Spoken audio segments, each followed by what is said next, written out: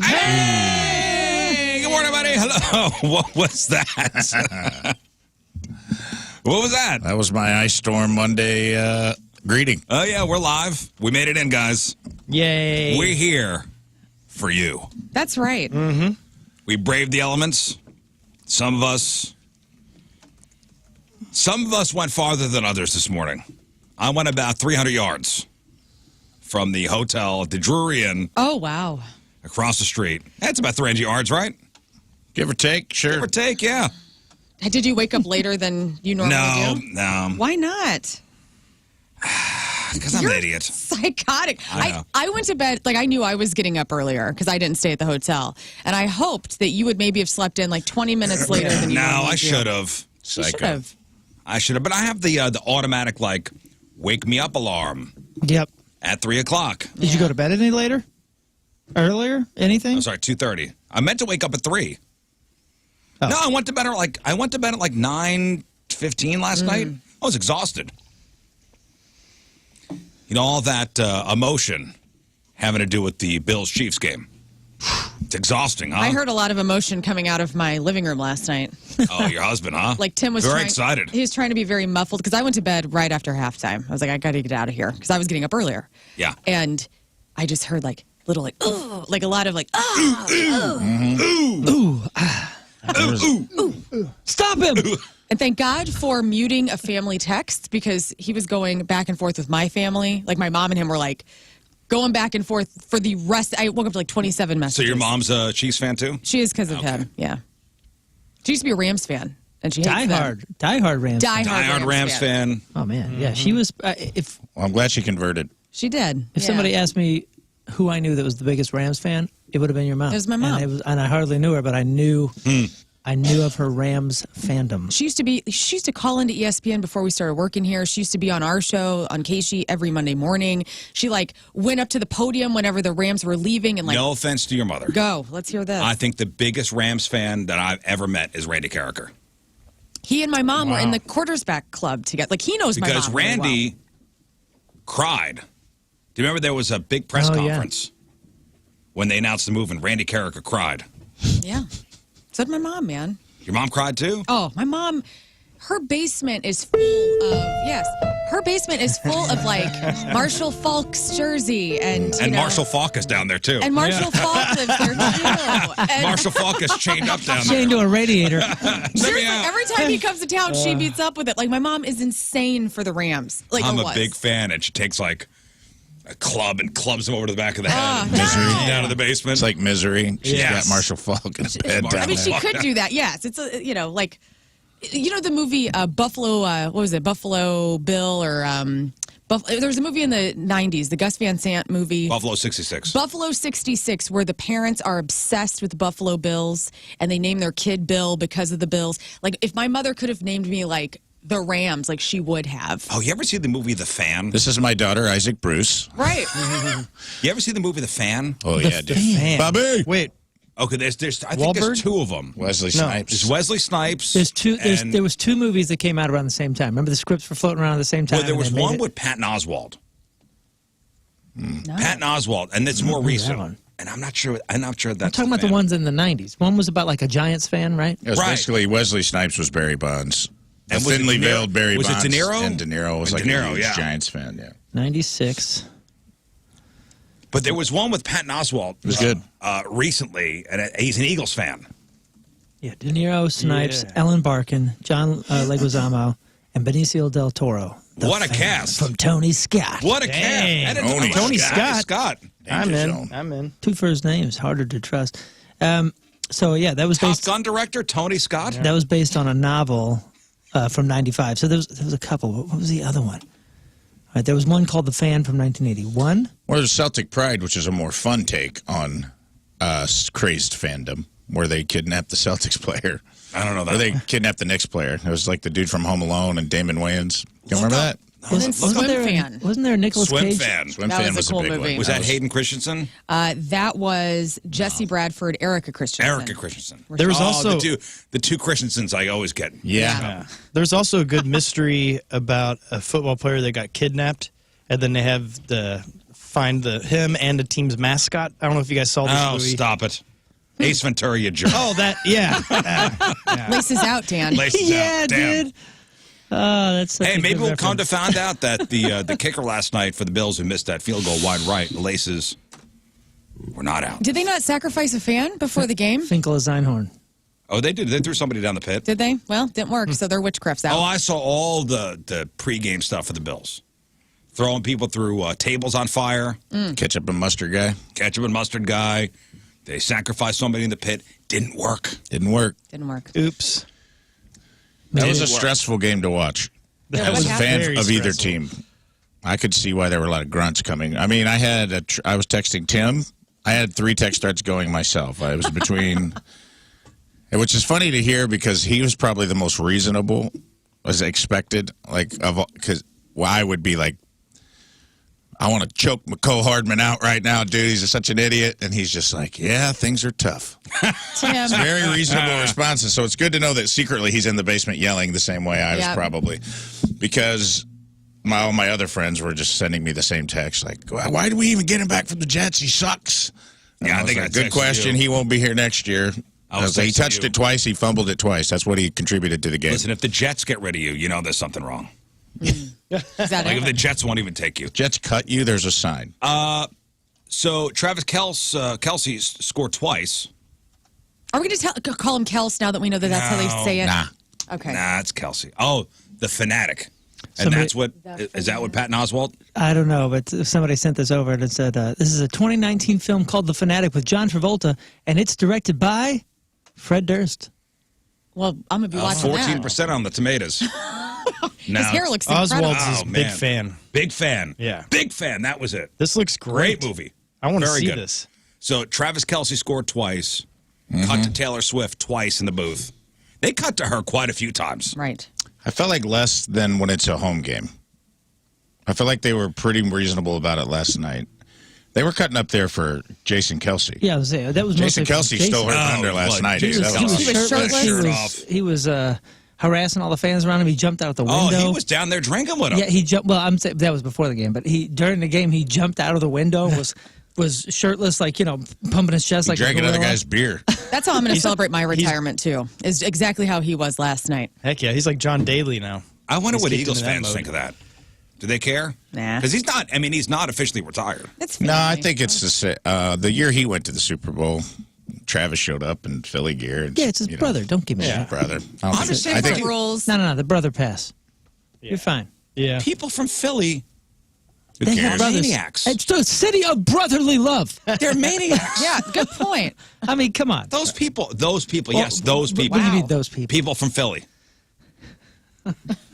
They're on another level. I like it. I like that he doesn't care. He's like, He yeah, doesn't care. I'm going to celebrate my It's bro. Buffalo. That's hot as hell. It's Buffalo. It's cold. I'm taking my shirt off. Brotherly Look love. at this body. Look at this. It made me feel better. The guy can tell you kind of do that. I anything worked in out. Philly, though, right now. It Yeah. made me feel better because he's got a body like me. You think? That's what you look like? Hairy and fat. You think? Yes. All right, well, hey. It's beautiful. I think it's beautiful, man. I like it. I saw think it that and I was go, a- I like this. I think that was a win for all, hairy fat guys. Yeah. Yes. It is. I love at hairy him. fat guys. Look at him. He's secure. He's only making millions, and he's a dang hero and a Great father. sports icon. Sure, and an incredible athlete. He's going to be. Super He's fun. going to Yeah, be I'm a just Hall like of Fame him. center. It's like, you He's know what not it like is? me. It's, just I know. like What are him. you talking? And notice how I put that. He's not like me. He's not like me. I do feel bad. Speaking of cutaways, I do feel bad for this guy who is the Bills fan. As soon as they cut away to him at the end of the game, I go, well, that's a meme. He's getting memed. Oh, the guy that was crying in the And it's stands? all over the goodness. internet. There's a guy Yeah. in a sock hat crying hard in the audience. He looks And like a character from the cartoon Popeye. Yeah, he's got an looks oversized hat ridiculous. on, and he's got his hat pulled over his It's eyes. like and he's clearly Mushmouth. crying. from Fat Albert. Yeah, except without the eyes cut Without out. the eyes cut out, but it's down that far. Oh yeah, that guy's going to be all over the place. He's going to feel cool. Yeah, he's going to be on the Apple GIF keyboard soon. Once you've made the Apple GIF keyboard, over, man. No, that's when it's beginning. Or you're in. That's when you're like, dude, I'm going to be sending this to everyone. I'll meet Tosh soon. you don't make no money doing that, right?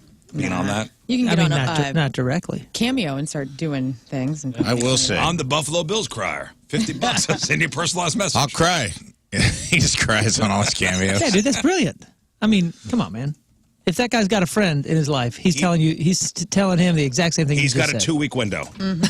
He's got a 2-week window. Use it wisely. While the iron is hot. He's got this week and he's got next week, and then Super Bowl kicks in. That whole thing.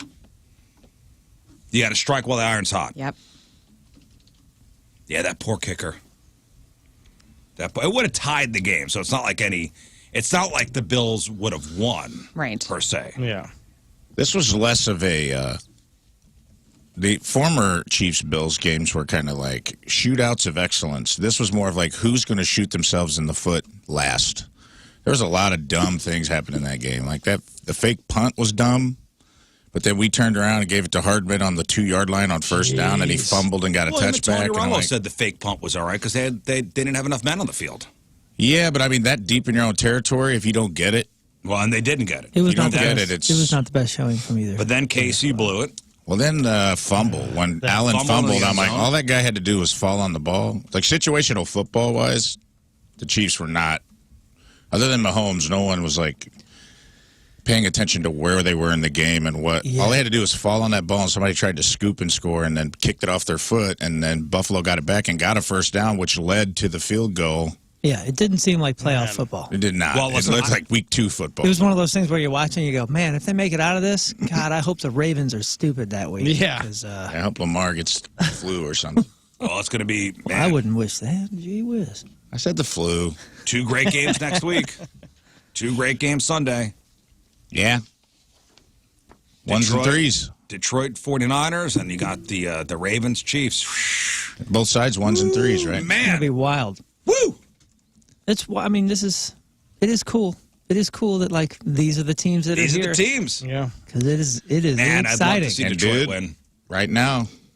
Bob Seger was there at the Detroit game. Did you see that? I know. I'm scared because the Super Bowl logo theory is still in play. Have you guys seen this online?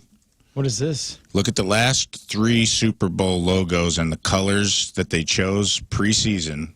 This is all that goes into the scripted conspiracy. The colors they chose preseason are the colors that are on the Super Bowl logos of the past 3 years. So if you pull it up, you'll see, like, this year it's like purple and 49er red. And everybody's saying it's gonna be Ravens, Niners. That's weird. Well, there was a TV station. Well, I mean, it is scripted. Right there, look.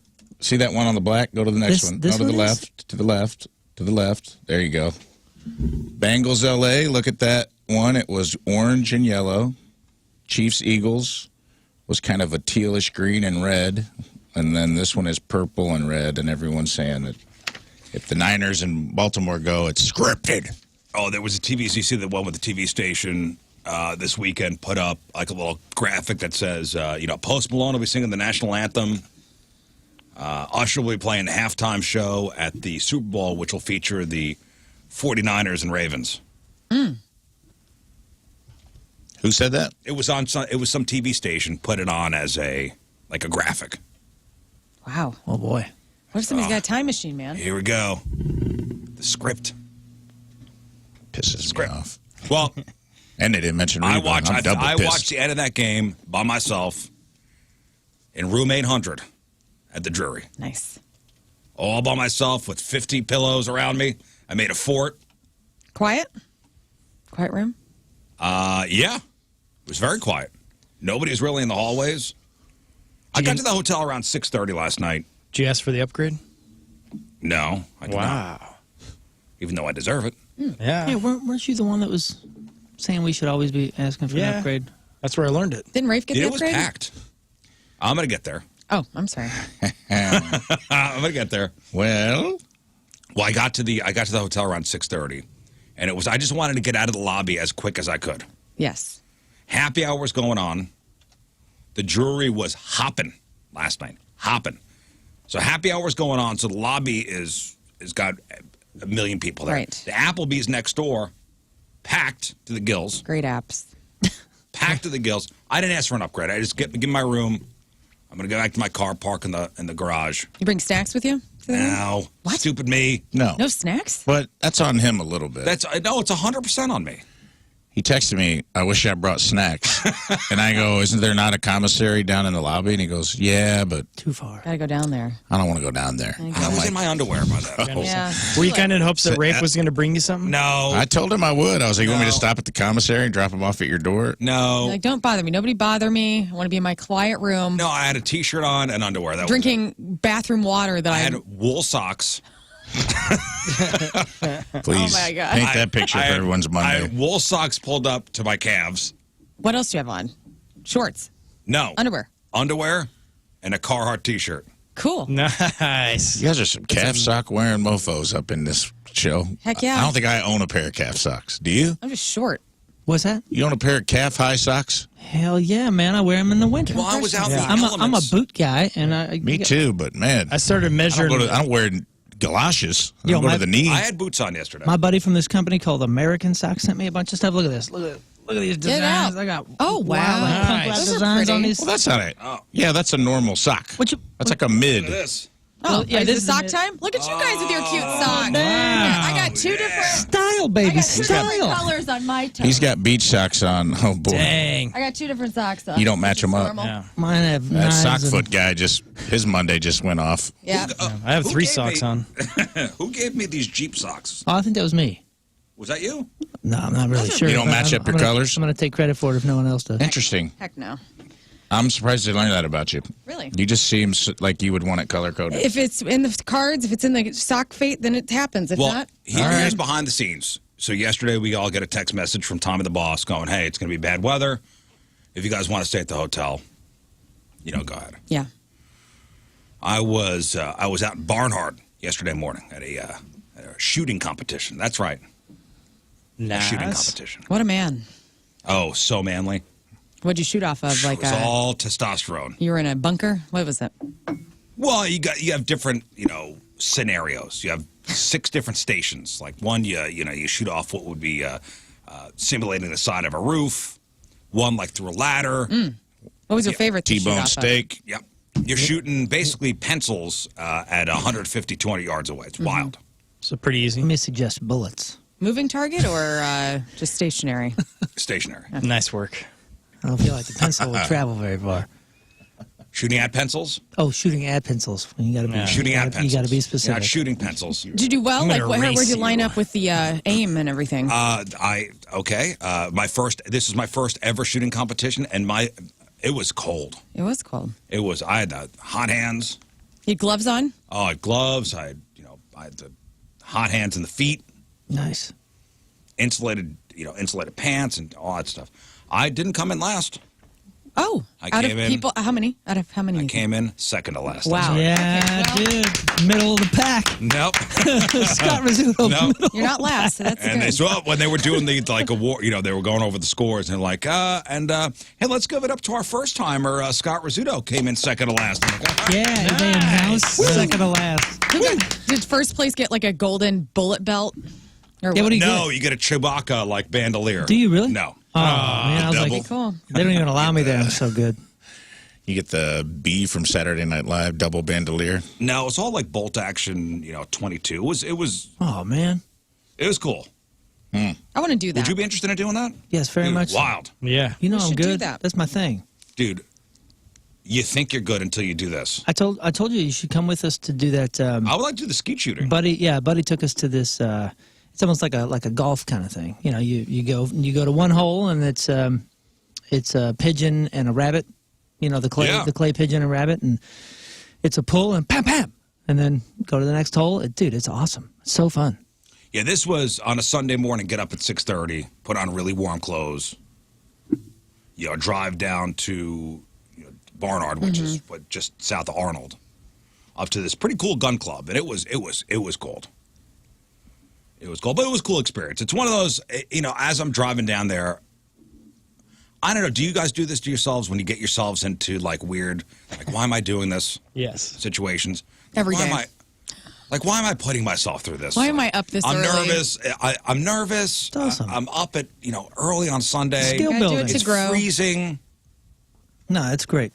Like I left my family sleeping. Everybody's warm. Did you feel less stressed after? Because I always feel like when I've shot, like if I've shot a gun at a target, like there is something very, because you're obviously stressed out because you have a weapon in your hands. But after you get done, you're like relieved. Like it's like you're completely chill after you get done. Because it's such a powerful thing. No, that didn't. No. No? It's the act of like, you got to move guns and you got to reload and everything's so timed. You're stressed because you're timed. Yeah. Oh, you're timed. Oh, yeah. Like how many little events did you have to get through in what time? Like 10 Each stage is you have 2 minutes. Oh. Oh, man, next time you do that, let me know. I'll go with you. That's awesome. Yeah, my buddy Doug, you know Doug. I know Doug. He didn't invite me either. Come on, Doug. What are you thinking? It's high stakes. No, he said he goes, he goes, thank God we didn't invite Moon. Yeah, he'd have beat everybody. He got Would have been a third to stick in the last. mud. Would have been a stick in the mud. You've been shooting Whatever, Rafe dude. and I all year, so you Yeah. don't need any more I got target plenty practice. of practice. Oh, man. that's right, yeah. I've been training for this. Oh, what do you got, a ringer here? Yeah, you Yeah. could have brought a Oh, champion. you brought the sniper. Yeah, we go out there and it's just our asses downrange. Cardboard cutouts. So I'm like, Yeah. hey, man, it looks like that's just my ass down there. He's like, no, it's a pencil. I don't know. Looks like gray jeans to me. Nah, it's a pencil. No, they would have competitions, and I'm sure it would have been way more enjoyable had it been not Warmer, yeah. 11 degrees when we started. But they'll have competitions in the spring where you have to shoot the head of a matchstick. Well, that's cool as how heck. like shoot the head What's of a the matchstick at distance? 75 yards. 75. Well, I want to try. Dang, that'd be I want to fun. try. Yeah, I need to try that. Pretty cool. Anyway, so I'm down there. We get the text message from the boss saying, hey, you guys want to stay at a hotel. It's supposed to be bad weather. And I got home and I said to my wife, I don't know, it's supposed to be bad. She was the one that was like, listen, just go. Like, she was more gung-ho about it than I was. Yeah. I'm like, are you throwing me out? Getting you out of the house.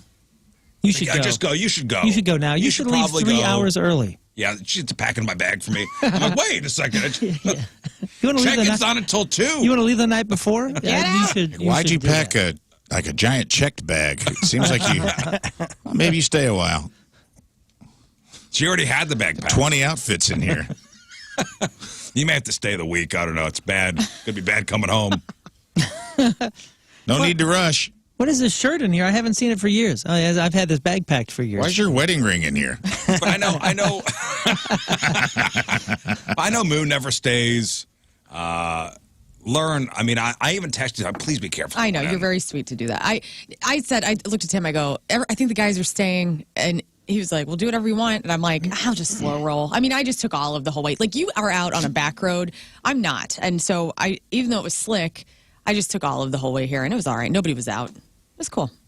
Yeah, it's nice and early in the morning. I get good vehicles, good tires, and well, the whole timing was it was going to start as we were leaving. Yeah, right. My thing is, man, if I have an opportunity to sleep in my own bed after 20 years of the majority of my nights were in a bus bunk or trying to sleep on planes and sleeping in. I've been in so many Drury hotels. I don't want to do it. I don't think it's a matter of that. It's getting here safely.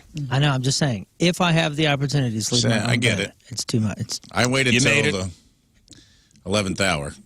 You did. I get it. I even said to Scott, because you were considering Yeah, staying. I almost You did. stayed home. I said, book your thing. Yeah. Like, you're going to stay, book. Because Which I had it lined up, almost hit submit, and then I'm like, I'm going to stay home. Well, because I talked to AD over at Casey. He called me. He's like, hey, you staying at the hotel? I go, I'm going to stay. Courtney from the Courtney show next door, she called me. She's like, you going to stay? Yeah. I said, I'm going to stay. And then everybody's, I felt it going to a, hey, let's meet up thing, and I disengaged. How do you do that? I need to learn I that just skill. It seemed like you all had a band over there. I know. I thought you and guys nobody were all... got together? I didn't want to. I know that. I know, but I would have. Applebee's has all you can eat for $14.95. I know. And you were, yeah. Dang. The commercial Rafe was ready to go, and I just, no. I go. They gave me my room key. I went to my car, parked in the garage, went upstairs, and that's it. Took my pants off. And once my pants are off, Night's over. I texted Rafe. I go, man, I wish I would have brought snacks. And he said, just go downstairs because I'm too lazy. Yeah. I was considering for a brief moment door dashing Applebee's, Oh, my God. which is right downstairs. God, I wish- The right choice, too. just for the experience of the DoorDasher, I wanted that to happen, just so he could pick it up and be like, okay, I got the hell. I gotta go. Guess I'll walk upstairs to this guy's room. So you guys don't have to take anything with you, though. I have to take like makeup. I gotta have like hair stuff. What do you mean? It's a whole thing. Get a hat on. I'll have hats on. Don't worry on this show. But like, it's Monday. I just want to be cute because we're on the stupid YouTube. Oh, come on. You guys, you can just roll out of bed, except for Moon. I guess you have your hair. Okay, I rolled out of bed. Look at my hair. Put it. A tube of lipstick. You put a tube of lipstick on. You don't and have see what makeup people at your say. desk? I do. I have makeup with me everywhere, but I don't want to have to do it all. Like the face regime. I have to like get in a regiment. I have to do everything. Sucks. I think you guys overplay it a little bit. Sorry. Us guys, the women of the world. You ladies overplay it. Well, let me tell you about overplaying when people are like, "Oh, you look like a turd." Like that's like literally every day of my life. I wouldn't say that to your face. Exactly. I can read thoughts. What's wrong with Lern? Are you sick? You look really tired. That's just like a nice way of telling somebody they look like crap. Yes, it is, and I get it all the time. So the plan was I was going to roll out I was going to get up at 3, which is a half hour, but I got that stupid Apple Watch thing, not the sleep thing on my phone. Yeah. The sleep schedule. Yeah, and it says, "Hey, 2:30, time to get up." Idiot. You still rocking the That's what birds? Siri sounds like on your Apple No, Watch? it sounds like a submarine diving. Oh, you do the boop boop. Boop. No. The siren, like, hey. Oh, I do the chimes. bonk. Yeah. That thing, dude, that thing scares the hell out of me. Well, that's how I get You up. can't start the day like that. I do it with the birds. The ease in. Slow That's rise. the greatest. So I was texting Rafe, when are you going to get to the hotel? And he said, I'm going to wait till, well, first you're going to wait till halftime. He said, Tina's going to be here at halftime, and then you're going to bounce. That was the plan, yeah. That was the plan, and then you said, all right, I'll wait till the end of the game. I'll bounce over. The game didn't end till 9? Yeah. She didn't get home till after the third quarter started, and then I was locked in. Yeah, I know, I get it. I get that. But that hotel was crowded. I believe it, because I did not book ahead. Which was a mistake. Was it? Or was it pretty cool? Was something going on? Why was it so crowded? Typically, when you guys have those types of days, they seem empty. I think there were a lot of other businesses in the area. I know our friends over at Parkrest Plastic Surgery, a lot of them stayed over there. They're doing the same thing? They were doing the same thing. Well, I mean, but typically, you and Jeff used to stay there all the time, and it was always empty. Must be more people working in the ice conditions, I suppose. Yeah. Yeah, I did think of my buddy Jeff yesterday, for sure. Our little dates to Applebee's. But Rafe rolls into Drury. What time? 9:15, 9:30? Right now, I mean, whenever post-game, 9:30 probably. 9:30? Quarter to 10. I would like your finest room. All right, so give me a room for one night. And they only had left? Suites. Nice. Tight. Was it kitchen? Oh, yeah. Oh. And a little living room, separate bedroom. It was tight. That is so cool. Went upstairs, sat on my little love seat. You had there's two you floors? don't sit in those? Oh, What? You said there's 2 floors in that? Well, it's like a couch. Oh, did you put the towel down? No. Oh, gross. That's all right. You're just living. You're living in it. Yeah. You're already dirty. You're living in someone else's No, filth is what you're doing. You know, So people you had just- sex on that couch, right? They Of don't course they clean that. did. Well, what do you think I did? What do you think I was doing up there Enjoying on the it. company dime? Woo! I was watching the Chiefs Bills highlights, just pleasuring myself. On that couch, huh? That's right. Yeah, they don't clean those couches. They don't clean those love seats. More than one guy was wide right last night. I can tell They you say, that. they, All you know right. what they say? The dirtiest places in hotels are those seats. Science has proven that. Yeah. Chair in the corner Yeah, and the because the duvet beds cover. are super clean. At least they clean the sheets. Yeah, at least there's a process there. They don't switch the mattresses, It don't matter. At least there's a layer. bro. Yeah, there's no. I There's no guarantee layer you on the take a couch, the black chair, light- the duvet cover. Take a black light to the couch that's like in the suite living room part, and take a black light to the bed, and I can promise you, At least there's a layer. There's a the mattress looks cloth like a layer. Jackson Pollock painting at that point. Yeah, if you pull the sheets off. Oh, okay. I guess, but I don't know, bro. Oh, Those sheets I have been know. banged on by a lot of people just yeah, because but they at went least they through. bleach them. I guess Bleach you have to. them. If you think about that while you're in a hotel, I would never be able to sleep. If I I think think about about what's happened in those rooms, Well, and I found out you tried to brew coffee in your room, which is You also. did not. Oh no. I know, like no. it. Well, then You're you're asking no for it. authority here. No one listened to Rafe. He brewed coffee in there. It's poo coffee. It's pee Yeah, coffee. people urinate in those things. It happens. Who are you guys hanging out with? On the that's off doing chance. all this stuff? Dude, we've been doing news on this story. Doing news on this show. On the show for 10 years. Well, it'll be 10 years in April. We've seen those horrors. You're out of your mind. Guys, he was in the luxury I used bottled water. I was in a luxury suite. They don't let peons stay in there, true. dude. No, people do that kind of stuff. I'm Then we with have Rafe zipper- on I agree with you guys in your little regular rooms. I wouldn't risk it either. But I stayed where the upper crust stays. No, I stayed with the poor. I stayed in a Drury-Inn suite. Okay, crust. they don't do that kind of stuff in first class. Yeah, the president stayed there last week. They bring a new love seat in every single time someone stays. All right, that coffee pot was sealed in plastic, brand new Keurig. Nice. Had my initials engraved on it. What? It takes one story, one coffee story. One bad coffee story. And it's over. Somebody peeing in the where you put the water. For real, though. Like, I mean, if you see those, like a flight attendant says, don't do this on an airline. There's plenty of, hotel staff says, here's the top 3 things to not do. And the coffee maker thing, the individual, every room coffee maker is always on the list. Yeah, well, can I be honest? If my choice is no coffee or a little bit of piss coffee, I'm probably going to take the piss coffee in the morning because I need caffeine that badly. 300 yards away Y'all look crazy. from. I need a jolt the minute my feet hit the floor, dude. My feet hit the floor, I'm like a mouse looking for cheese when it comes to caffeine. It's time. So back to the shooting competition. I showed up to my buddy Doug's with a cup of coffee. Yeah. And he goes, "What are you doing, man?" I come drink coffee. He goes, "You don't drink coffee before a shooting competition." Why? Because you get jittery. I go, "That's not going to matter." Whatever. You get your precision gets better. Like I also took a diazepam. You want to slow down It your heart evens rate out. to 39 BPM. Like, that's not going to matter. Am I going to get? What I want to know is, am I going to get any pushback for booking a suite? Yeah. For reimbursement from the Hubbard Corporation. Yeah. We'll see what happens when you turn that receipt. How much more Wow, was it? I really wonder? treated yourself. Yeah, I asked the lady, I go, "You only have suites left?" She said, "Yeah." I go, "Can I get you on camera saying that?" And she's like, "That's weird." And I go, "You're right. I shouldn't have asked you that. I apologize. I'll go to my room now." I'll go to my suite now. What was I was on the 8th floor, too. Have the bellboy bring my bags up. What's the price difference?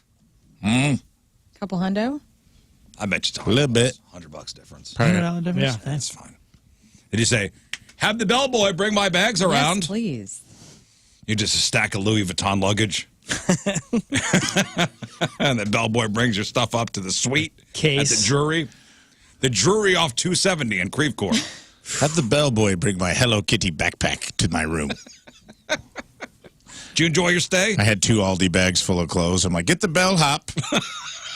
Have him bring my Aldi bag full of loose sweats to my room." You know what? That's not a bad idea. You should have hit up Aldi before going, getting like a bag of snacks. I have snacks at home. I'm an idiot. Yeah.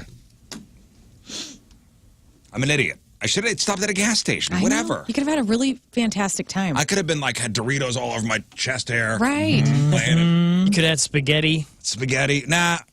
That's a home Spaghetti's a thing. home thing. Could have made a night out of it. Man, on any bed, you love that. That is your thing. Spaghetti's a home thing, I feel.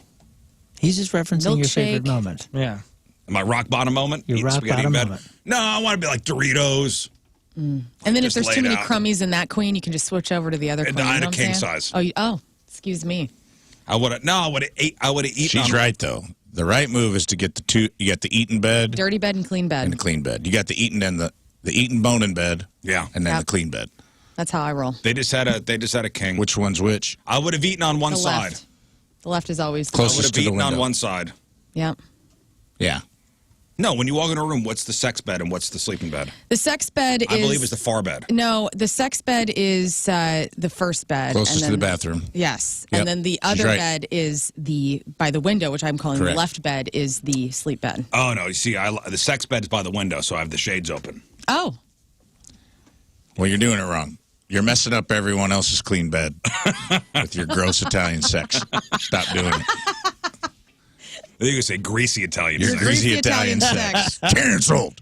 Yo, dude in the chat says So we involve olive oil. What? Dude in the chat says worked at a hotel for about 2 years. there was pee in the coffee maker about once a month or so.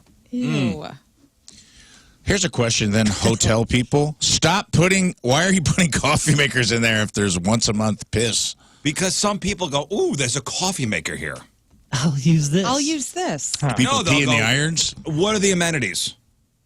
What are the amenities? Oh, A Bible. there is a microwave, there is a refrigerator, and there's a coffee maker. Ooh. Ooh, I'll stay here. Well, they have everything. That's not my type of hotel shenanigans. I like to leave, I used to leave Casey stickers in the nightstand drawers, by the Bible. That was my little shenanigans I used to do. And I will do that with the Rizz Show stickers from here on out. Oh, thanks. So, but I autograph the Bibles. it's always men, right? Peeing in the coffee maker because women, I feel like we would have a hard time squatting over that thing. I'm not going to make assumptions. In my head, it's got to be lady pee. No, it's a guy thing. I'm not making It's assumptions. totally a What guy lady's thing. going to do that? For me, it needs to be. How dare you? The gall. Oh, I'm having the gall right now. The gall. That seems to be a guy thing. It's totally a That guy profile, like if there's an FBI profiler out there, that's a guy.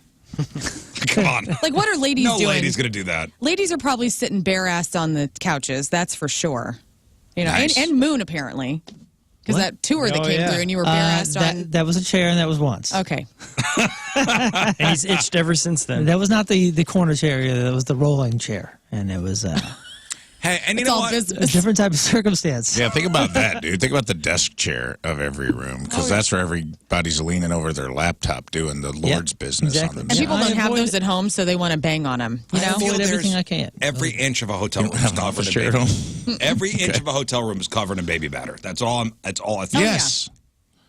So who cares? I try to minimize. When in Rome. Just lean in. Yeah, might as well just add your, you know what? Add your paint. Nah. Add your paint to the Your portrait. signature. No. Mitigate the risk. Rizzuto. No. Well, that stuff doesn't happen at a Drury Inn suite. I And listen, won't hear the Drury Inn besmirched in I'm this not. way. Shout out to the Drury because they're nice people over there. Clean hotel. Putting up with a lot. I do have a little beef with them I want to talk about, though. Oh, don't ruin it. We can't stay there anymore. I don't want to. I'm not ruining it. Because there's a Holiday Inn over here, isn't there? Yeah, that's like more of a, you have to stay there for like a week, though. Oh, Those it's are an like extended stay? an extended stay, yeah. That's right. I love those. I like Why? a full kitchen, full-size fridge in a hotel For one night. for one night and just stock it full of groceries. And then let the cleaning people be like, how long was this guy here? Just mess with their heads. Did you leave 17 any money hours. for the maid? I did. Good. How much? $150. Look at this guy. Sure he Nice, is. dude. I like that. Yeah, right. Can't believe- How much did you leave? Left 20. Did you guys get out of that's that? So not you've as already much. left, like you've already checked out. You're not going to go back and get your crap. Yeah, hotel fridges end up costing me more food than I get. Really? Because if I walk in and I have some leftovers and I don't have a fridge, well, I'll let it sit there for a few minutes and then I'll eat it. Otherwise, I put it in the fridge and forget about it. I have donated so much food to Oh, yeah. Oh, to yeah. the universe Yeah. in hotel fridges that I forgot was there. I mean, every single time. Yeah, no, it happens. Those fridges cost me food. What's your gripe? Well, it's twofold.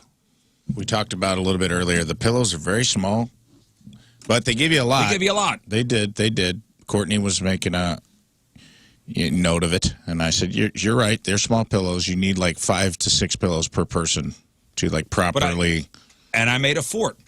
But if there were 2 Last people night. on that bed, problem. That's a problem. I had to use every pillow in the king size to make my little fort. That's a small problem. Here's the big problem I had.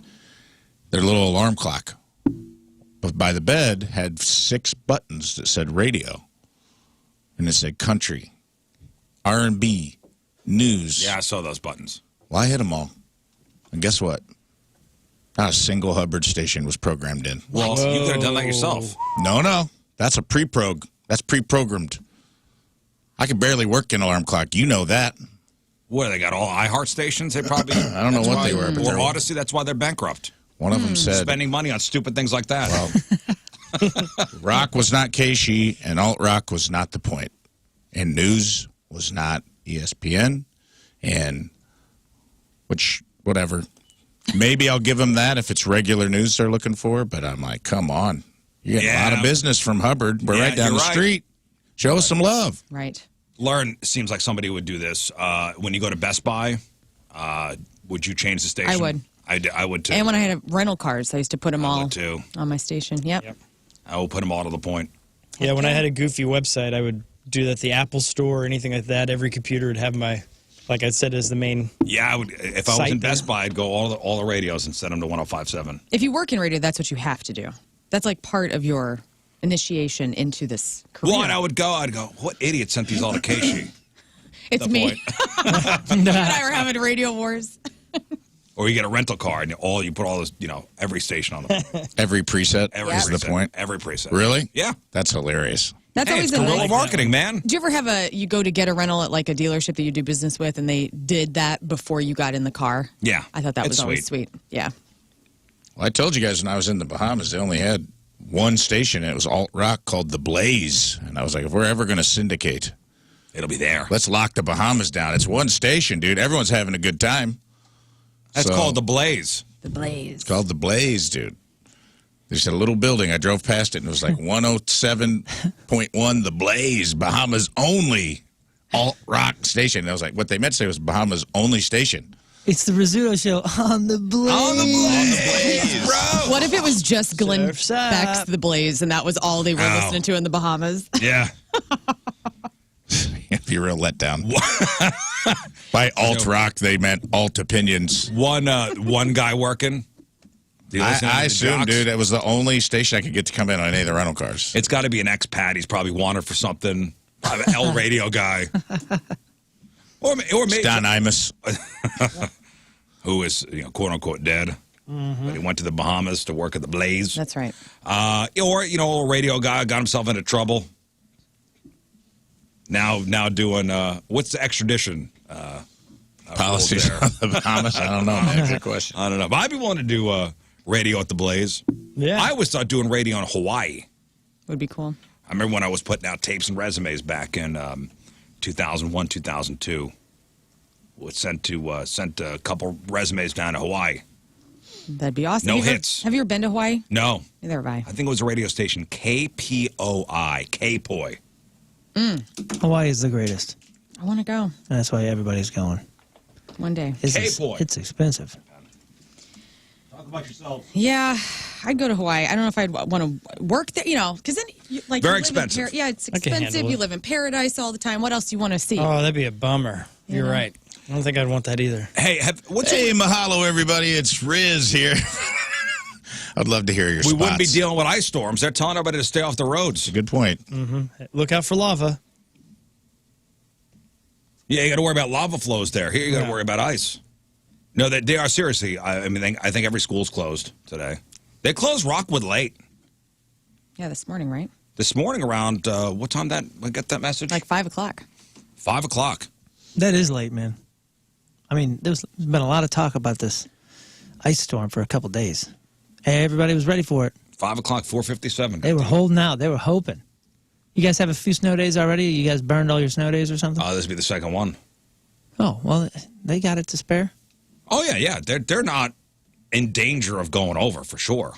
That's wild they took that long, though. I thought they would have called it off last night. I think most of them did. I saw a couple people. Rockwood waited to the last moment. And the kids, I'm sure, last night went to bed going, damn it. We're the only ones going to school. And the thing that stinks too is they're the only ones who went to bed early. Everyone else in town got to stay up late. Yeah. Although, would you rather know the night before Yes.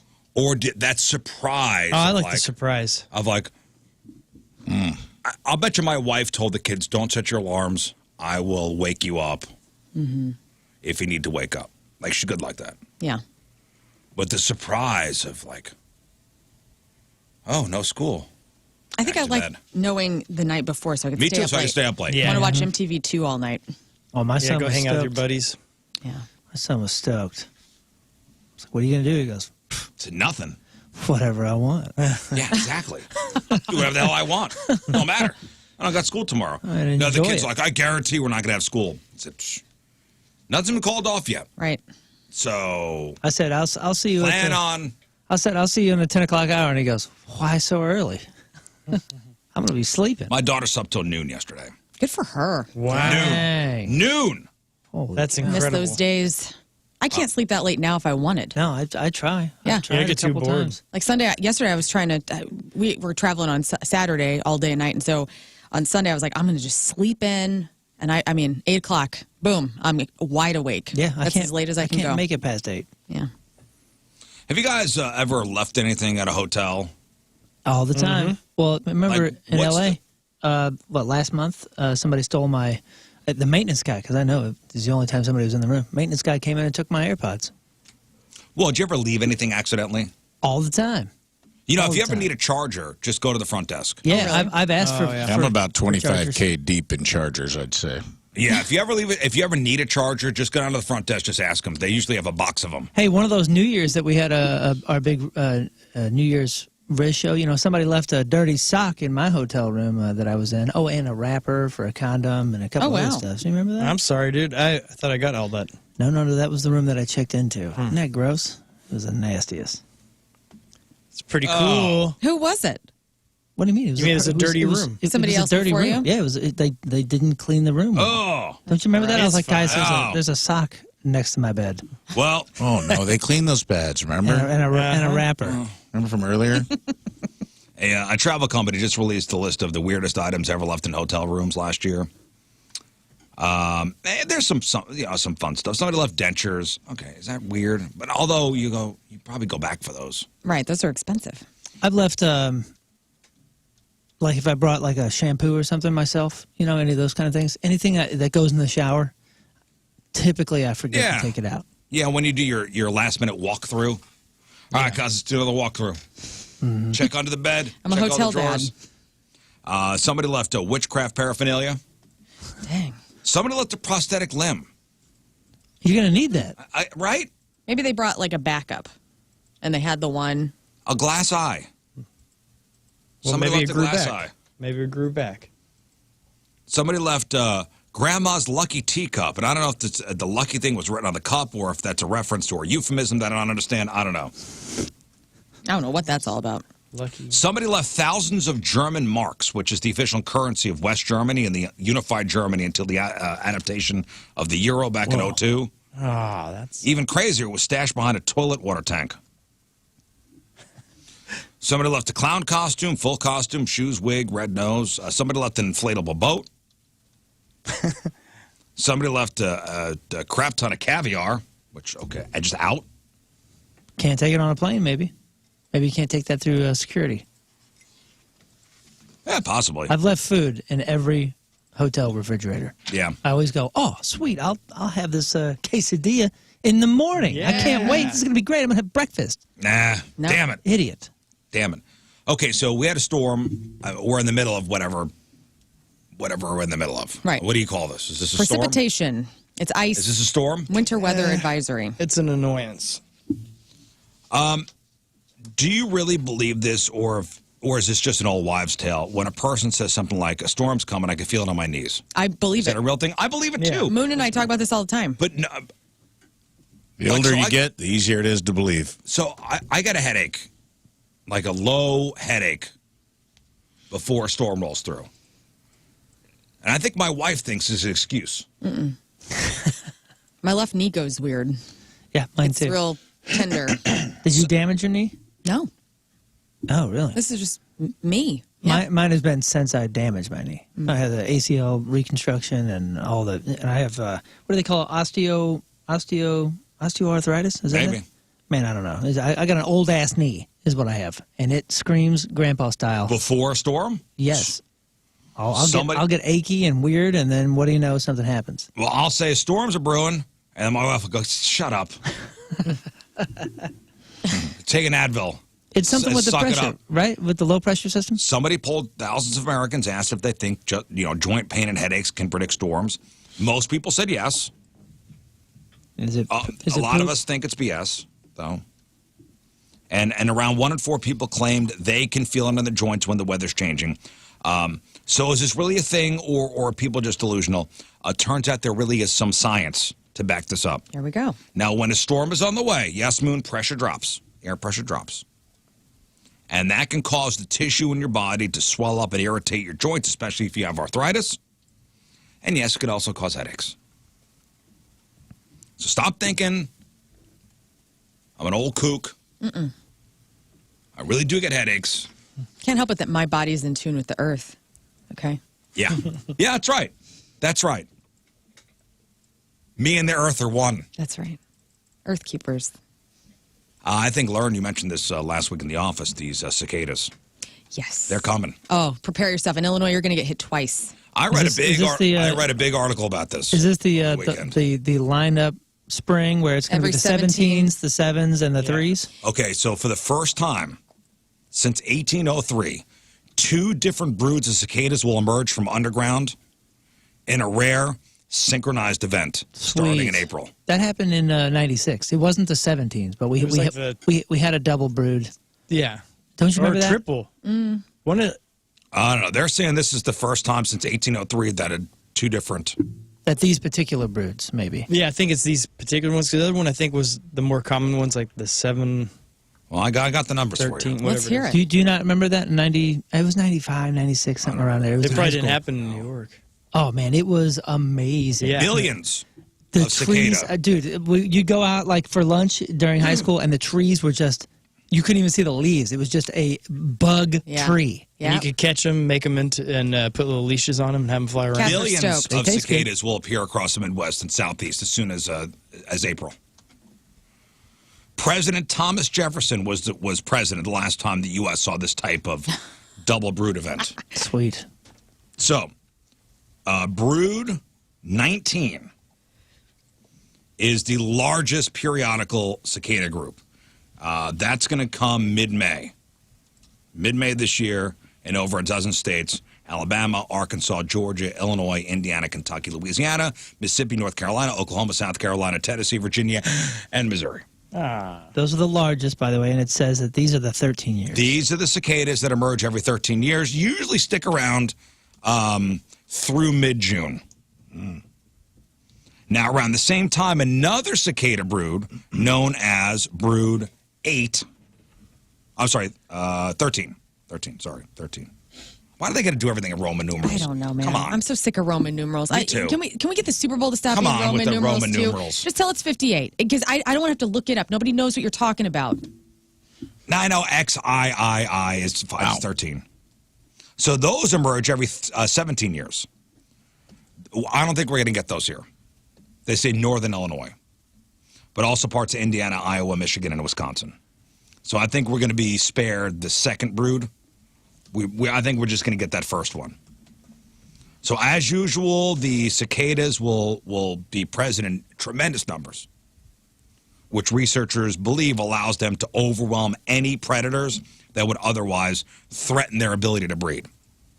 Can you eat them? Yes. Yes. Yeah. Yes, you can. Yep. Fry those bad boys up. You can.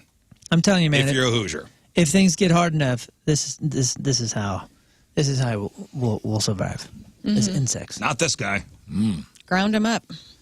Not this guy. I'm not eating bugs. Cicadas live for 2 to 5 years. You eat everything else, man. Yeah, but I'm not eating bugs. You never eaten a cricket? Like a chocolate-covered cricket before? I have. You didn't like it?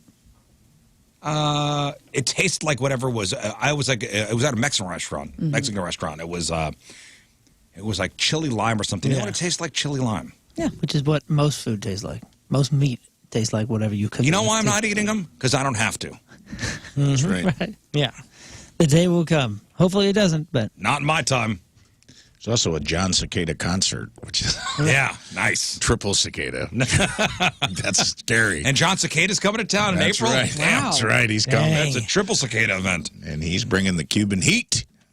All right, so humans, yes, can eat cicadas, and those who tend to eat them say they taste like what? Chicken. What do they taste like? I don't know. Bananas. Bugs. I'm going to say, I've heard this before. A light, like a. yeah, like shrimp. Yeah, Ugh. what does it taste like? No way. They say they taste like shrimp. Really? That makes Yeah. sense. Shrimp are the bugs of the sea. Does it? He's eating them raw. Does it make sense? You gotta It like does. pan fry them. Yeah. You got to deter them, all that. Oh. Nah, you just go straight in. Deterred 'em. You don't need to do The nothing like vein. that. Okay, so the Food and Drug Administration has warned that cicadas, which share a family relation to shrimp and lobster, should not be consumed by anyone who is allergic to shellfish. Oh, that's interesting. Air fryer, outdoor cooking, deep fryer, pizza stone. Oh, put them on a... Wow. Wow. Yeah. So shrimps are like the cicadas of the sea? I said there is a relation. That's wild. Wow. Ancient Greeks used to. They had a whole cookbook for. Yeah, food. but get that's into ancient Darwinism Greeks this before they morning. could go to Schnucks. Nah, man. Ate those. Yeah, man. That's not why. Deerberg's got a really good cicada department. They do. Organic. Fresh cicada, never frozen. I know. And they stand by that. Great cicada cocktail. Oh, look at that! Look at that! Look at that! Look at that! You put this thing in. There's like risotto and something else. Oh, look at that! Corn and some gross. jalapeno. Yes, it looks like you're eating Yellow Jackets. What? Why would you eat that? Why? I mean, this is no different than pieces of chicken Yes, or it shrimp or any. is. No, it's It not. is. It's the not. same. Yes, it You're is, 'cause still it's eating bugs. an animal. Yeah, well, Well, then why don't you eat more bugs Yeah. now? Because they're not available. But if they were, Oh, they're available, dog. If they were, and I got, and Get a I, zapper.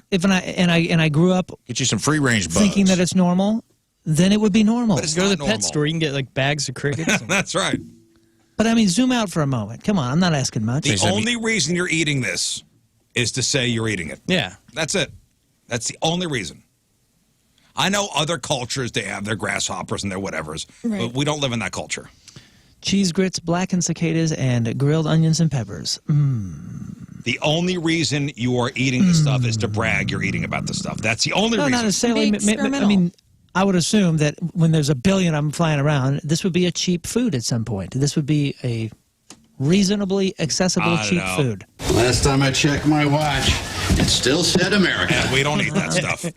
I'm just asking you to zoom out, that's all. What do you mean zoom out? what do you mean we just don't eat it? saying- Fear Factor was all about eating this stuff. For a cash prize. Well, they were eating living things. You know, that's a little They were. that's a little tougher.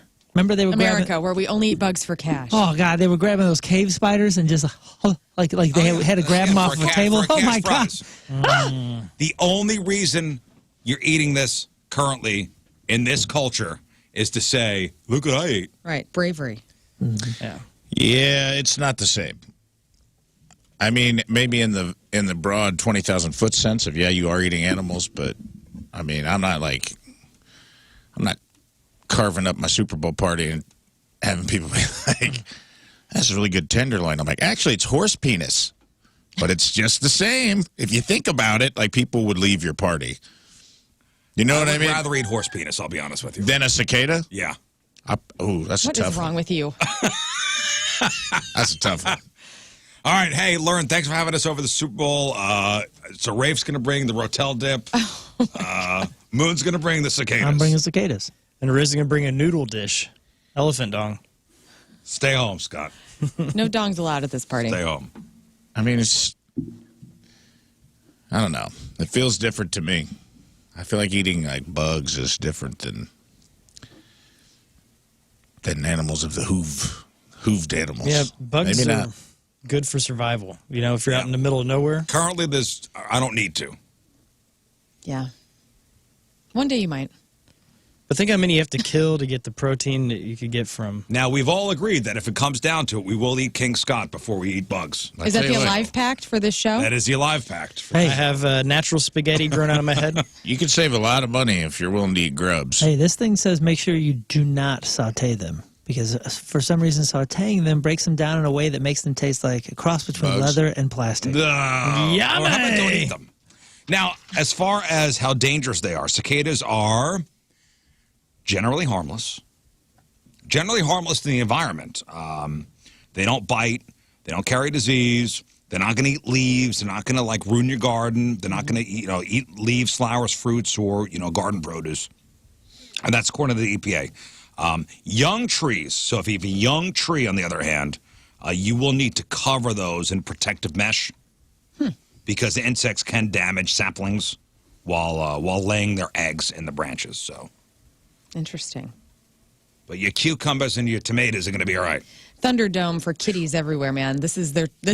They are Willow and Clover are going to lose their freaking minds. Oh yeah, They're gonna love it? My They're gonna dog, love it. My dog Love it. loves chasing these things too. Yeah. 'Cause they're so loud and they'll land and They fly around. they kind of make it possible to get them. Yeah, you know. They're And fun. Willow eat them.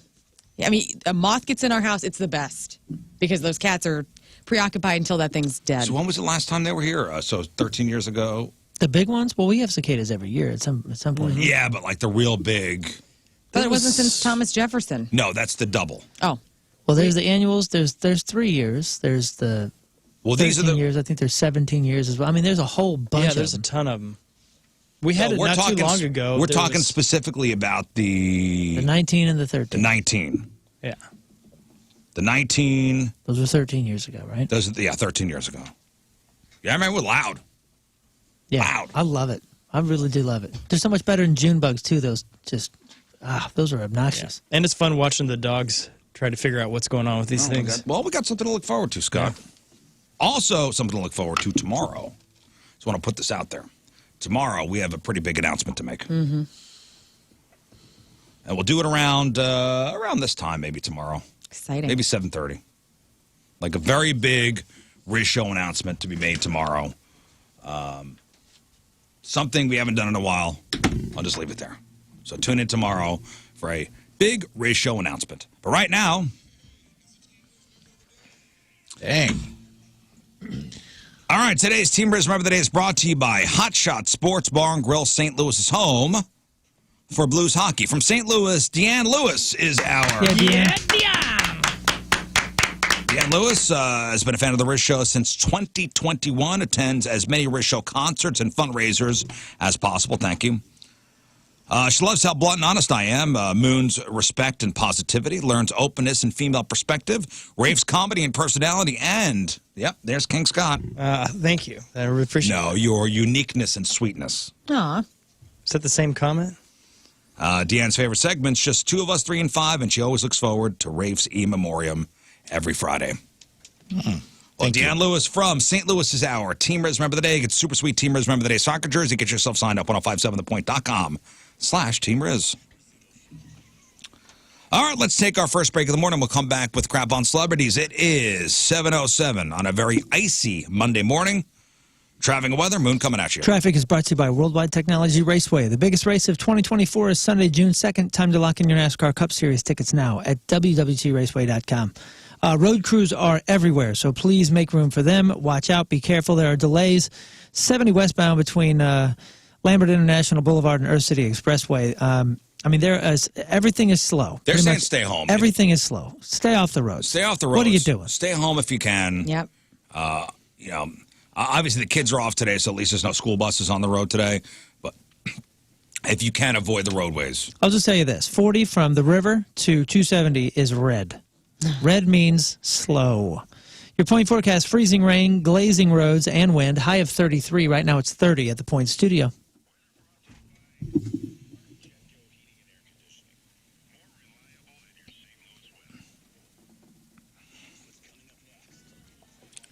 All right, Lern, what do you got for us? Jack Black and Dave Grohl's balls take center stage. Who would you like to see on OnlyFans? Elle King ruins Dolly's birthday. And the best, I want you to think about this, all-time best movie out of the 90s. Rolling Stone has a list. All-time best 90s movie? Yeah, we have top 10. Holy cow. And it's interesting. Man, there were so many good movies back then.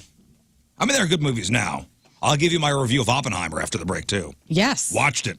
Oppie. I watched Killers of the Flower Moon, too. I also saw Wonka. And I saw Napoleon. Oh, wow. Oh, you did?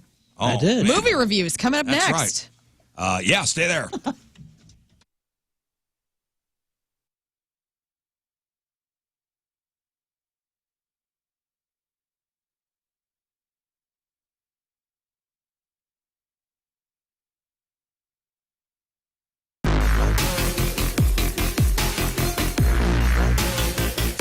Hey guys, it's Lux and Jacoby from Papa Roach. What's up? How are you doing? Well, I mean, I'd like to say I'm doing good. I'm just much rather be playing a rock show tonight. I would much rather be watching you play a rock show. This is such a bummer. I know, very much so.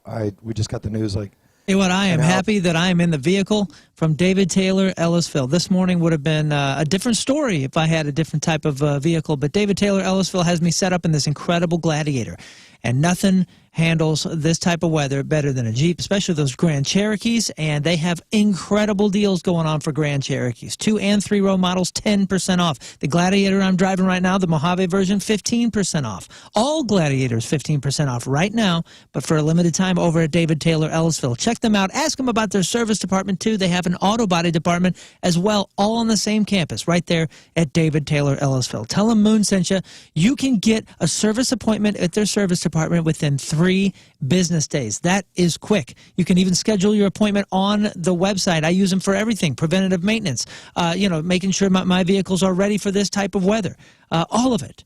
Plus, the auto body is right there. Again, that's all on the same campus. A lot of people don't know that, but it is just past the sales department and down the hill, kind of hiding in the back. But it's huge, it's incredible, and the staff is second to none. David Taylor Ellisville, this is the dealership that we deserve. David Taylor Ellisville on Manchester. Check them out online at taylorstlouis.com.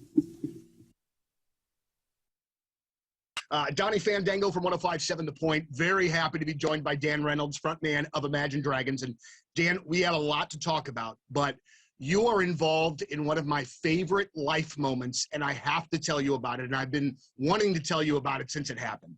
It came up in my memories about 3 years ago this past weekend, and I had a chance to take, at that time, my 10-year-old daughter to see you guys live. My daughter's now 13. And some days are rough. And she's an amazing girl. But that day at your show, Dan, for the first time, I got to watch her get completely lost in a show. Her eyes were closed. She was singing the songs. She was completely unaware of anything else around her other than just being lost in the show. And as a music fan, as a father, as a person, it is one of my favorite memories of all time, and I thank you so much for being a part of that. I know you get to do that, not just with me, but man, it's something that I look back on fondly and always, always, always will. Thank you, man. Thanks for sharing that. That's, yeah, I miss shows. I miss looking out and seeing people do exactly that, get lost in it. And that's what it's all about. I think the whole world needs music, That's what unites us. So I love hearing stories like that. So thanks for sharing that. Nah, man, not at all. So big things going on in the Imagine Dragons camp. The new album coming out September the 3rd. It's called Mercury Act 1. I want to know tell me about this album title. What is that? Everybody, let's talk about Universal Windows Direct, especially today on a cold, icy day, 2 weeks in a row. Thanks a lot, Arctic Blast. But I don't have to worry about it because Universal Windows Direct. Now, if you've been cold in your own home, and I know damn good and well you have, you don't have to suffer through another winter of being cold and sitting in a drafty home. Call my guys at Universal Windows Direct. They will take care of you, all right? Universal Windows have this incredible tech developed by NASA, dude, all right? Neil deGrasse Tyson was in on this, called Super Spacer. It helps keep the edge of the glass warmer, holds the window seal longer, and makes the windows last up to 5 times longer than any other Windows system. So don't wait. They get triple pane windows also. You're going to notice that your home is quieter and more comfortable. You get space-age technology. You get a quieter home, and you're not going to freeze your buns off like you have been for the last 2 weeks. And it will help keep you cooler in the summer and keep your energy costs down. So schedule a free in-home estimate today, and for every 2 windows you buy, you get the next 2 free. That's a good deal. Tell them I told you to call, and you get an additional $250 off your project. And you can go to Applebee's several times on that. I'm just going to say that. Tell them that I told you to call. Don't forget, Rafe from the Rizz Show or Captain Porksteak, either one will work. For the last windows you ever need, go to universalwindowsdirect.com. I love my windows.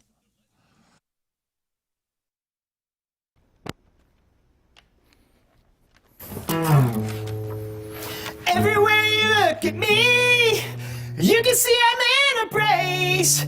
Yeah, you got a giant halo right there on your face. And anytime I look at you, girl, you know it's true. Yeah, you got a giant halo right there on your face. Hello, hello, hi. Howdy. Hello, hi. That was Beyonce's Halo. He is kind. He is supple. He is magical. He is stainless. He is sensual. He is raw. He is power. He is limber. He is untouched. He is pure.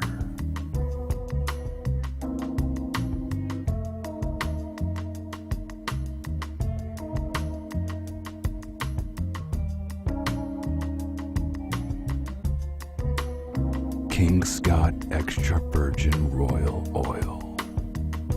Maintain your purity.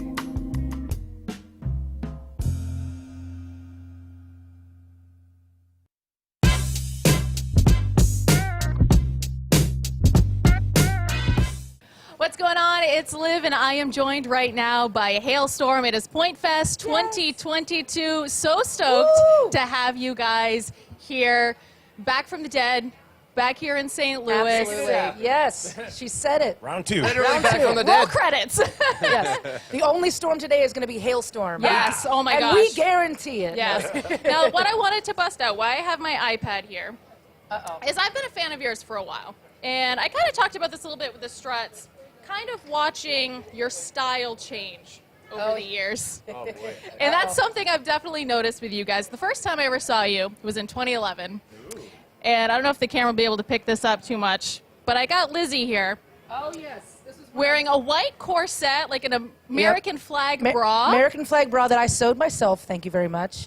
And then I think like polka Hot dot. Topic skirt, fishnets. Yeah, you're not going to be able to see this, but I'm, yes. Hot Topic was so hot back This then. was, what is it, 2011? Yeah, 2010 and 2011 were, I feel like I couldn't decide. Okay. So I just wore everything. Like, do I want a corset? Do I want boots? Do I want leggings? Yes. Do I to want a all of skirt? it. Do I want to wear my bra? And if your resolution is for more self-care and building your confidence in 2024, our friends at Parkrest Plastic Surgery, they can help you out. It's their mission over there to provide the highest level of care and help you achieve your cosmetic goals with natural-looking results. The doctors over there, they're great. In fact, people from around the world come to see Dr. McGuire. They come to see Dr. Kaplan because they are the best.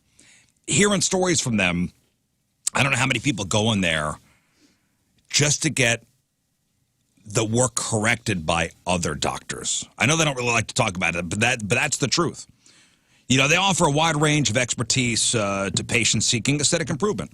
Whether you're looking for the mommy makeover or you're looking for, I don't know, Botox or, you know, a facelift, or even, you know, if you're looking to minimize fat in hard-to-target areas, they offer everything from injectable lipo-dissolve or Kybello for small pockets of fat. They offer Cool Sculpting Elite for pinchable areas of fat. They offer Smart Lipo, an in-office procedure under local anesthesia, and your traditional liposuction. They do that there at Parkrest.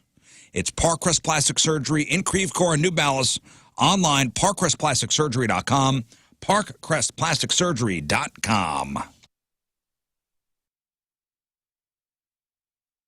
It's Donnie Fandango for 105.7 The Point, and I'm absolutely thrilled to be joined by Dan Auerbach, the frontman of the Black Keys. And Dan, we got a lot of stuff to talk about with a single and a new record coming, but I wanted to bring up a couple of things first that you have done in the last year that I just loved. And two of the things specifically, the covers record that the Black Keys did, I just adored because it introduced me to a bunch of songs that I didn't know, and I loved that. And then also, too, I know you produced the Robert Finley record, and I loved that one, too. I didn't know anything about that man until, you know, I saw that you had worked with him. They taped that while they were in the shower. Or at least I like to think they were in the shower together. Forgot to turn the reverb off. When they put that down. All right, welcome back to the Rizz Show. Phone number 314-624-3833 or 618-398-3833. They make Ultra Studio Cams. 1057thepoint.com/Rizz. The socials at RIZZ Show. Your emails. RizzShow at 1057thepoint.com. Sex Time Fun Facts coming up. Sex Toy of the Week. If we got time, we'll play 3 and 5. Give away some fabulous prizes, including Point Fest tickets. We got tickets to go see Bush, tickets to go see Sum 41, and tickets to go see Hardy. I just saw this was announced. The Doobie Brothers. Whew. with Michael McDonald. Yeah. Wow. Coming to the Hollywood Casino Amphitheater on Saturday, August 24th. Triple M. Awesome. With Triple M. The last time Doobies were here, Michael, I went by Mother Effing McDonald. myself. 2021. Sat in the lawn, and like this is like post-COVID, and like With Michael McDonald? with Michael McDonald, and I was just by myself, and people I think felt sorry for me. These dudes came over, they're like, "Hey, you want some of this joint?" I'm like, "I want none of your COVID joint." I'm like, I'm just wanting to sit here with my Bud Light Lime and watch Oh, that's the rude. Doobs. It was rude. What am I gonna do? You had a Doobie Brothers show and somebody offered you a Doobie? I know. If it would have been a different time, if it would have been before COVID, the before times, I'd been all I'm over surprised Michael McDonald Didn't stop the show. taking it to the lawn. Get out. Get out. Yamo not be there. Yamo, get out. We were talking during the break about when we were talking about you not getting mentioned in your high school Wikipedia page. Last week, somebody said they went to high school with Michael McDonald. I'm like, we were tough going to the reunion. Yeah. With Michael Moe. You coming to the reunion, Michael? Yeah, I'm gonna be there. Okay. We get it, dude. You're Michael McDonald. Yep. You still, I thought you said you and Pam got divorced. I keep forgetting I'm not in love anymore. You didn't forget you got divorced, Michael. You're just trying to sneak your lyrics and everything. And you know who's opening? Steve Winwood. Perfection. Dang. That's a perfect lineup. Steve Winwood Hard act to follow. and the Doobie Brothers. And we were talking during the break about, dude, Steve Winwood's got some bangers. Yeah. He'll sneak up on you. It's nice we finally have some current pop acts coming to Dude, town. Steve Winwood. I mean, we all know this one, dude. right? We know this one, right?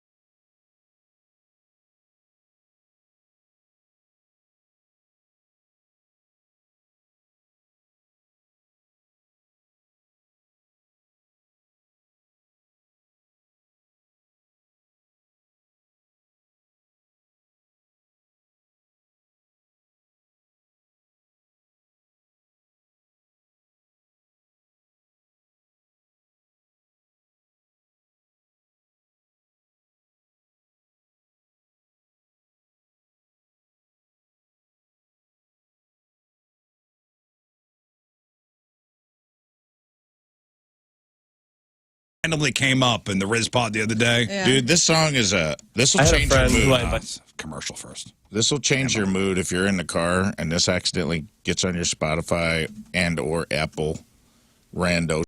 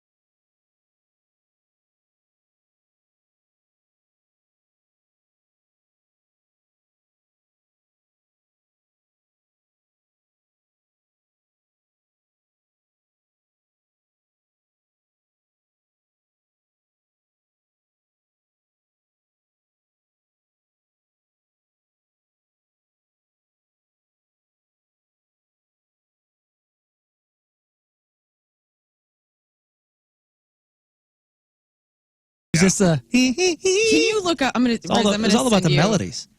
I don't know. I'm gonna. When he says I'm the same boy I used to be, I'm like, yeah, man, me too, Steve. Yeah, but what's he say before that? What's the Follow me. No, he says, "Call on me." Call on see, you don't even me. know. Valerie.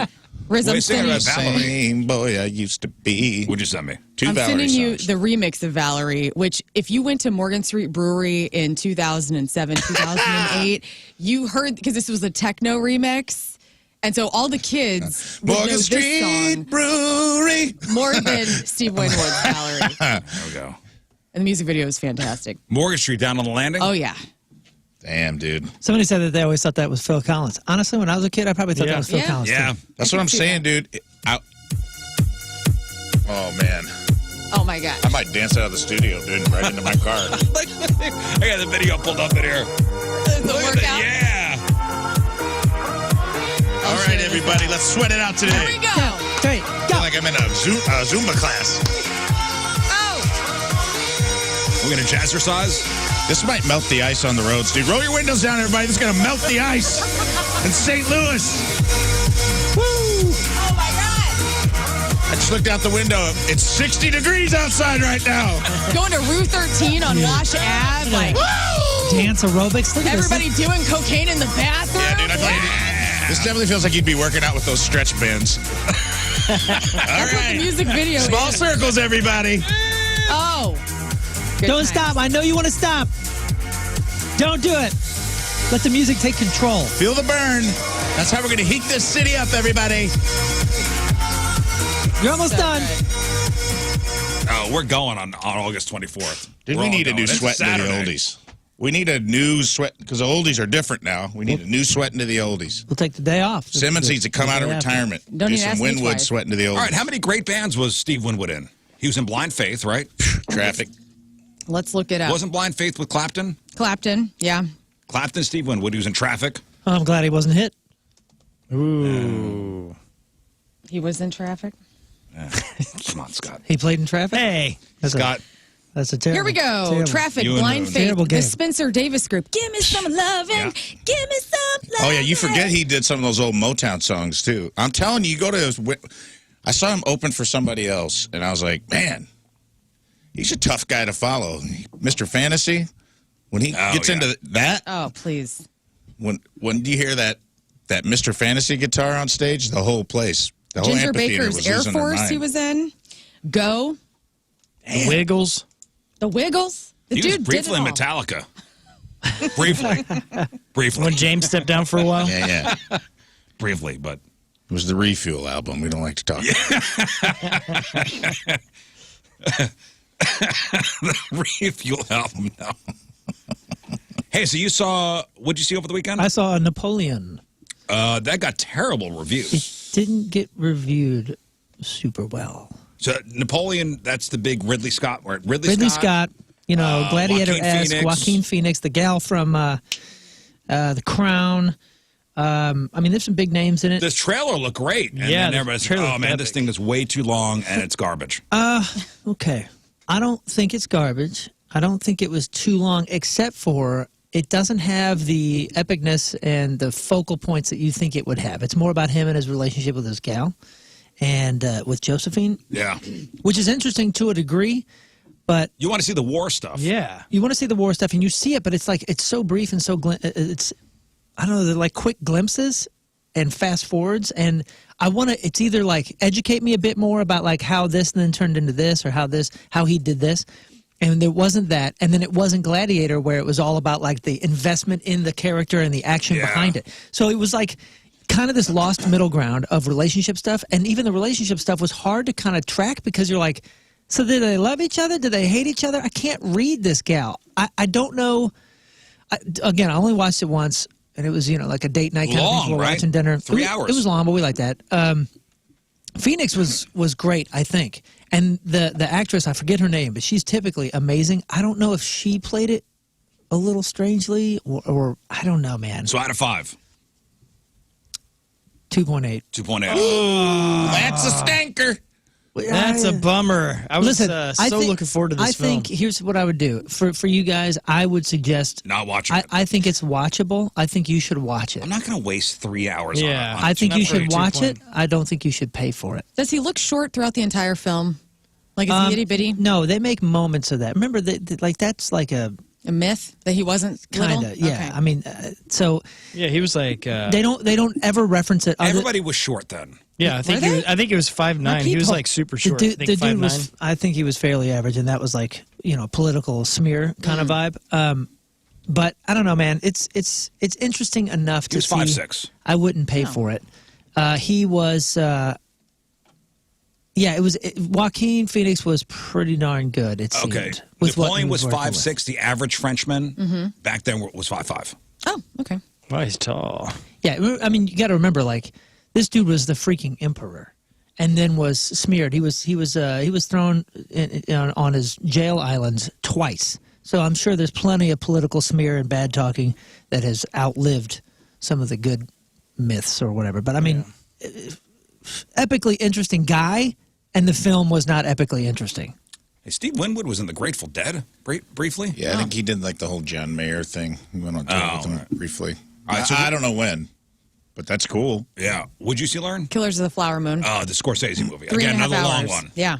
That's a heavy one, too. And we watched Wow. it straight through. Tim and I we made a conscious effort. I said, "Are you ready?" He goes, "Let's do it." I mean, we started at 6 o'clock. DiCaprio crazy. was fabulous, wasn't he? He was really good. Robert De Friday? Niro so good. Friday. Yeah. On the scale of totes, how far was it on the? Or cuteness, one of those. Scales. I'm not attracted to Leonardo DiCaprio. Tim looked at me He's halfway not through. He goes, "Are you attracted to him?" I'm He's like, not attractive really. in this movie. He's not attractive. His teeth are all messed up. Looks like his dad Jack now. The woman who plays Molly is superb, Mm-hmm. man. Lily, I can't remember her last name. Really interesting movie about true. It's adapted from a true I'm a story. Scorsese fan. Yeah, he's in the movie. This Marty movie, is? Yeah, Marty makes a cameo. this movie was supposed to be made by not Scorsese. Who has signed up? Somebody. I mean, this is something that was going to get made and going to be a hit regardless. The score, I had to look up who made the score. The late Robbie Robertson from the band that was his last final thing. Yeah, was the him and score. Scorsese were, tight. But dude, the music through Rafe's seen it. Like, didn't you find like the hauntingness of the the drums throughout the entire movie were gorgeous? Like, I'm gonna have that download on my phone. That's how cool that music was. It almost felt like Trent Reznor and Atticus Ross could have done it, but it was Robbie Robertson. It was really cool. Out of 5. Out of 5, 4. 4.5. 4 out of 5. It was great. 4.5. 4.5. Did you read the book? I did. Tim did. Tim I read did. the book. Yeah. When you guys read it, yeah. And it was. He said it was a lot different than the book. It is. Yeah, but I still I was enjoyed kind it. of curious what he thought about, or whoever read the book thought about the adaptation of it. There's so much information. Yeah. It's a crazy story, man. Yeah, I got to watch that. All right, that's definitely on my list of stuff to watch. I did finally hunker down and watch Oppenheimer. What'd you think? It's great. Yeah, I gotta watch so it. good. It is awesome. So good. Did you see it? Yeah, it's a lot better. I was actually way more enthralled than I thought I would be. I wish I had a better screen and sound system to watch it on. Nolan's the best. But it was. Have you seen it, Scott? Not yet. Oh, dude, it's good.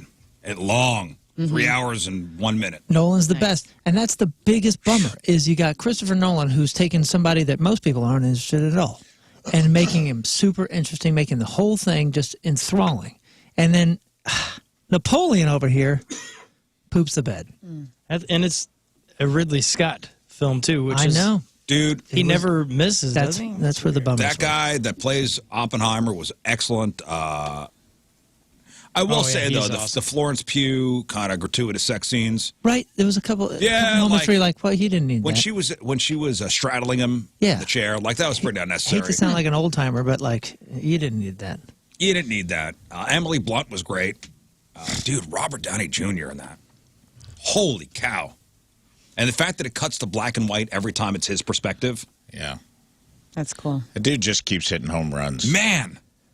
That's what I liked about like the Osage people. They didn't translate so when the Osage people in Killers of the Flower Moon were speaking, they purposefully did not use translation or subtitles for us that don't speak that language. And I thought that was a really cool thing. Like, I don't understand. Like, you know what I'm saying? Like, you're getting their perspective. And as being a Caucasian American, like, I didn't understand. And like, I just thought that was really neat to divide like the understanding in that way. Well, and that felt purposeful to me. Me of too. like to show how easily, because they were being taken advantage of. Sure. Yeah. And how easily things were purposely lost in translation. And you got to remember, too, when that film was being made, the subtitles they cost a lot of money at that point. It kind of went up in price, so.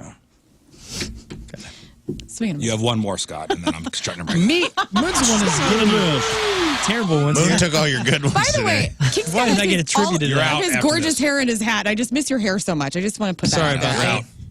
He's got a big, long, No, I'm in. cone-shaped beanie on, and I was like, man, you look cool, and you'll really drive.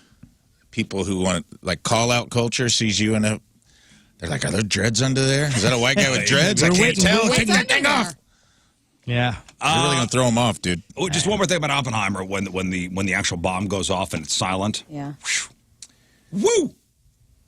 Wow. Yeah. Then I saw Wonka on Saturday with How the whole was that? family. It's all right. It was cool. It was Out of 5? Timothy Chalamet. Oppenheimer 5 out of 5, without a doubt. 5 out of 5. How was the for Oppenheimer. gratuitous sex scenes in that? Wonka, I'll give Wonka 3.5 to 4. I'll get Oh, good. 3.8. Wow. Do they do any? Because this is a prequel, right? So it's before Willy Wonka is an adult. It's like his childhood. Or what is it? He's not a child.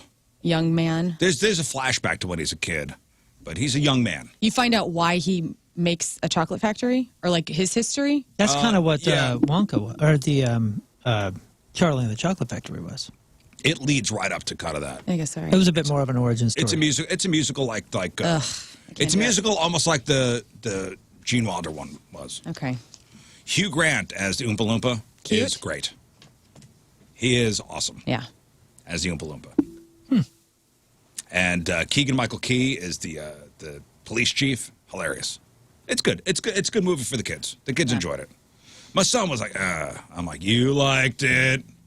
Yeah, this whole like, oh, it's a You musical, liked it. and going in, snarky about it. Those are the only people that I have seen like go super negative about it.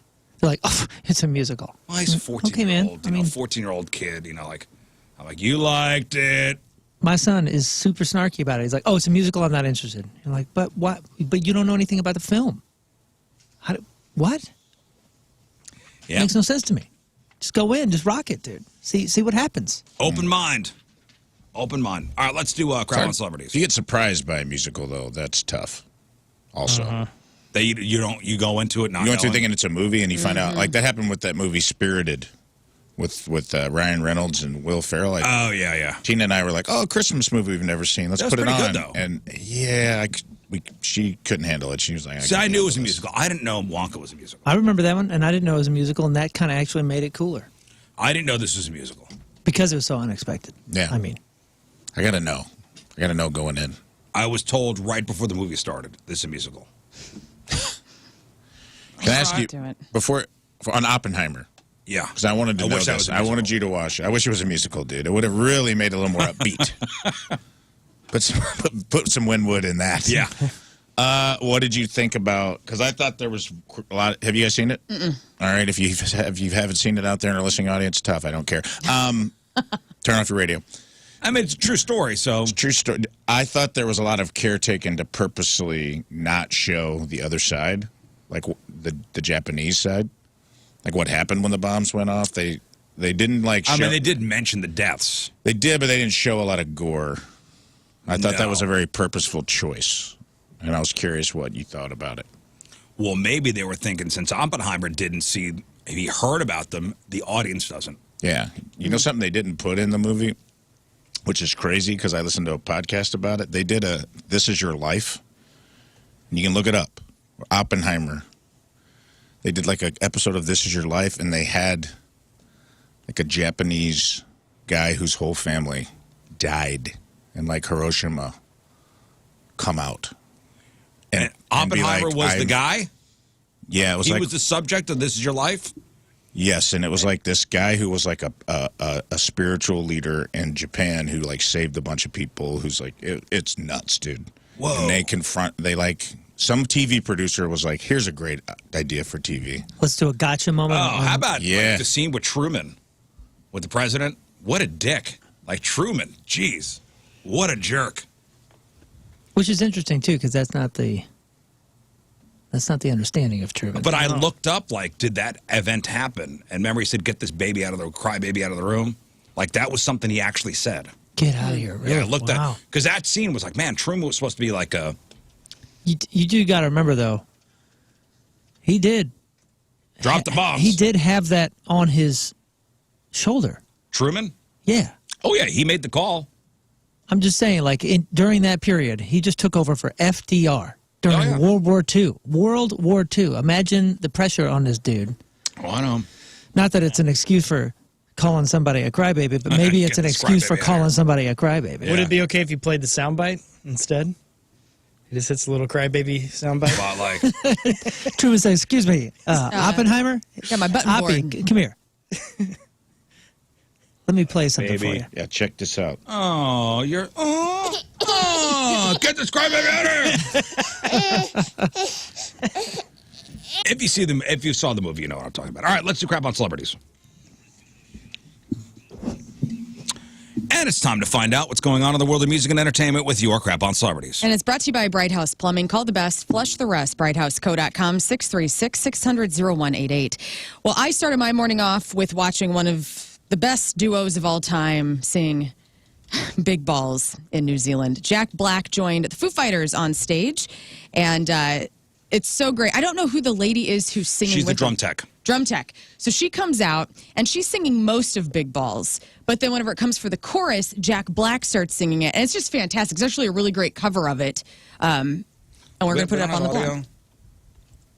We don't have audio? We don't have audio of it. There's a video of it, which is pretty fantastic. The video's great. And at one point, you think Jack Black is going to jump into the crowd and crowd surf. But instead, he just shows everybody his big old hairy belly, which I appreciated as well. So you have to check that out. Yeah, that's the drum tech that comes out and sings with him. Well, she's fantastic. She killed it, too. It is time to see Snoop Dogg's junk. Apparently, people of OnlyFans world, they want him to start an OnlyFans. We do have some audio of Snoop talking about this, and this is his excuse of why that's not going to happen. Okay. OnlyFans wants you to come on there, Snoop. You can do about 100 million. All you got to do is pull that thing out. I'm like, I got a black wife. Ain't no way in the world she going to allow me to go on there and pull that thing out for no amount of money. 100 mil? 100 mil, they say he could possibly make. So that's pretty incredible. He's like, absolutely not. The dude makes 100 mil and basically family entertaiment at this point in his life. Yeah, he's got a movie where he's a football coach now. He's not a fool. He's calling the Olympics. He's doing all right. If he pulls that thing out, they better make that like early Snoop Dogg, like doing. Remember that on all his albums when all the the early Chronic. Now you know albums? why they call it Long Beach. Two Snoop things. Remember, he said he was going smokeless. Right, that was fake. And that was for that smokeless barbecue pit. Right. Apparently, the company that made those lost a crap ton of money, and I think the CEO got fired. Oh boy! Like that campaign was tremendously harmful to the company. Wow. And they lost a lot of money. Thing number two is, did you see the photo of the flight attendant who thought she was taking a picture with Snoop Dogg, but it was just some random black guy that kind of looks like Snoop Dogg? Oh, no. No, I did not see that. Moon, see if you can find that picture. The flight attendant Snoop Dogg. Listen, he kind of does. But how does that even go down? Like, Snoop! You know? Is she so excited? And Is this the dude that goes around and kind of poses as him? his smile is similar. Because remember, there's a dude that like goes around and poses as Snoop Dogg and takes photo after photo of people. I don't know if it's that guy, but the headline is flight attendant tricked into posing for picture with Snoop Dogg. He's got like a turtleneck on and glasses. Then gets roasted. And then somebody puts, that is Snoop Cat. Snoop Cat. But it does kind of look like him. No. No. Similar And facial hair, maybe. She got her arms around his waist. Oh, man. I wonder if he's That looks like him right there. Yeah, kind of. From the side, I can see it a little bit. But that She's so happy to be taking a picture. Right. My grandkids are going to love this. Yeah. I'm finally hip. Get your eyes checked, lady.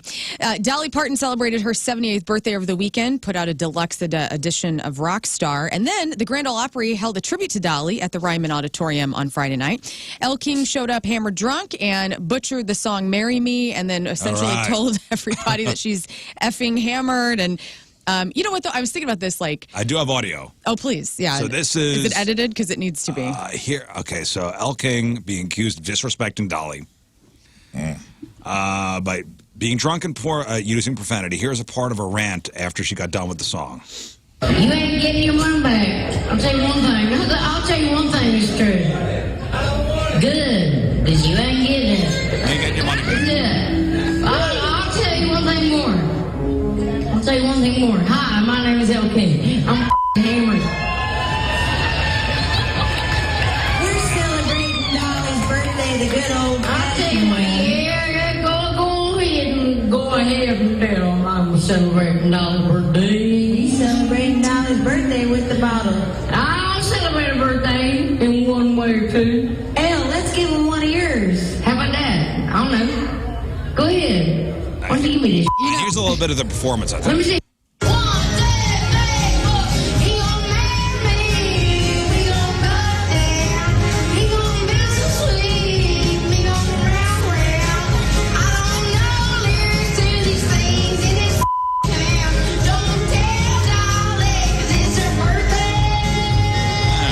It's serving in Walk the Line with Johnny Cash. It's serving when June won't marry Johnny and he's all messed up on pills. And, so maybe people look back. Hopefully she gets her life up together. Maybe she just had such a good time. That's Rob Schneider's daughter, right? Yeah, that's a heck of an accent. I don't think that she's. First of all, I love her. She's great. She's a really talented musician. That's a shame. I love her voice. Yeah, she's really good. I've Super seen her sing talented, sober. And very, very nice and kind person. I wonder, it didn't sound like the crowd was super pissed about it.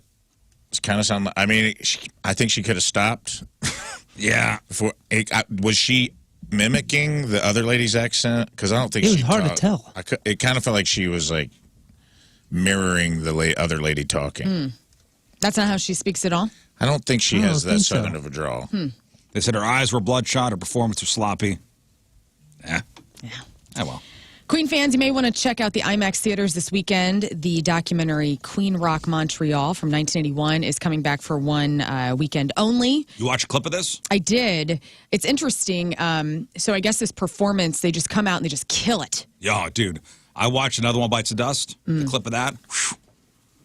Would this make you go to IMAX if you're a Queen fan? Yeah. Yeah. Yeah, this actually would. All right, check your local listings. Sleep Token have announced a North American tour, and they did this really quietly. If you missed this on Friday, they will be coming to the factory on May 10th. I don't think the point is supporting this show, but at least it wasn't on our concert calendar. But tickets go on sale this Friday, and I know a lot of people love Sleep Token, so don't miss out. Festival season, so we got all sorts of different announcements. The Beach Life Festival will see Incubus, Sting, My Morning Jacket headlining the weekend in Redondo Beach, California. Those tickets go on sale this week as well. Friday, we found out Alec Baldwin was indicted on involuntary manslaughter charges in connection with the 2021 shooting on the set of the movie Rust, where cinematographer Helena Hutchins died when she was shot with a prop gun. Baldwin has said in previous interviews he did not pull the trigger. He was part of the production company that was funding this movie. Because, in my opinion, I was going round and round with this, and I still am. They have prop directors where there's not supposed to be any live rounds on a movie set at all. Yeah, they have, what do they call an armorer? Yeah. They have somebody specifically for that. For that. And I've said this before, my acting coach always told us whenever you have the gun, you actually are also the last one responsible. You got to check it yourself. That's true. On set, there's a series of protocols, and it is the armorer, the director, producer, which was also Alec Baldwin, and the actor, who was also Alec. So he's kind of got double 2 out of indemnity 3. or whatever. I don't know what you call it. Well, if he's convicted, Baldwin would serve up to 18 months in prison. I saw a video of him, I guess he's selling his house in the Hamptons, and he actually does like a walkthrough himself. And tours it for you? Yeah, at least the outside of it. Gorgeous. Really? He may be selling a house. He may getting ready for prison. No, maybe not prison, but legal funds. I'm sure. Legal fees. I'm sure taking those time lawyers. off work. We were texting over the weekend. We talked last week about Pauly Shore playing Richard Simmons in a couple of different films. This first one, which came out at Sundance over the weekend, The Court Jester. It's a 10-minute little movie that you can watch I watched on YouTube. about 6-7 minutes of it. And he looks pretty good. Yeah, he does. So you can check that out. We have a link to that on the blog. I want you to watch it, Moon, after the show today. It's about 10 minutes long. Okay. It's called The Court Jester. And there's something in it that we were talking about on Friday. So that you and I were talking about on Friday? Yeah. Okay. Yeah. So wait, so is this a movie that's already released? It's all short. It's a short. But it's good, so it's a short that he made to try to get it picked up. or sell a script and make this. I think, because there's another movie coming out that he wants to do, and Richard Simmons hasn't given his blessing for either one of these things. But so Richard Simmons did text Pauly Shore over the weekend and said, "Hey, good luck with your short and going to Sundance and all that." How about that? So, which I think is great to hear from him at all. I'll take any news on Richard So the Simmons. short that he put out, it's about Richard Simmons' appearance on Ellen. And there's somebody playing Ellen. It's 10 minutes long. It's interesting. Yeah, a biopic of Richard Simmons is going to come out. Richard Simmons' camp has nothing to do with that, but he's wishing Pauly Shore all the best. This was interesting to me. Let me get your take on it. So we've been talking about how these superhero movies have kind of been fizzling out. Like there hasn't been one because they're so oversaturated and there's just so much. Well, we all knew this was going to happen. In 2034, the public domain is going to see Superman, Batman, Joker, and Wonder Woman all start getting each year. They're going to be released to the public domain. So they're going to be up for all of these horror genres, like they've done with Winnie the Pooh and Mickey Mouse. And so I wonder if this is going to be like a new part of bringing interest back to these superheroes after we've just been kind of flushed out by DC all these years. What do you think? Well, now you got every B movie director who's able to use a popular character to try to sell whatever they're doing. Could be interesting though, right? It could be awful. I think there'll be. That's a good point, and I agree with you. I think that there are a lot, as a comic book fan, there are a lot of one-off graphic novels that are darker, especially like Batman stuff. Like you might see The Killing Joke, which is a really dark, where he actually kills the Joker in it, even though it's against. I think there's going to be a whole nother subgenre. They don't say if he kills him or not, but there's going to be a whole nother subgenre of these cheap-ass Winnie the Pooh. It'll be both. Yeah, you're right. There'll be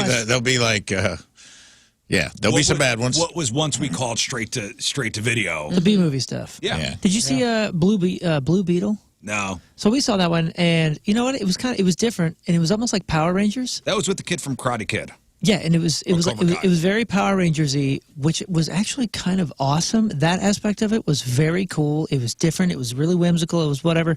But there was so much cursing, dude. And again, I know I sound like an old folk, but it didn't make any sense. If they just they Power Rangered the heck out of this thing, which makes it much more appealing to a younger audience and parents that are down.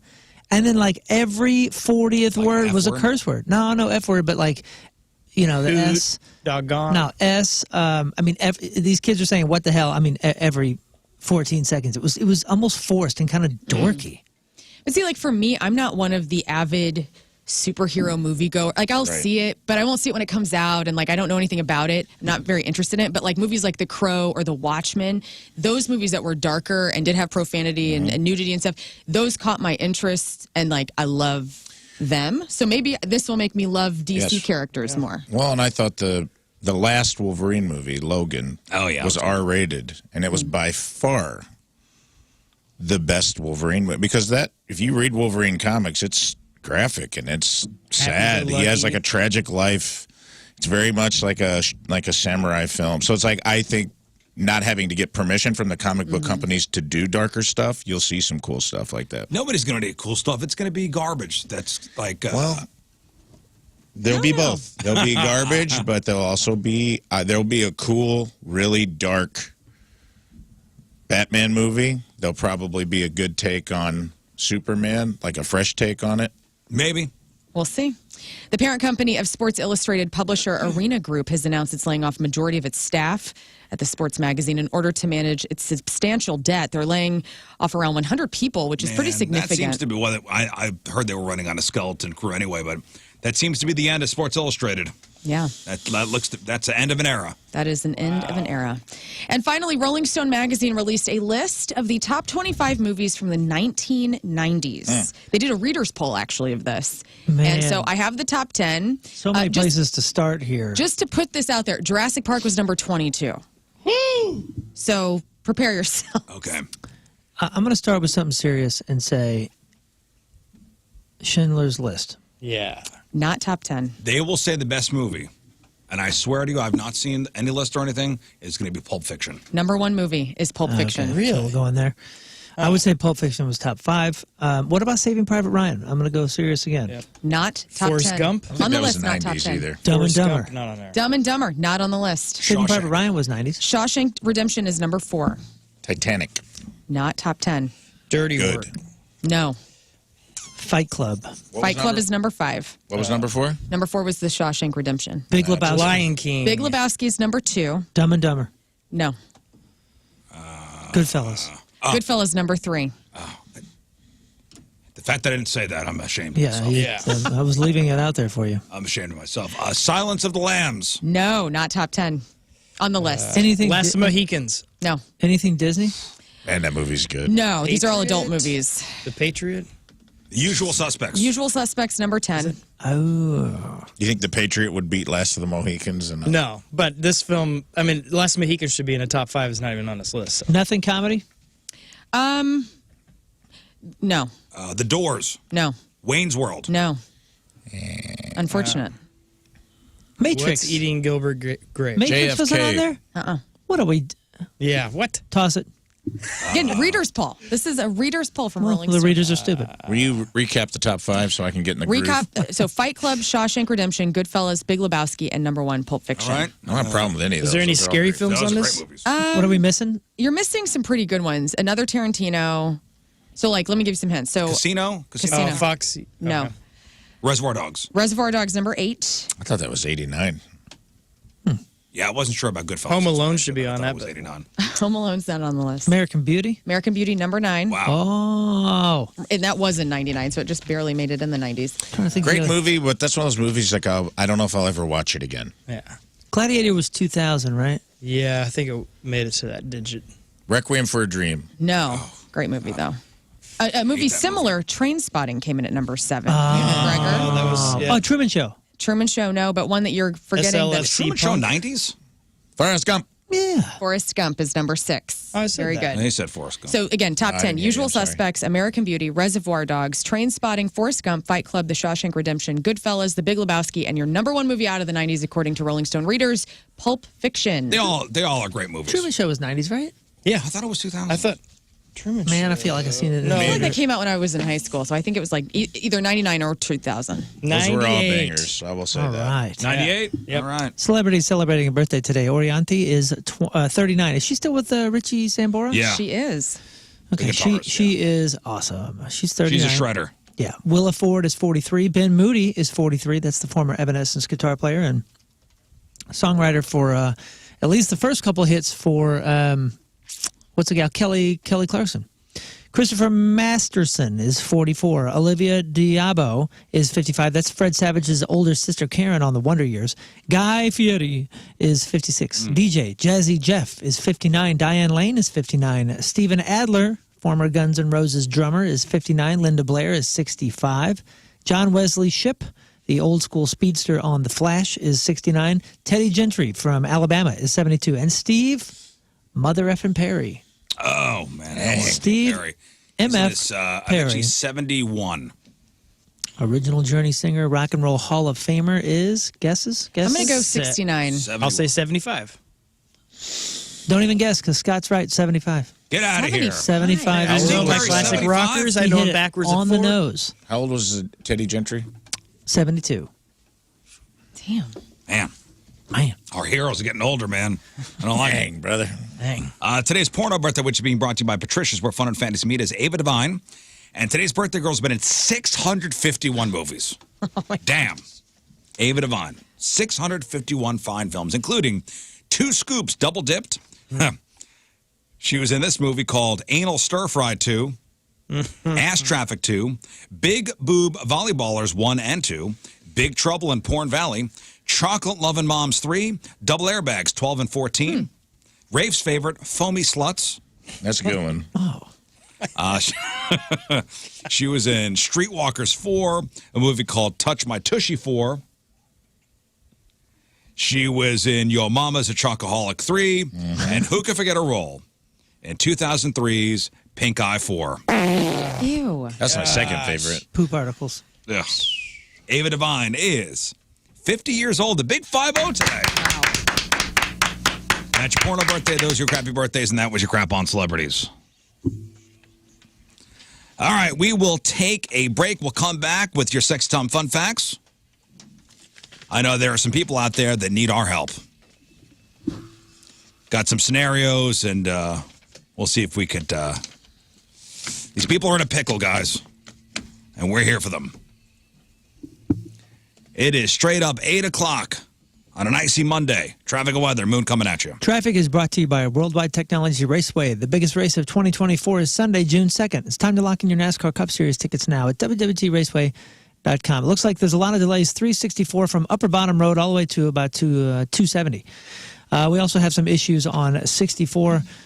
That would be 64 eastbound between McKnight and Oakland. Average speeds down to about 30 miles an hour. Your point forecast, freezing rain, glazing roads, and wind. High of 33. Right now it's 29 at the Point Studio.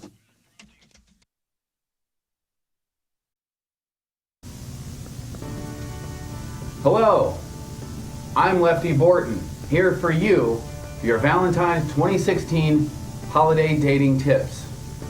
Number 1, fireplaces are great, but don't get too close. Human hair is flammable. Tip number 2, a bearskin rug is romantic. Go with something dark. It'll hide most of the stains. New you, a happy you. You don't love what you're doing. I'm talking about for work. You don't like what you're doing. You don't like who you're working for or who you're working with. Well, how about a change? You know, Centric is an accelerated training program that prepares you for a new IT career, and they could do it in as little as 4 months, not 4 years. Cybersecurity is one of the most in-demand technology jobs today. 1,500 companies have hired Centric grads. Centric provides a technical foundation that will help you get a job in the tech industry. Their cutting-edge curriculum is always updated to make sure you are trained on all of today's technologies. You'll learn to work with the technologies that you'll use on your first day on the job. New programs are starting all the time, and you got no excuses. Centric has a new flex option, which is designed to get you into a cybersecurity career on your schedule and at a pace you set. That's Centric. Centric.com/Rizz, CENTRIQ.com/Rizz. Mid-America Chevy Dealers present Point Fest.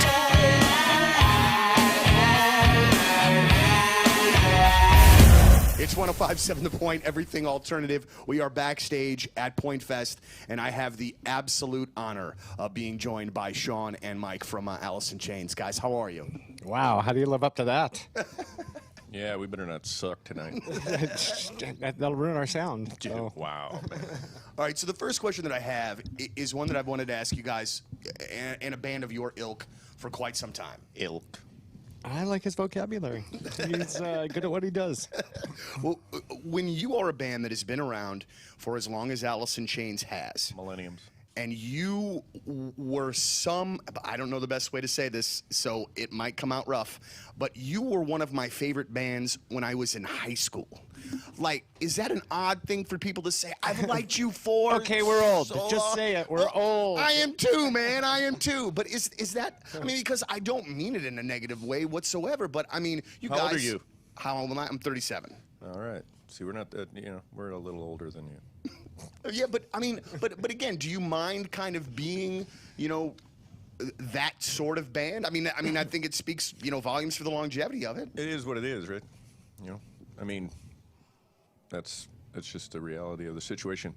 It's cool though that, it doesn't happen for everybody. Not everybody gets to have that kind of a longer career, and it wasn't on our account of trying to work it and everything. I mean, obviously we didn't talk to anybody for quite a long time, and but the music lived on the radio, because they kept playing the songs, people kept passing it on, and that doesn't happen to everybody, and you can't have a record company or anybody making that happen. So looks like it happened to us, and now we're classic rock. On a personal we're becoming level, classic rock though, right? And so Kansas, Dust in the Wind, we're up there with that, which is fucking. Play that I tonight. swore. No, you're all right. You can swear? Yes. Fucking awesomely shit fucking motherfucker. Dust in the motherfucking wind, goddammit. I'm going to say all that. We don't do enough of that on stage. We don't, like most, these festivals, I'm sure all the singers are like, well, you motherfucking knew it. I can't fucking hear you.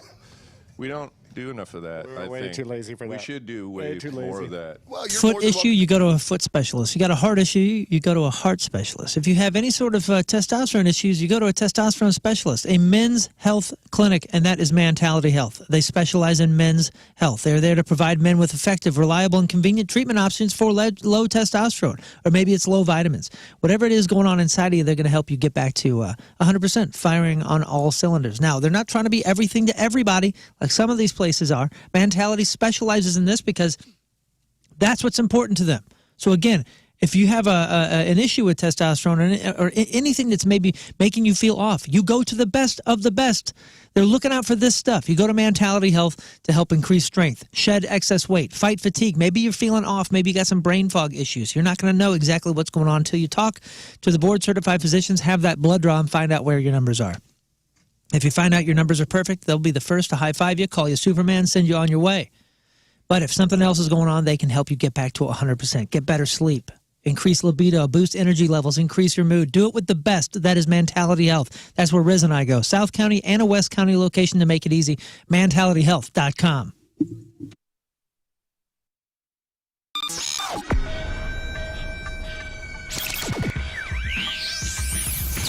All right, first big summer show of 2018. We've got 30 Seconds to Mars and Wellesley Arms and Walk the Moon and K-Flay. How are you? I'm doing great. It's really great to see you. I got to tell you this, though, kind of changing up the interview from where I thought it was going to go. I want to know about the fitness regime in which that you have, how you do it out there when it's 105 degrees, because I need to. Okay, so we've just started something. We're calling it Witness the Fitness. Okay. It's good branding, right? Right. We're off to a good start. But basically, like with a tour like this too, we have a lot of downtime. Sure. So we're trying to take like times when we could do bad things and do good things. Oh, very good. So you're just kind of keeping yourself busy, more or less. Sort of. But then also doing something very good for your mind and for your body as well. Exactly, because I feel like one of the things, there's like a weird cycle that can happen on tour where you get locked into this like never changing like Groundhog Day thing. Sure. And this is a good way to disrupt that potentially damaging cycle. Absolutely so. But I mean, and also too, though, I mean, you're kind of able again to do something for the body as well as. Yeah, and it's good for the mind. Yeah. It's very good for the mind. You don't do well with downtime, I'm assuming. Like as far as Right. like you get bored probably super easy on I do get pretty bored, yeah. Well, what do you do like when you're not working, when you're not touring? I assume we've had this conversation before where I know you write a lot where you're always doing something, but I would think downtime would almost be your enemy to a certain extent, just for you personally. You know what I mean? You probably don't dig it. This is like a therapy session. Yes. Yeah. I'm good at that. I have trouble with quiet. So yeah, I'm working on that. I mean, for the most part, honestly, this last like couple of years has been pretty much work stuff. Right. Pretty relentlessly, which is, I mean, I also just like making music pretty fundamentally, so that feels like it's always worthwhile, even if it's not going to be a song for me, if I'm just like trying to get better at guitar and recording riffs in my bedroom or something like that. Put people in bad circumstances. Instead of just selling you a car, my buddy, the Auto Loan Pro, he's going to help you get your life and credit back on track. If you need a ride, and this always happens, you go to the dealership because that's where you think you have to go. You pick out something from the lot, whether it's new, whether it's pre-owned. Then they right this way. They whisk you into the finance office. Next thing you know, you got some pencil pusher across the desk just throwing papers at you. Sign this, sign this. It's overwhelming. You don't know what the hell you're doing. You don't know what you're signing. They're trying to explain it to you, but it's in one ear, out the other. You're confused, and then you find out, what am I paying? Anyone can sell you a car. It takes a pro to do it right. Making a big purchase with finance is complicated, especially if you've had a hiccup with your financial situation. The Auto Loan Pro is going to help you get back on track. He works with over 50 lenders to help you get the very best financing. He's going to work his ass off to get you the best rate possible. If you're financing a car, there's one thing to know. Choose the Auto Loan Pro. AutoLoanPro.com, AutoLoanPro.com. It's like Blink-182. Yeah. Good to go? Yep. All right, we are very, very excited about this one tonight. I have to tell you this, Amy Lee. Amy Lee from Evanescence. Hi. Peabody Opera House. Yes. show tonight. So it was so great when we announced this particular show because it was almost like a firework that went off twice because people were like, oh, Evanescence is coming back, and they'd be excited. And then... Birthday, Rizz. All right, welcome back to the program. All right, a couple things. Today is, let me see here, it is National Hot Sauce Day. Yes. I'm prepared. National Hot Sauce Day. I'm prepared. My kids found my stash in the pantry from your 12 days of... Yeah, I gave you the 12 days of hot sauce. It's incredible, too. They all taste great. Yeah, you got me the truff hot sauce, which is very good. Yeah, I think I've had 5 different ones of your 12 days. All incredible. Even the crazy blazing hot ones, they're not hot just to be hot. They actually have some flavor. You a hot sauce fan, Lern? Oh, yeah. Like, what's the go-to in the Lern household? You know what? Honestly, I love the green pepper Tabasco sauce. It's not too hot, but it's like I put it on everything. So actually, like literally Tabasco sauce. Tabasco sauce, like yeah. the green kind. The green kind. Put on everything. Fish tacos, nice omelets, What Bloody about you? Marys. You're not a big hot food guy. I like it. It's just not worth the ticket ain't worth the ride. But Tina makes up for it. We got about 37 hot sauces. And Like, what's her go-to? I don't. She puts like I literally make fun of her because I'm like, you're a sauce queen, dude. Like, she'll put like 8 different things on top. It'll be like ranch, hot sauce. It's just doused. But what's her hot sauce? The hottest you can get your hands on. Is there a particular brand? Cholula. She likes the old Cholula, I think. Maybe the green. I can't remember. Yeah, the green Cholula green one is so good. Epic. I don't think I've had the green one. I mean, good. I have. Makes We my always mouth have a water bottle of thinking Cholula about on it. hand. She goes crazy on it, and then she'll be like, "Oh, my stomach, it hurt to poop," and I go, "Yeah, I just watched you in fire. You're literally eating fire, dude. Like, chill." Scott, what's the go-to in the King Scott household? I switch between Cholula and Frank's Red Hot. Frank's, dude, let's not sleep Dude, on that Frank's. one is so good. Frank's is a good And base. I also Frank's is love great. Louisiana. Louisiana's great too. Those are the 3 that I do prefer. Then what is it? Tapatio is, I'd say 4th. But If you want one for the flavor that's not really heat, the Cholula Chipotle one is. I don't like that. Oh, I love that. We have Cholula. If you're looking for no heat, just flavor. Valentina's. yeah, that one's the classic. Valentina's is so good.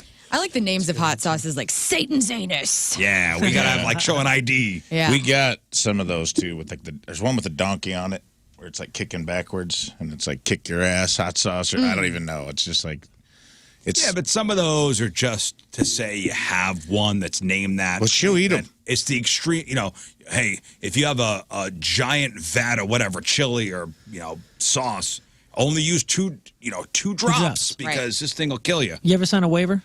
Yeah. For them, I've done that twice. Once was in Australia, and it was something like that, devil's tongue or something like that. And I signed devil's butthole. Signed the waiver for it at a burrito shop. And to be honest, man, I mean, I had probably 3 drops on the tip of a chip, put it on the tongue, and it felt like there wasn't even any flavor. It just felt like It's somebody hot. It's was burning. piercing my tongue. I thought I had a tongue ring. Ass kicking, extreme hot. Yeah, we did that in New Orleans. There was a thing you had to sign a waiver, and they put like 2 or 3 drops on the tip of a chip. Yeah, and And you go, this is just tastes like I can now taste pain. Yeah, this was just I Dude, just I ate went- something that stung me.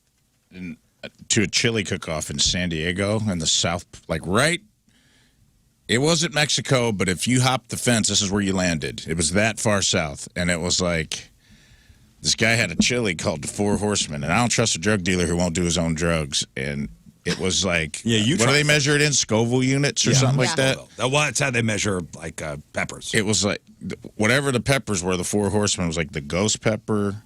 There was some pepper that was like if a jalapeno was 1 million Scoville units, one pepper in it was like 87 million Scoville. Well, there's like Carolina the ghost, Reaper. the reaper. Yeah, it was like a reaper. It was Carolina Reaper, ghost pepper. It wasn't jalapeno. It was like habanero and another pepper. And there was a line, and there was a guy with a milk stand next door. And he was cleaning up, dude. And everyone in line the guy was selling it by the spoon. That's how hot this stuff was. You wouldn't need a bowl. You paid for a spoon, and you got a spoonful. And there was an outhouse next to the milk stand, and it was literally like a Johnny on the spot.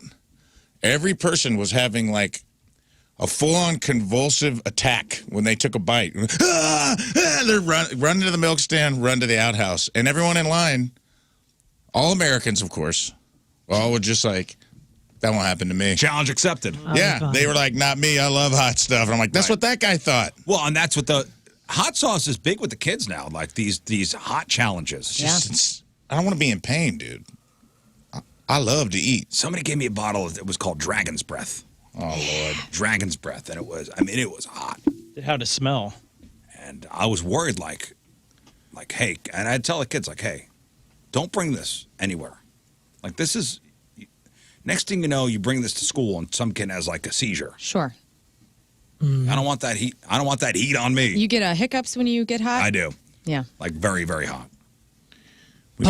Public service announcement. Somebody reminded me. Aaron in the chat reminded me that I've said this before. I know we don't have Taco Bell fans in this room, and I'm sorry to bring this up, but if you go to Taco Bell, when I was a kid, can you hit the dump button real quick? When I was a kid, I thought it was mild sauce, hot sauce, and then of course like really hot sauce was fire sauce. Fire sauce is not hot. I don't know why they call it fire. It was like some cute name or something. It's so fire. It's not hot. The flavor is incredible. So if you go there, is fire Chipotle? I don't know, but even if you don't like hot sauce, get the fire sauce and use that. Yeah. Aaron reminded me because once I found that out, it's all about the flavor. It's not hotter than hot. The hot sauce is hotter than the fire sauce. Get fire sauce. All right, today is also it's National Hot Sauce Day. It's 3 things today that I want to mention. National Hot Sauce Day. It's National Southern Food Day. Nice. We all like Southern food. Biscuits, gravy, butter on everything, fried chicken. Heavy. Fried chicken, shrimp and grits. Shrimp and grits. Cornbread. Chocolate gravy. She makes some mean shrimp and grits, dude.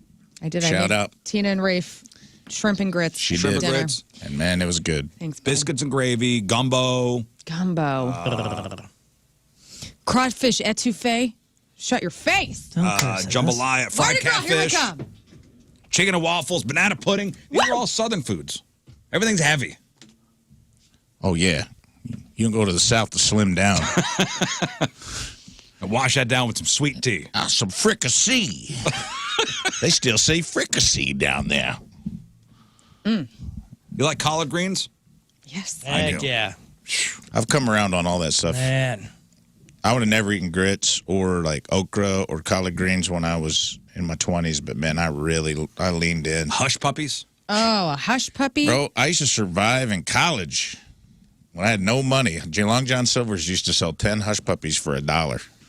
And there were times I was scraping change out. I would just be like, what is the most nutrient-dense thing I can get for $1 to keep me alive so I can have some beer money tonight? And I'd get 10 hush puppies from Long John. And that's, hey, bro, you soak up that beer? Oh, yeah. You're good to go, man. You party all night. Those 10 hush puppies swimming around in your stomach? Yeah, dude, those were Jaeger filters. Yummy. Just floating around in there, just soaking up rumple mints. There they are. Yeah, they are on your belly. Easy. They're not puppies anymore. Get them, boys. Easy. Chopper, sick balls. Easy. I love Southern food. Me too. But you can't have it every day. No. You got to relax. No. You can. You can. You used to be on a rascal scooter. Yeah. And today is, finally, National Grandpa Day. So to the 2 grandpas in this room. Nice. What are we doing here? To the 2 grandpas in this room, happy. That's not National Grandparents' Day, so grandmas, sit down. Yep. That's a This ain't different for day. you. Have a seat, Grandma. Have a seat, Grandma. This ain't for you. Grandpas, for you. That's tight. Grandpas need their own day because every other day besides today is Grandma's day. Top tier family member. Sorry Grandma? about you. Who?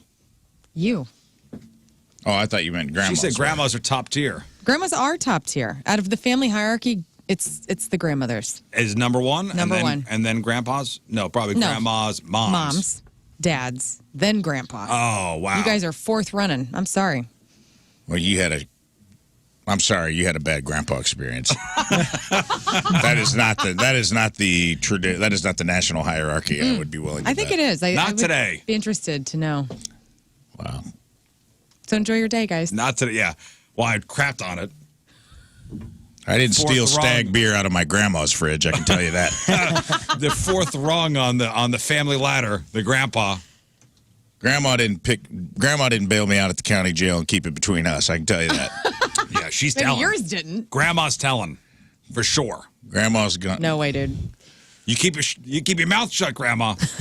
Grandma did everything. All the secrets. All the money.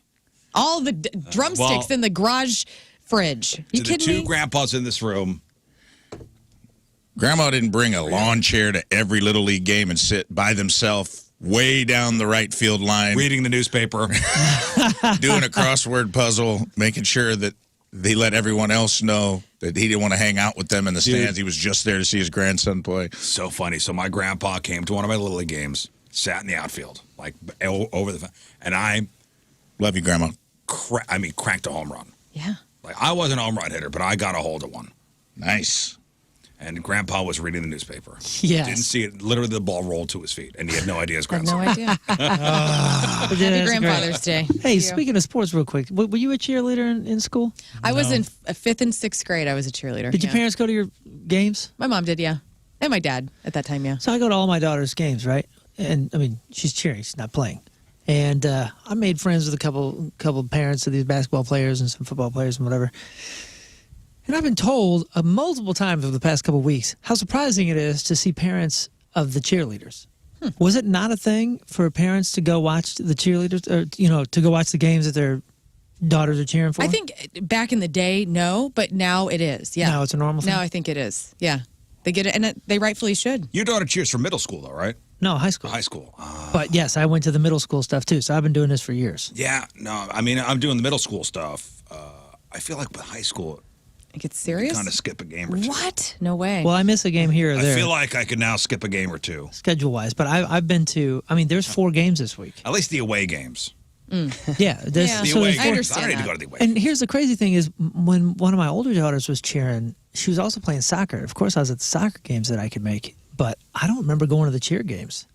So I think that's changed just in the last 10-something years, right? It's more competitive and more serious now, I feel like. Well, the cheer, I'm not talking about cheer competitions because of course you go to those. Right. I'm talking about somebody else's kid's basketball yeah, of game. course. You go to those, yeah. The cheer What? competitions. You better go. You're not those going to things are those? so much fun. There's usually a hockey conflict. Strategic the boy needs me in the stands, okay?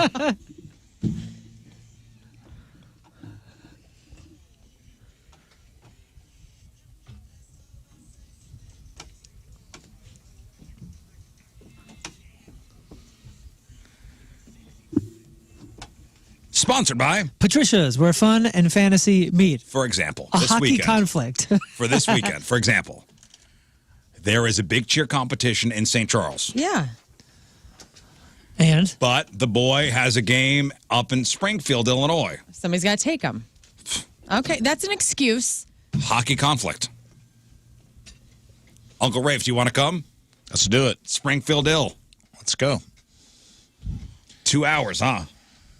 Taking and my I don't shirt think off? I'm going to make it to the cheer competition. Oh, man. That's a bummer. I love watching cheer. Sorry about My that. sister was a cheerleader competitively. Dude, it was so much fun. They get so into it, and the energy, and the pyramids, and the flipping, and I love it. I love the whole thing. I just don't like. That's cool. I just don't like the way that people look at me when I'm sitting there in the stands all by myself watching the cheering. Oh, who's that guy with? Who's that weirdo? Well, So it was. frustrating. I went to one a few weeks ago in Nashville, and I didn't have. It wasn't like my kid. It was like a friend's daughter, and I didn't know they make you when their cheer squad gets up. They make all the parents go up. It's Oh, yeah. part of it. You gotta So I yell was and I hoot and felt holler. super weird because it was these junior high girls are everybody to the front, and I'm like, what? Oh, dude. It's, You got to have good energy. They get graded on that, so I'm going Yeah. bananas in the Support crowd. section. those competitions are serious business. My daughter It was had cool. my daughter had a stunt scholarship for college. She went to college because of a stunt scholarship, and those competitions are brutal. They are gnarly. Yeah, they kill the losing Listen, team. Hockey conflict. Yeah. Hockey conflict. Why don't you guys switch? Why don't you go to the cheer and send the wife along to the hockhy? Why don't you Yeah. keep your mouth shut? I like that idea. I think Why that is a don't good you idea. mind your own business? Why don't I text the wife right now with Uncle Rafe got an idea? Guys, somebody needs our help. And they're right. This is a woman named Candace. I know this might sound shallow, and I'm okay with that. I've been put through the ringer dating over the last couple of years. I'm currently caught in a love triangle, and it's of my own doing. Neither of these guys knows about the other, and now I'm getting strong feelings for both. I know it's a It's a stage that one has to go through, and I can't keep dragging this out. Here's my dilemma. Guy 1, you may want to write this down. Okay. There may be math involved. Oh, God. Guy 1, extremely attractive. I mean, underwear model hot. Hot. He's also extremely romantic and thoughtful. However, mediocre career. Please don't ask what he does. I don't want backlash from that. Works at a gas station? What are we talking here? I don't know. She don't say. This sounds like my dad. Help me with this problem, but only with the information I choose to give you. Guy 2. Okay. Cute. And by cute, I mean he's attractive, no doubt, but not the smoke show that guy number 1 is. Gotcha. Also an amazing career. Like he's done really well for himself. With that said, when it comes to romance, big time lacking on that front. Lacks romance. Got it. Yeah, it's tough. I don't know what to do. Any thoughts or advice would be great. Again, that's from Candace. Well, the first guy has 4 things in the column in my list, and the second guy's got 3, so you go with the first one. Go with the guy who is... Here's the deal. One day, the career's going to run out. So you're the going to looks. retire. The looks are going to run out. Go with who you're thinking about when you fall asleep. Yep. You know what I'm saying? Romance. Thoughtful. That's huge. That's gonna last till you're but dead. sounds like a dunce. Yeah. But And he's the other not. guy said the one thing that, I mean, you don't have to look at any other thing. He has a good job, which means he's rich. So He's I would got go a that good route. job. He's a provider. And this is just her first impressions on both? She likes both of them. She's in a love triangle. She does it. Oh, like she's How long, though? Like, how long is... does not say. Because your judgment of romance, that could fade, too, especially if it's somebody that's just like a charmer and selling you hard, and that's just going to fade out. And maybe the other person's just kind of a slow roller. Like, I mean, there's a lot to take in depending on how long you've known these people and can, like, apply those attributes to them. Also, yeah, choose a good heart, not a good face. Because the heart don't change, sister. And also, Johnny Depp said, and we all should trust what Johnny Depp says. Yeah. Mm-hmm. If you fall in love with 2 people, go with the second person you fell in love with. Because if you loved the first one, you wouldn't have fallen in love with the second one. That's true. That's a very good What point. movie was that from? I think Willy that Wonka was, and the Chocolate I think that Factory. was from Johnny Depp's life. The trial with Amber Heard. It was right I after don't know he if you said heard he of it. hoped he found her dead body in the trunk. We're not our best or worst moments, people. I say that That a was lot right on the before show. she pooped in the bed. What did he call the turd during the trial, dude? Like last year, I was so locked in. A big guy. Oh my gosh, I gotta look it Did up. he call it a poopy? A big poopy. No, poopy was also in the trial, but there. I gotta look this up. Sorry, keep going. This was so good. Poopy. But While we're looking up the poopy, I think guy 2 is the way to go. Yes, she says he's not ugly. He's cute. Got a great career. Did really well for himself. What was it? wasn't there a third thing with him? Wasn't he like Lacking on the romance. But didn't she say he was fun and funny and cool? No, guy 1, extremely attractive smoke show. Yeah, I'm hearing Garbage looks, job. bad job. I'm not hearing anything about personality with him. Guy 2, cute. And by cute, I mean he's attractive, no doubt, but not the smoke show guy number 1 is. He also has an amazing career. He's done well for himself. With that said, when it comes to romance, big time lacking on that front. Who makes you laugh, lady? That's 20 years down the road, playa. I'm biased. Just listen to Johnny Depp. I trust Johnny. I'm going guy 2. With just the facts I have. I can't tell, but with this, it almost sounds like she doesn't love either one of them. She's just like, she wants to bang one and the other one is security. Yeah, Neither of those things is love. Cake, eat it too. Yeah, well. Could be wrong. Be smart. No, I'm dying over here because it's so stupid. But What does he say? I'm reading all the quotes from that trial, which There's if you did some not watch it crazy in ones. lifetime or live, it was so good. I mean, I didn't work at all. I was just All right, watching here's it. Wait. She said the first person's kind of dumb? No, she said it's a smoke show, but Oh, okay. underwear model, but, mediocre career. Gotcha. Somebody in really the wanna chat go said into something about dumb, and I was like, did they say it She's was like, dumb? Because you never What's his pick mediocre dumb. career? She's like, hey, he's a radio host. Never Embarrassed to talk about it. Never pick dumb. All right, here's situation number 2. And this is a headline, Woman's Dog is Ruining Her Sex Life. My husband won't take him off the bed. She says, when I bought our dog, Rosie, for my husband, the husband is Mitch, I never thought I would end up second-guessing the decision. She says she's an animal lover. So adopting Rosie from the local animal shelter was in many ways just as much for me as it was a gift to Mitch, who had been wanting a dog for years, but due to his previous job where we moved around so much, we couldn't get one. So from the moment Mitch laid eyes on Rosie the dog, he was in love. He signed her up for obedience classes, took her for walks every day, planned weekend excursions that allowed Rosie to be involved, everything from visiting dog beaches to dog-friendly cafes. At first, I thought how cute it was. A dog really is man's best friend. And this is just lovely. A couple months in, when Mitch was homesick from work, Rosie got out of her dog bed, which sat at Mitch's side of the bed, where she had been keeping him company, and jumped up next to him. Despite our rule that Rosie wasn't allowed on our bed and enforcing this from the get-go, Mitch felt sorry for himself, and Rosie was there for him. And very, very sweet, the whole rule just went out the window.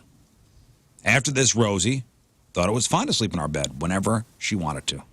So every night as Mitch and I would make our way into our bedroom, Rosie would trot along behind, and before we even got into the bed, was already there sitting on top of it.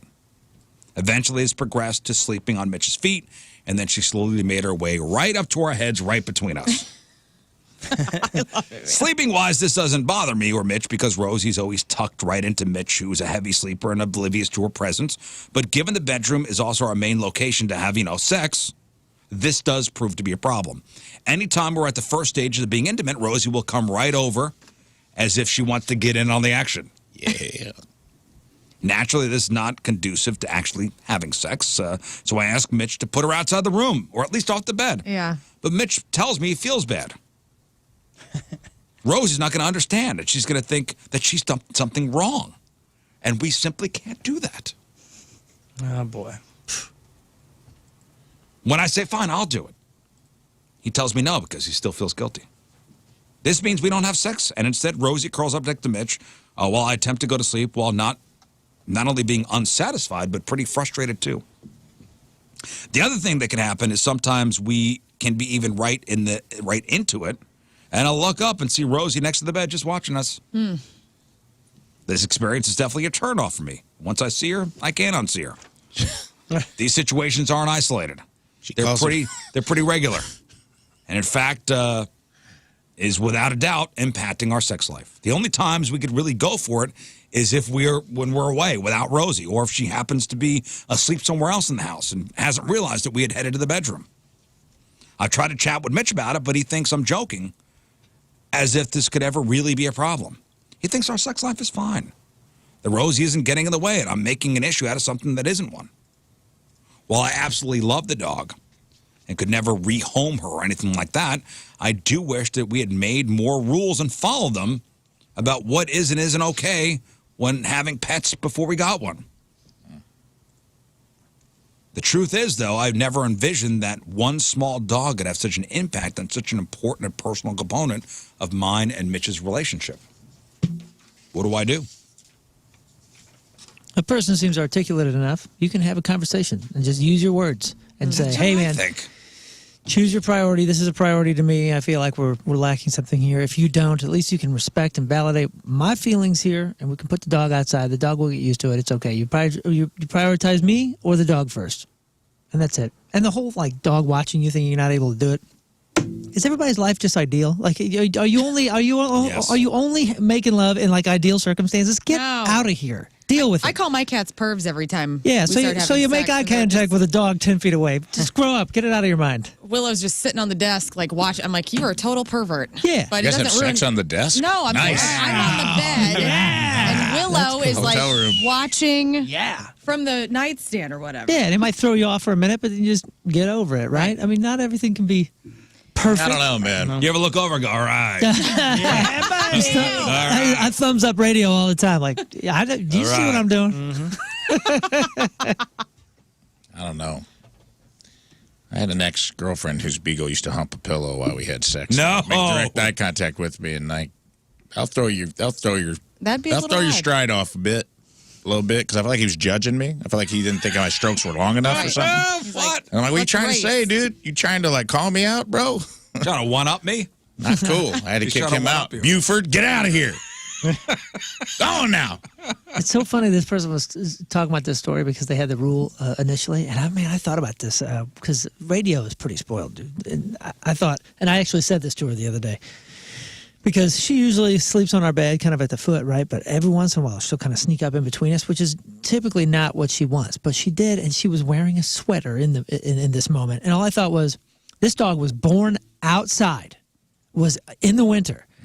Lived outside as a puppy before I got her, outside in like a kennel thing, through the winter, and then went from that to being crate trained, slept in a crate, and then we let her out of the crate, and she started sleeping on the floor, and now she's in a sweater in my bed, in between us. Like, I mean, what happened? I was like, look how far you've come. Love happened. That's what happened. This is ridiculous. She can never survive. Yeah, the way you found her. We have a problem at my house too. You know, my dogs start off in the kids' rooms, but they wind up like in the middle of the night coming to our place. So cute. And the new dog goes right up on me and sleeps on top of me. We had a no dog in the bed rule at first, and then you just kind of let it happen. And then our issue at my house, since we have 2 dogs, my wife gets in between me and my favorite dog. And it's just really frustrating. You just got to throw her out. Yeah. Need that doggy over You here. say, Allison, get out of here. Get out of here. I think this lady should just go bang her husband in the dog's kennel See what happens. and look at the dog and be like, how's that feel? Yeah. Pretty messed It's up. a dominance thing. Yeah. They understand. You know, you are the alpha in the house. And then Rosie will be like, I get it now. I'll stay out. I'll back out. And we're lucky too, because the dog wants nothing to do with it. She actually gets bummed. If she can tell what's about to happen, you can see her start pouting, dude. Radio. Kelly does the same thing. She'll pout and be like, "Oh, Kelly just goes we're out of doing the this room. again." I'll leave. Fine. Human style. Offensive. It is so funny to watch her pout. I don't know. I mean, I kind of get it. Like, I don't want an animal in the bed with me necessarily. Maybe for their own safety. Things get wild. Yeah. Delayed reaction. You guys better get out of here. There's going to be some tossing around going on. The dogs put on helmets. Buckle up. Oh, my God. January is considered divorce month. Sweet. Yep. Oh, really? Yep. Christmas is over. You don't have to see family. You've been planning this for a couple New year, months. new me. Evidence from attorneys and couples have shown that more people start divorce proceedings in January more than any other month. One clinical psychologist says, given the new year, the end of holidays, it would make sense why some individuals start divorce proceedings during the month.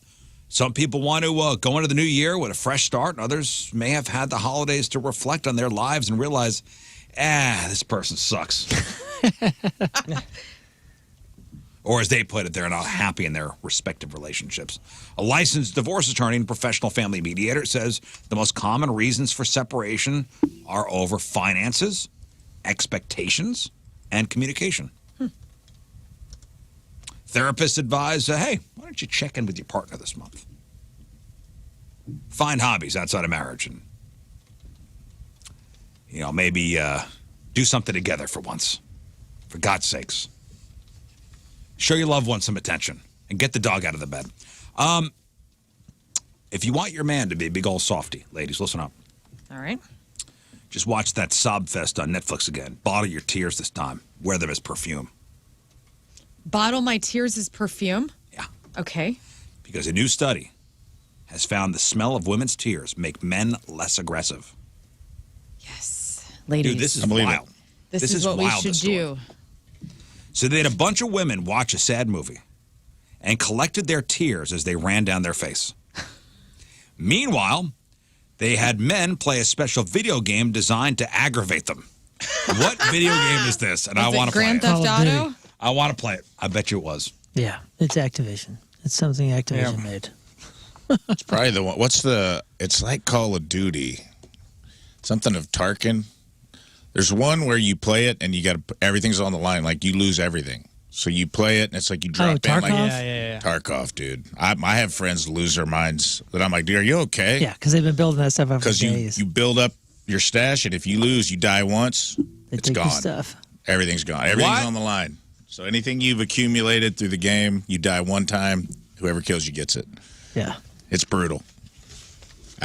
It causes like Whoa. real anxiety, like nail biting anxiety in people. So they had guys play maybe that game, maybe Call of Duty, I don't know. So their points were unfairly taken away to make them angry. Maybe it was that game. It's that egg game from I Think You Should Leave. I've never gotten this far before. So once the men were sufficiently pissed off and aggravated, researchers had them sniff either the woman's tears or a small amount of saline solution.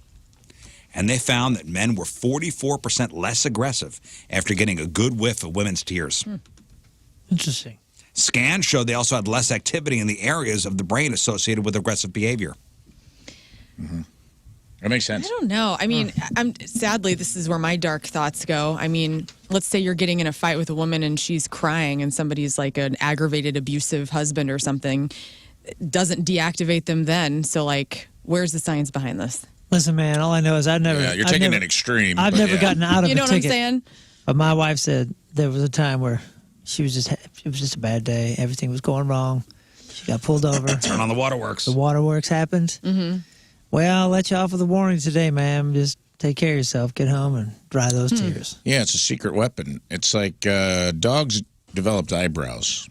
Wild dogs don't have eyebrows, but domestic dogs do, and they develop them to imitate human emotion, to manipulate us. And that's women have been cultivating crying in public, and it works on us. Calm the beast. I don't know. To calm the you cry. Your girl cries in front of you. This is science. You want to comfort. I'm Like you could be too. winning an argument, and if the waterworks come on, it's over. Yep. For some. You're acquiescing. Okay, for some, yes. For most. I'm just saying. For most. Like, I'm outside building a deck. Like, how did I get out of here? I don't even know how I got out. I just want to build her something anytime she's crying. I'm like, I'm sorry. You know what? Let's put a sunroom in. How about that? I'm like let's make her I'm stop making crying. bad deals for myself. Hilarious. And I think that's like, so this makes sense to me. it doesn't make sense to me. I'm just thinking of all the times women have cried and they still get hurt or they're, I know, Yes, but those you're are taking extreme, those are extreme examples. situations. Yeah. All right. Those are extreme situations. And horrible, too. Horrible. Horrible. Tears have subtle chemical compounds that we pick up on as guys. But not all tears, just emotional tears. It's got to be emotional tears. It can't be like... Laughing? Like crying? Well, I guess it's like still you got an emotion. popped in the nose tears. Yeah. Oh. It can't be laughing tears. It's got to be a specific You know what type I'm talking of about? cry. You take a certain type of pop to the nose and you're like, whoa. Oh, my eyes are watering. Or onions. Yeah, it Cutting can't up be onions. onion tears. They think it might be evolution's way of protecting babies. But even when adults cry, it tells us they're vulnerable and calms us down. That's what I think. I love it. I love this science. I hope it's real. That's my theory. Coming to light. I want in on this. I should put my name on that paper because I've been talking about this on stage for at least 4 years. I demand to be added to that. That's all. It's a scientific study. Plus, it's like the other side of that is we're starting to catch up. Men are getting more comfortable crying, but we need to practice because it's bad. Like when women cry, it's almost like cute. They've mastered the art, dude. It starts with like a lip quiver and then. Well, we never had a blind up. You guys have had society's pushed on you to not I show know. your emotions. Women have never had that. We've been able to be emotional Right. from the dawn of time, which is a beautiful thing. I take it. I Agreed. just shove it all down. I know, and that's the problem. It's a problem. Because now we're Down starting there. Now we're starting to try it. Now, but we can't. You can't just spring it on the public. A man cry can't be sprung on a partner. You got Yeah, you to sound like that practice guy in the from mirror. Intervention. Yeah, dude. It's like when yeah. That's exactly what You it's know what like, I'm dude. talking about? I know exactly what you're talking about. My friend has a YouTube channel with just that video that has like 20 million subscribers because he just posted that video. But that's what it's like. Like when a man cries, you look like a goblin choking on a chicken bone trying to force the tears back into your head. It's not attractive, is my point. Yeah, what I do is I bottle that up and I just put it down low. We were watching I'm down into the deep recesses. Sit in the car. We were watching the morning show on Apple on Saturday night, and there's a part of the last episode of season, I guess it's 3, maybe the latest season, where Corey is crying, and he when he's getting ready to cry, he adjusts like a picture frame on the wall, and my husband was telling me, that's what I'm like when I cry. I have to find something and adjust it, or it has nothing to do with anything, but you start seeing things that are like lopsided. I don't and know. you I just think wanna... you just let it Because out. I know somewhere deep down in my heart, I still love you. 3, 2, 1.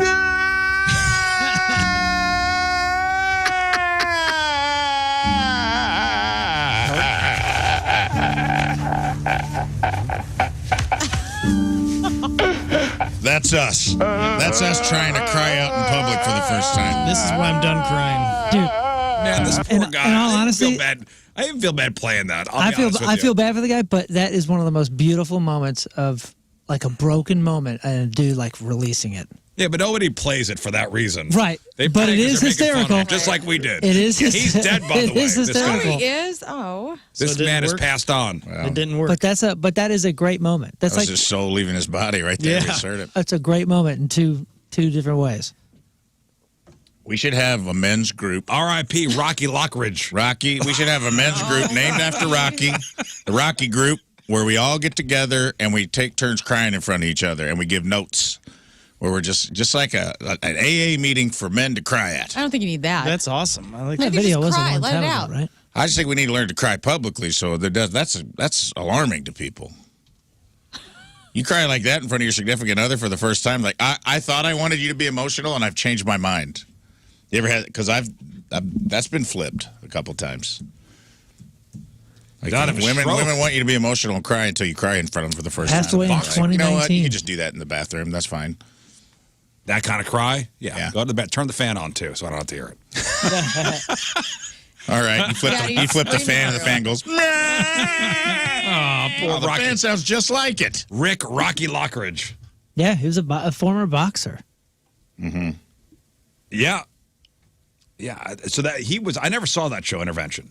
Dude, it was brutal. Why? I didn't see that episode. So he was the guy that was crying. Was the addict? Yes, he was the addict. And that was the son. I think that was his son that was talking to him, saying, Oh, "Deep down, man, I still love you." Yeah, it's a brutal. That's a brutal moment. Beautiful. But at the same time, pretty beautiful.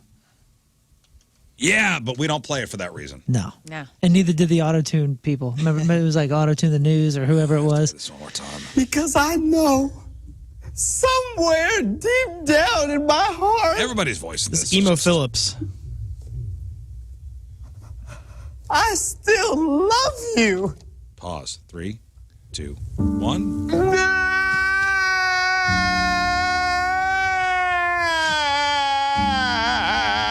Oh, you have it auto-tuned? There's an auto-tune one here, too. Oh, okay. Oh yeah. Somewhere deep down in my heart, They just put auto-tune on it. That's it. Man. I still love you. I'm gonna lose my mind. What's going to happen here?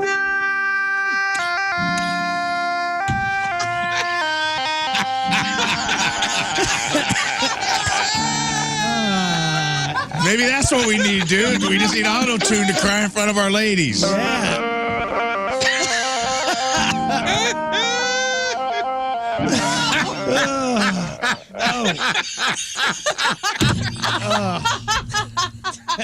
See, we're all crying together. Yep. We're crying. Now we're crying with him. That worked beautifully. my God. Everybody's crying together. Oh, man. Lern's tears are making me more aggressive. So you need. Yeah. Holy. All right, I got to take a break. Well, bottle these happy tears. Whew. Hi. All right, we'll take a break. We'll come back. Rafe's got the sex toy of the week, and we'll get into some of your emails. Moon, prepare the emails. Prepared. Shake it off. Here we go. 8:48. R.I.P. Rocky. Monday, traffic and weather, Moon coming at you. Traffic is brought to you by Worldwide Technology Raceway. The biggest race of 2024 is Sunday, June 2nd. Time to lock in your NASCAR Cup Series tickets now at www.raceway.com. You okay, Lern? She can't even breathe over here. Left lane blocked to the crash. You got to settle down, guys. Oh my God. Ah, screw it. It's bad. Stay home. Don't It's go out. terrible out Stay there. home, It's guys. 30 Don't watch that degrees. video on repeat. It's 30 degrees. Get out of here. Look at this, your dream home. You're renting right now. How about buying a home and building some equity? Look at you, an adult buying a house, maybe your first house. So listen, there are so many pitfalls out there. You could go with the big out-of-town bank where they treat you just like a number, or you could go with Kevin Putney, the local guy who treats you like a human being. 314-862-0123. He's going to make the whole loan process simple and painless. It's easy. You call, you qualify, you close. 1, 2, 3. Call, qualify, close. That's it. Kevin Putney's going to find the mortgage that fits your needs. A loan is like a fingerprint. One fingerprint, one loan, specific to everyone. Make that call. The process is simple. 314-862-0123. Rafe. I'm trying. All right.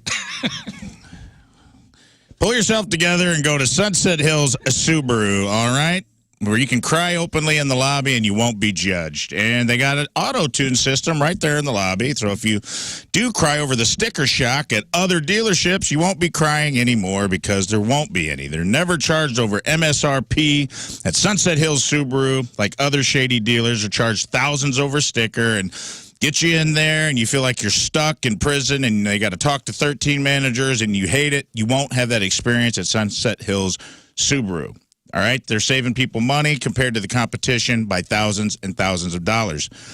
Plus, it's a pet-friendly establishment, so you can take your support pet in there so you don't cry in the lobby, except unless it's a peacock. He seems to have some sort of aversion to birds, flightless birds with heavy plumage. It's the #1 volume Subaru dealer in Missouri for 5 years straight.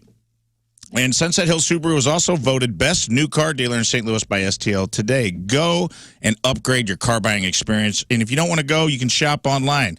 No pressure. You don't even need to come into the store unless you want to pet the dogs, which I highly recommend. They got 2 cute dogs running around at all times. And they got great snacks in the lobby. They are hooking it up. Best snacks I've seen at a car dealership. For more information, go to sunsethillssubaru.com. That's sunsethillssubaru.com.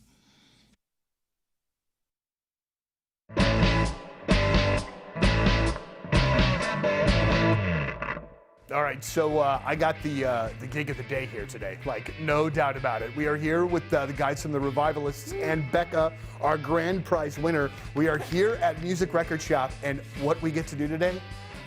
Record shop.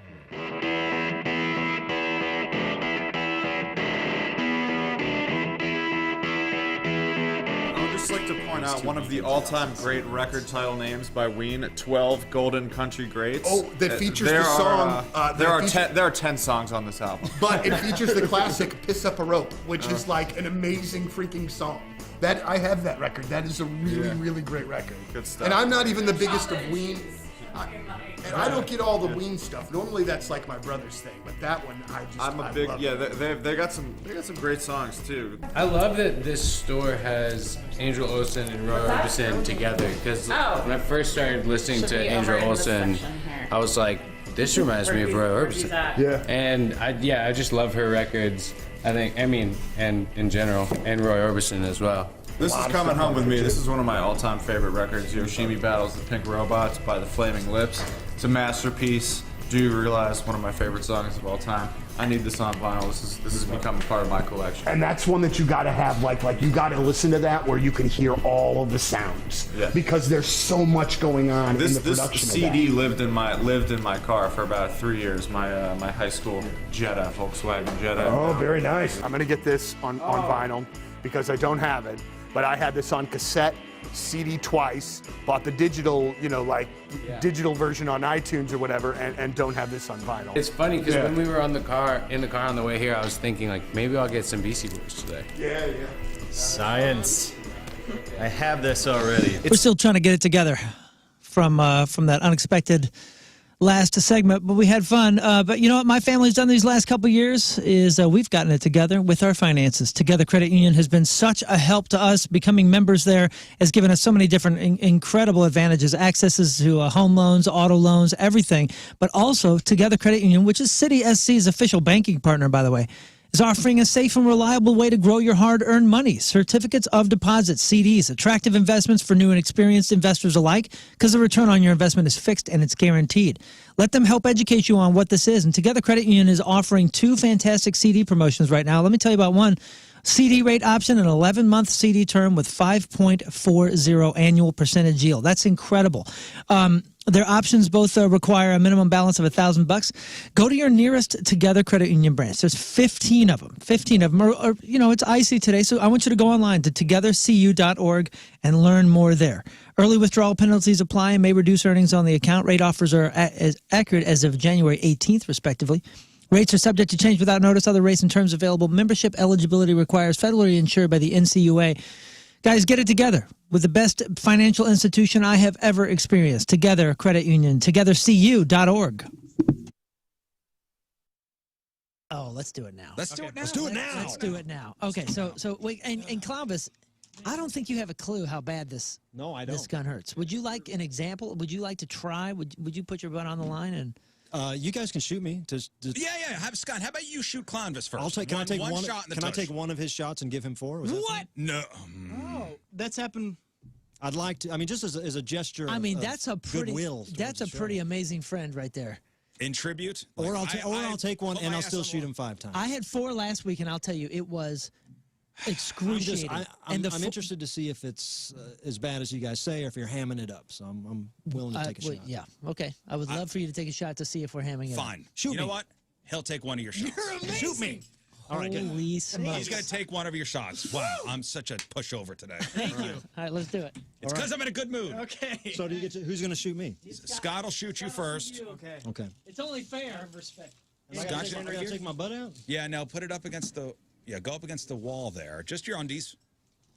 See if his got a cheeks lot of have gear. rosy red marks on him.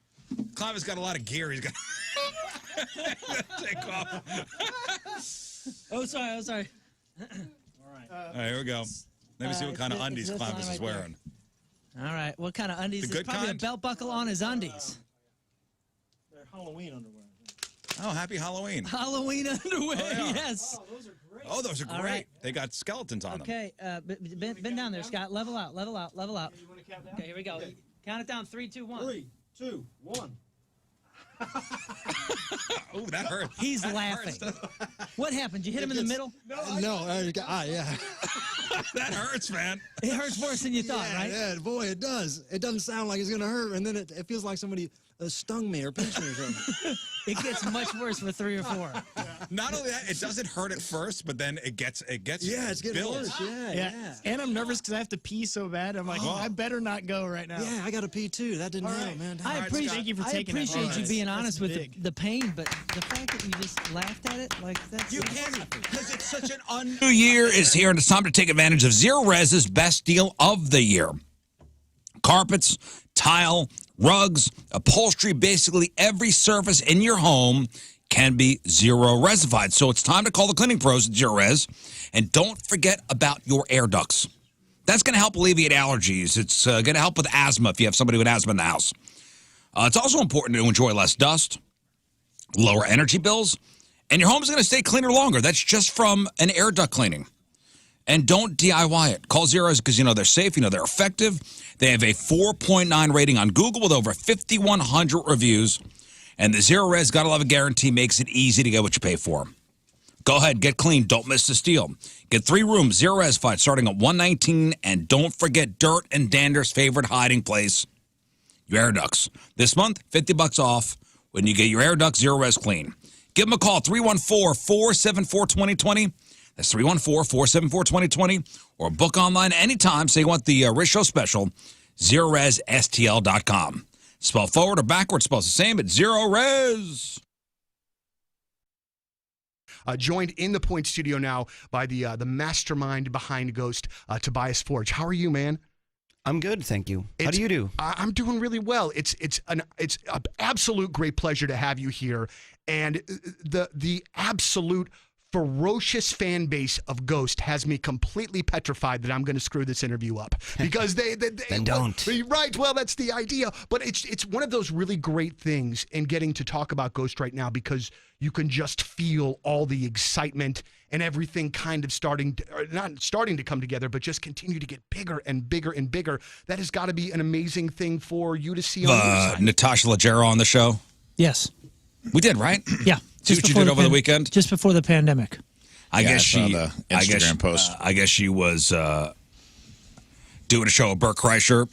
Bert Kreischer went off the stage after, that's what he does, takes his shirt off all the time, and then she took her shirt off. I mean, full boobies, everything. Love that for her. I do, too. And then she said, if he could do it, I could do it. Okay. Good gift for the crowd there at the Comedy Cellar. Mm-hmm. She was the one that... yeah, it looked like it was like a funny bone or an improv somewhere in the middle of the country. Oh, yeah? I thought it was in a lot of LA. those clubs. Maybe it was. She was the one that, I think when 2020 hit, for like a year, like they just stayed in a camper out in the woods. Right? Wasn't she doing some like chronicles because she just had a kid? Is that what she was and doing? her and her husband, She was great. If I Her remember. husband's Moshe Kasher, who is also a comedian. Yes. Yeah, I'm pretty sure they just went out pandemic style for like a year or so, just lived in an RV. I don't know. They might have. Yeah, you can check that out on the Instagrams. Topless. Check it out. I think she put her blazer back on, too, over it. Yeah. But she went full topless for a minute. Full nips out and everything. That's hilarious. Yeah. All right, Rafe, are you ready? Let's put a capper on this Sexy Time Fun Facts. Okay. All right, Rafe, what do we got this week? Well, it's a little wild product this week. Trying to melt the ice out there, the sheets of ice. What better way to melt your lover's heart than the electroshock blade knife with handle? Wow. $29.95 with 4.4 overall star rating on Amazon.com. Send a jolt of electricity into your lover with an easy-to-use punishment tool. Train your submissive with the shocking new method. The Electroshank is a prod-style sensation play knife device that will be your new favorite behavior correction tool. Grab onto the comfortable, ergonomic handle while your victim gathers their courage in preparations for the stab and zap. Your bratty plaything will be a perfect sex slave in no time. The sensual sleekness of the blade provides an agonizing weapon to tease your pet with as you run it up and down their flesh. Let me reread that. That threw me off. The sensual sleekness of the blade provides an agonizing weapon to tease your pet with as you run it up and down their flesh, waiting for the perfect moment, the perfect place to electrify them. Control the frequency and length of the zaps with a simple button on the handle. Elicit the response you've been waiting for with this dastardly E-stem tool. We've heard of E-stem before. This is next level, though, dude. Yeah. This is a knife and this is like an electroshock cattle prod kind of thing. Yeah, this is like some weird prison yard play type situation stuff. I don't know. Not weird. I don't want to yuck your yum. No. If you want to get stabbed, get stabbed. You know? We're all a little weird. If you want to get stabbed and shot, not weird. Go ahead. Yeah. Let's get to some reviews, shall we? Let's do it. Review number 1, stronger than I thought. My first stem toy. Whoops. Should have gone weaker. I thought they were all weak gimmicks, but had to see for myself. Gives a nice zap. Leaves micro burn marks where the electrodes contact your skin, and you can smell it, too. Oh. Damn. Does feel flimsy and cheap in the hand, though. Overall, I'm impressed with my first pick. 4 stars, Andrew. Okay. All right, there's the 4-star review. Makes sense. Andrew, next. The Electroshank Electroworks. The Electroshank blade is easy to hold and gives a healthy shock. My partner was a bit scared when when he saw me approaching with the blade, but since he was restrained, I knew he couldn't do anything about it. I lit his ass up, even though I found out later he was having a full-blown panic attack. LOL. Damn. LOL. LOL.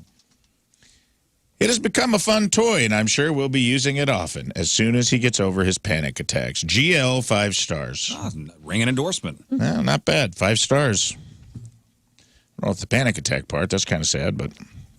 And finally, quick and simple, I want my cash back. Not a real knife.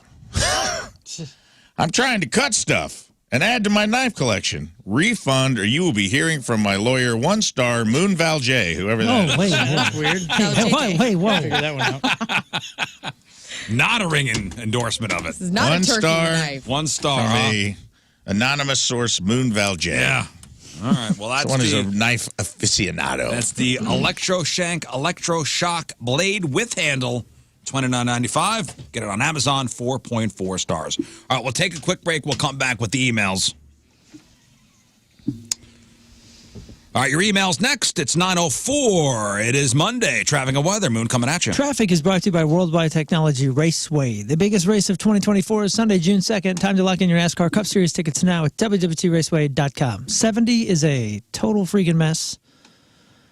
So is 364. Just look out. I mean, there are probably 15 moments of each. It's icy out there. Your point forecast, freezing rain, glazing roads, and wind. High of 33. Right now it's 30 at the Point Studio.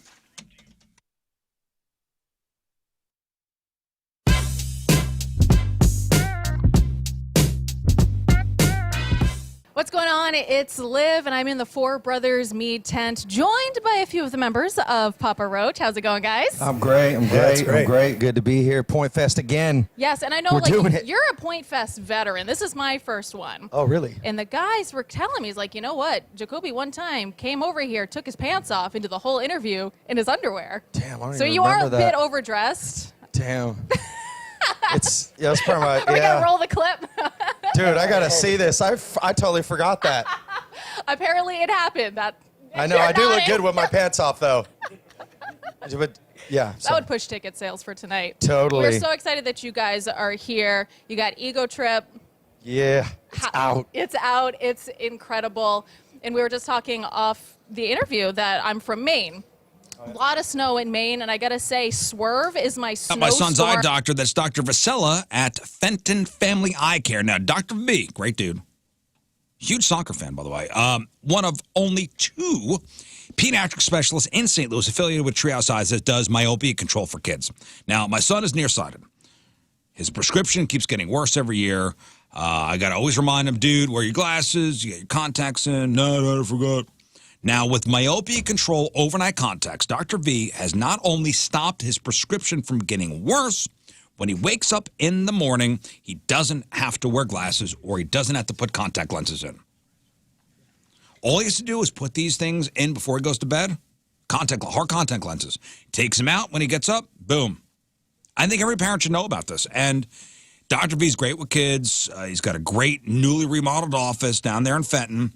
Consultations are absolutely free, no obligation. Go to FentonFamilyEyeCare.com and book that free myopia control appointment. That's FentonFamilyEyeCare.com.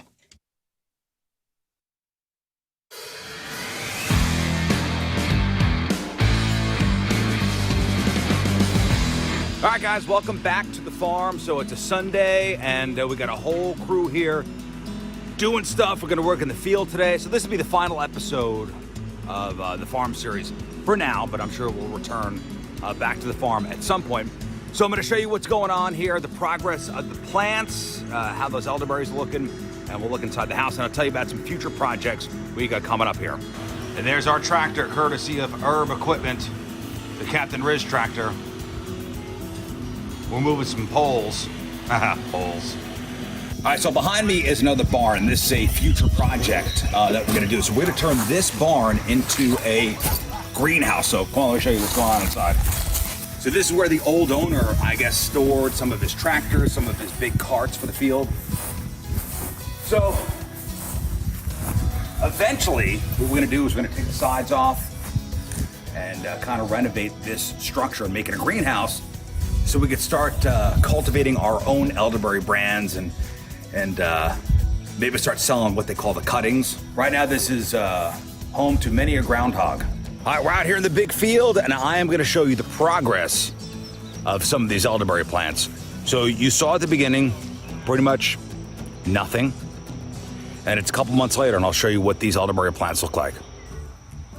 Look at that. Mulch is down. Plants are looking good. You know, you'll see a weed every once in a while, but we gotta pull those.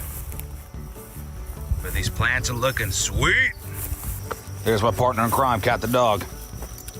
Hi, Cat. Let's go.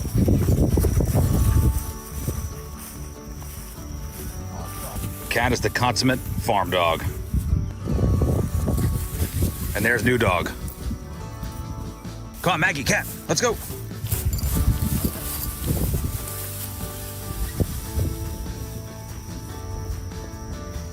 So I'm not sure if we're gonna get a very good crop this year, but this is basically laying the foundation down for years to come.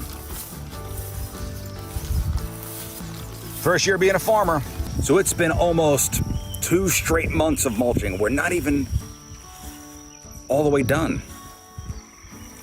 See some of these rows?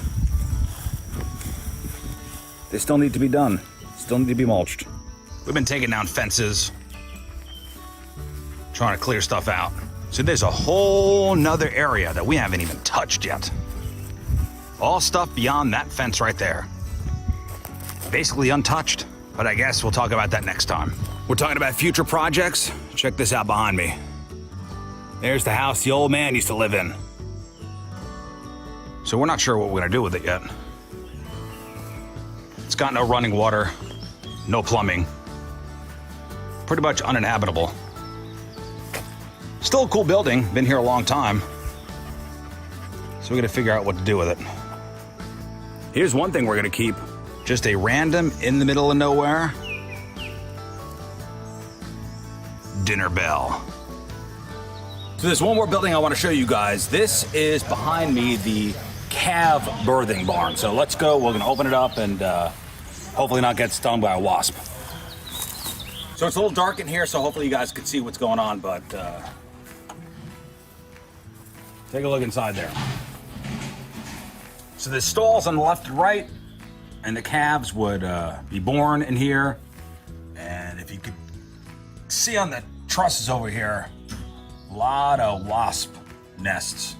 So I don't know if I want to go in there, but of course you got to keep your equipment clean, so I got to give the old John Deere tractor a shower.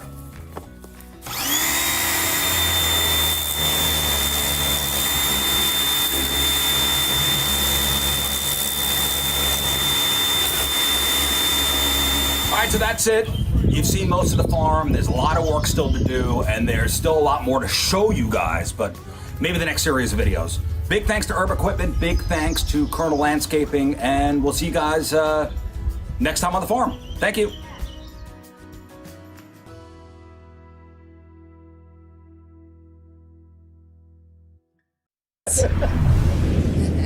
It's like Blink-182.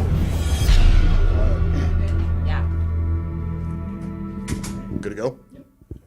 All right, we are very, very excited about this one tonight. I have to tell you this, Amy Lee. Amy Lee from Evanescence. Hi. Peabody Opera House show tonight. So it was so great when we announced this particular show because it was almost like a firework that went off twice. Because people were like, oh, Evanescence is coming back. And they'd be excited. And then, oh, it's with an orchestra. Ooh, you know what I mean? People were so excited. Universal Windows Direct. I already talked about it once. I'm going to talk about it again because they're hooking you up. Call Universal Windows Direct today, and they'll upgrade your new windows to triple pane glass for free. That's 3 layers of glass between you and the Arctic freeze we're experiencing outside, and it'll keep your home cooler in the summer.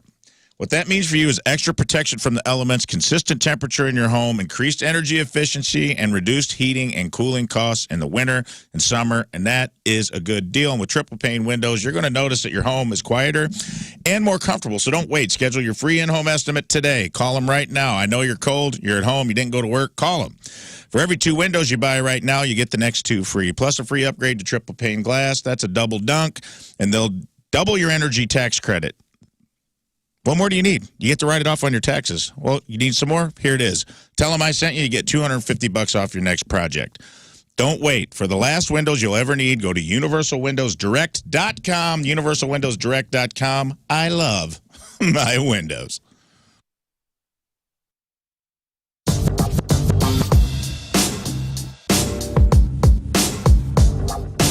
Hey, it's Lux, and I'm backstage at Point Fest with the Glorious Sons. What's up, guys? How you doing?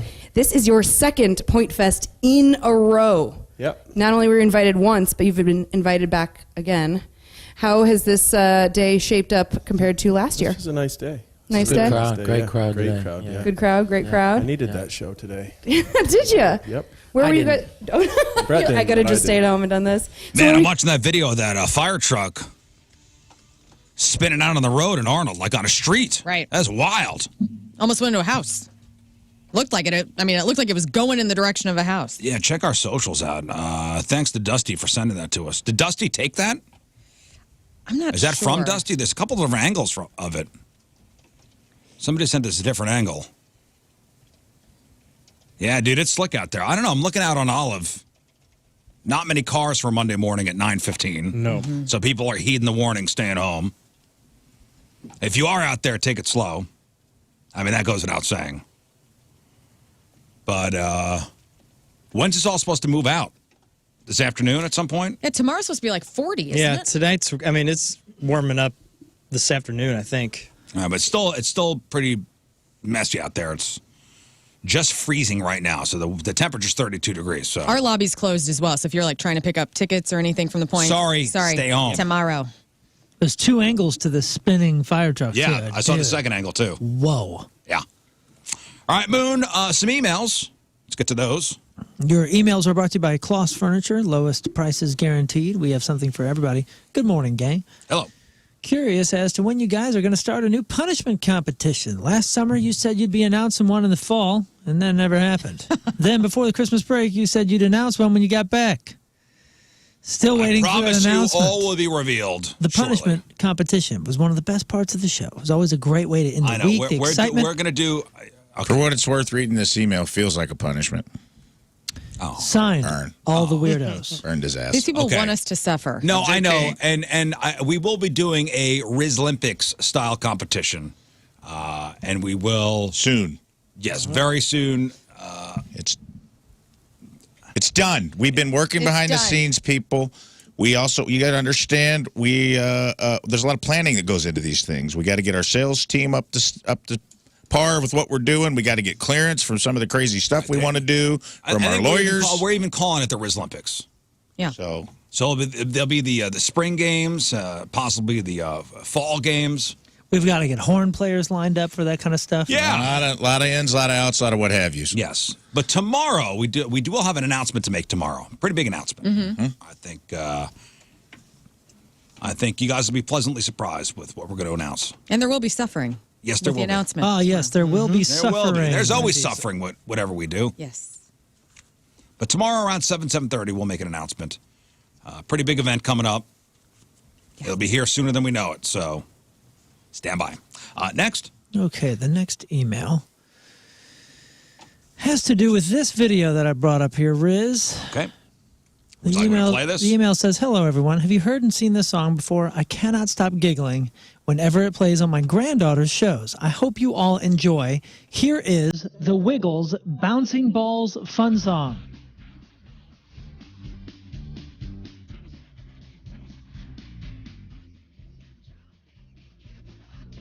The hell is this?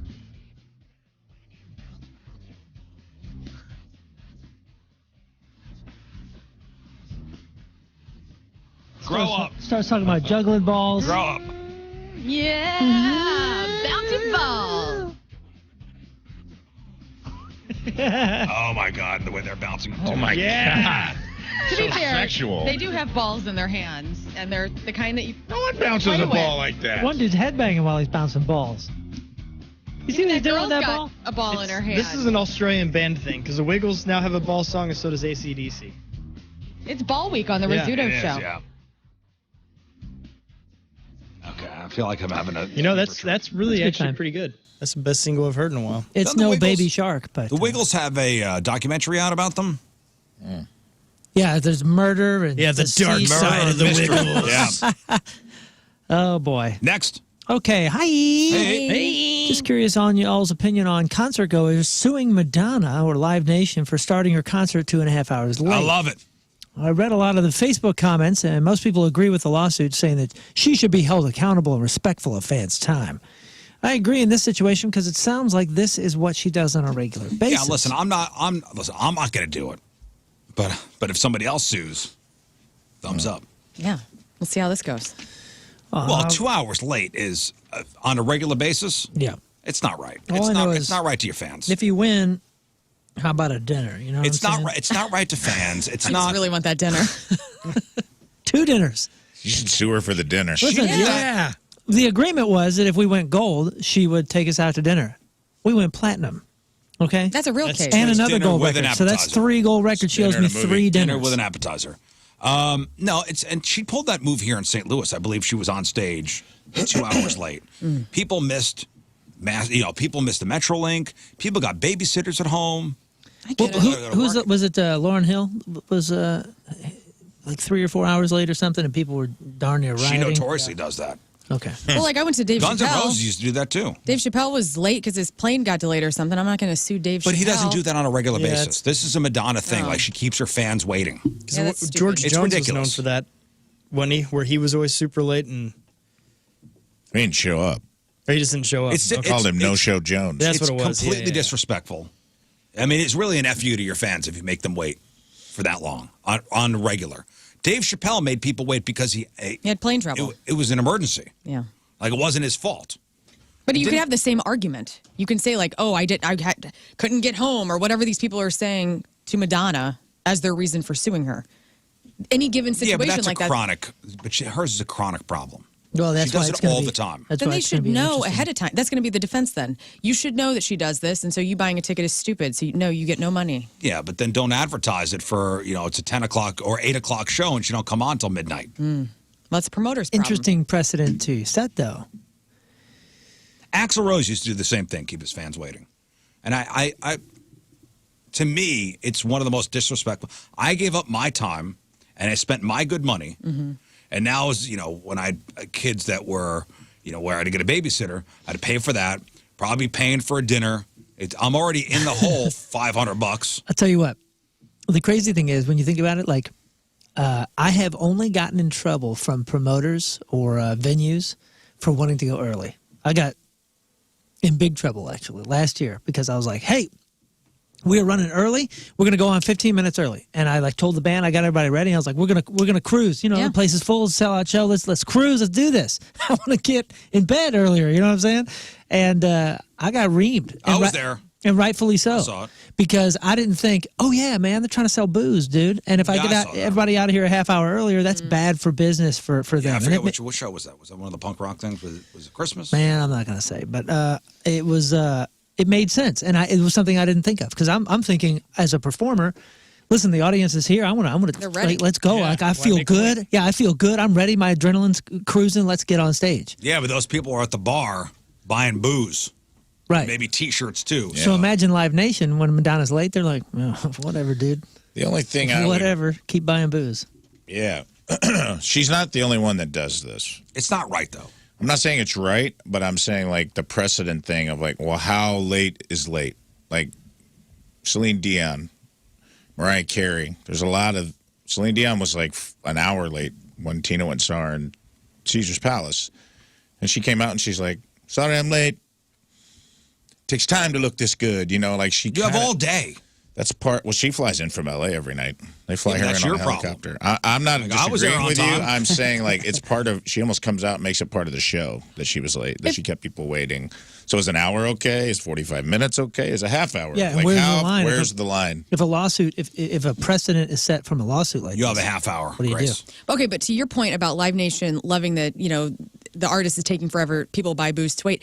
Why does Live Nation or anybody have a problem with, like when Pearl Jam goes late, the lights come up and they're getting fined, however much it is for going overtime? Because there may be a that's a curfew thing. They're curfew stuff, yeah. So a lot of times venues will have hard curfews because of the ordinance or because of a county ordinance or a weekday or whatever the heck it is. And they'll post that kind of stuff because it ends up costing them a ton of money if you go over. Is if you're in a union place and they go overtime, it's double time. Yeah, because then they got to pay double. Then they got to pay double for the crew.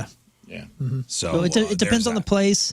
Depends on what town, state. Well, I'm a fan of people making more money and me rocking out a little longer. I'm a fan of getting into the place, seeing the show, and getting the hell out on time. It's not.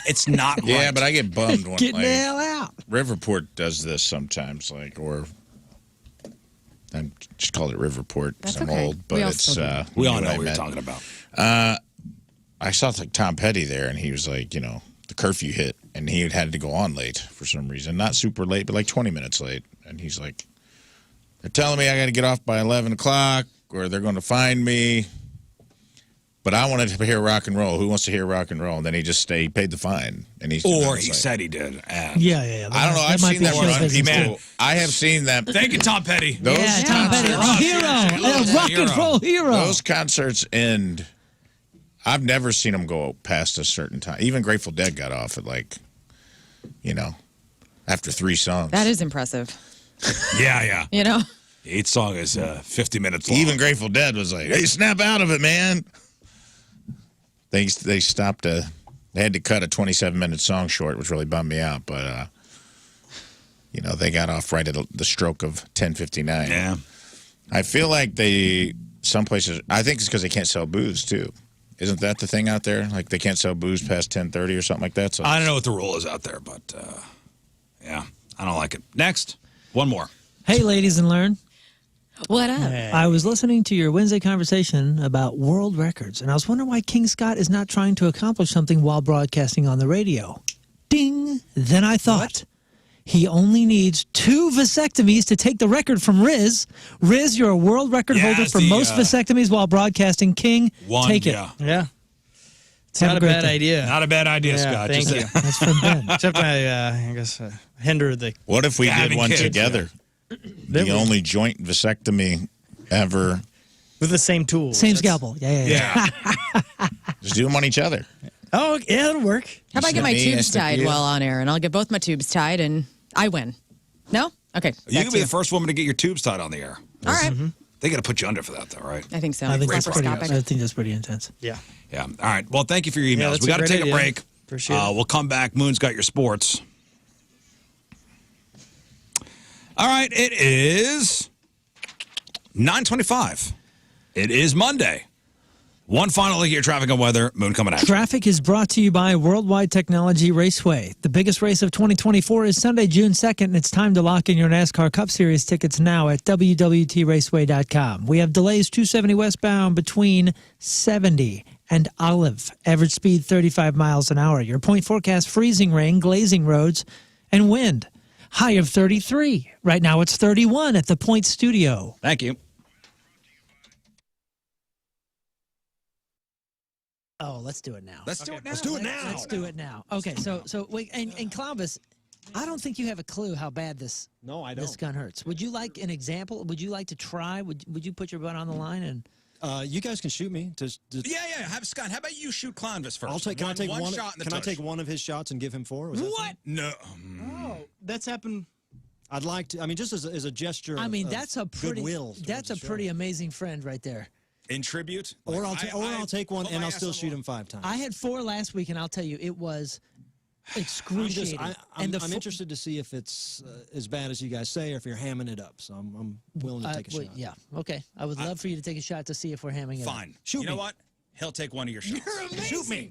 All right, good. Holy smokes. He's going to take one of your shots. Wow, I'm such a pushover today. Thank you. All right, let's do it. It's because I'm in a good mood. Okay. So do you get to Nation, windownation.com. Guys, winter is here. There's no denying it. The era is, it's cold. And I'm sure you're feeling it if you're standing next to your windows and your windows aren't Window Nation windows. Your energy bills, all-time high. Now is the time to replace those windows with 0% for 5 years. 0% interest for 5 years with Window Nation, and 50% off all styles of windows. No matter what style your house has, all styles right now are 50% off. So now is the perfect time. Perfect time to increase the value of your home, increase the efficiency of your home, protect your family from the elements, lower your energy costs, upgrade the look and the feel of your home. Do it all with Window Nation. Again, 0% for 5 years. Tell them Moon sent you. You can call them 866-90-NATION or go to the website. And again, 50% off all styles of windows. windownation.com. Oh, hey, how's it going, man? Hey, good to see you. Have a seat, man. Just wanted to have a chat with you, King Scott's Virginity, just to talk with you real fast, and just to say, first of all, thank you for everything that you've done for King Scott and for his lovely fiance. And I also wanted to say that you've been such a big part of our lives, you know, whether it's the show or just in our personal lives. And relationships end, and it's time for you to go. And I didn't want you to be shocked, to be surprised or anything, so I wanted to give you an idea of what's going to be happening on the wedding night, what's to come, so to speak. So when two people are in love, they get married, and then after they get married, they normally go away somewhere, someplace beautiful, and then they get, you know what I mean? Like, they will go behind doors. I recommend going behind doors, and you that so that bitch can't get out. You show her God. You know what I'm saying? This is how you show her. And so strong because she ain't never seen it before. And you drill. Okay, you know how when man first landed on the moon? That's what we're gonna do. We are gonna. She is your moon, and you are gonna take your flag, and you are gonna. No, it's gonna be fine. They're in love. If they got married, it's gonna. No, seriously, it's gonna be. We're gonna miss you. We love you. We miss you, but you gotta go. Beautiful. If you need more information, I've got a website. It's jerfinoff@gmail.com. It's all good.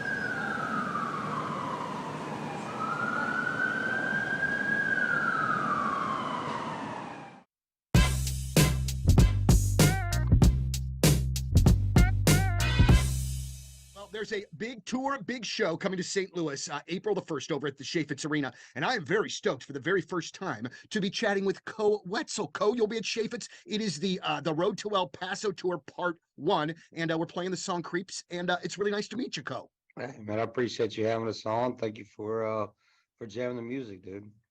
Now, no problem at all. And we got a lot to get to here. But I, as somebody that's kind of new to you and what you do, what was the first music in your life that caught your ear, that made you, that started to like kind of lay the foundation for you being a very passionate music fan?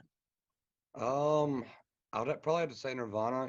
I grew up on all kinds of music, and then I found out who Nirvana was in the 8th grade or 7th or 8th grade, and I don't know, man. They kind of grabbed me. Kurt's voice and the way that they put all the music together was.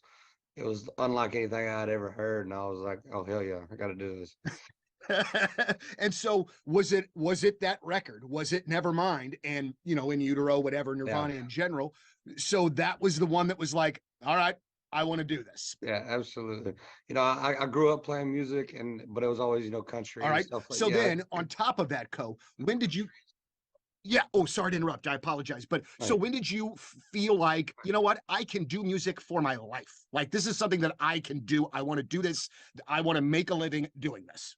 Yeah, I think it was more in college. I played and I wrote through high school, played gigs through high school and stuff. But once I got into college, I was like, screw school, I played football for a little bit in school. And I was like, I'm not going to make it to the NFL. I'm not going to become a doctor. So why not go get some free beer and make a little money doing it, so I saw that post I think you made yesterday about your grandma on the Dallas Cowboys. And and I found that to be so funny. So are you a Cowboy fan to this day because of grandma?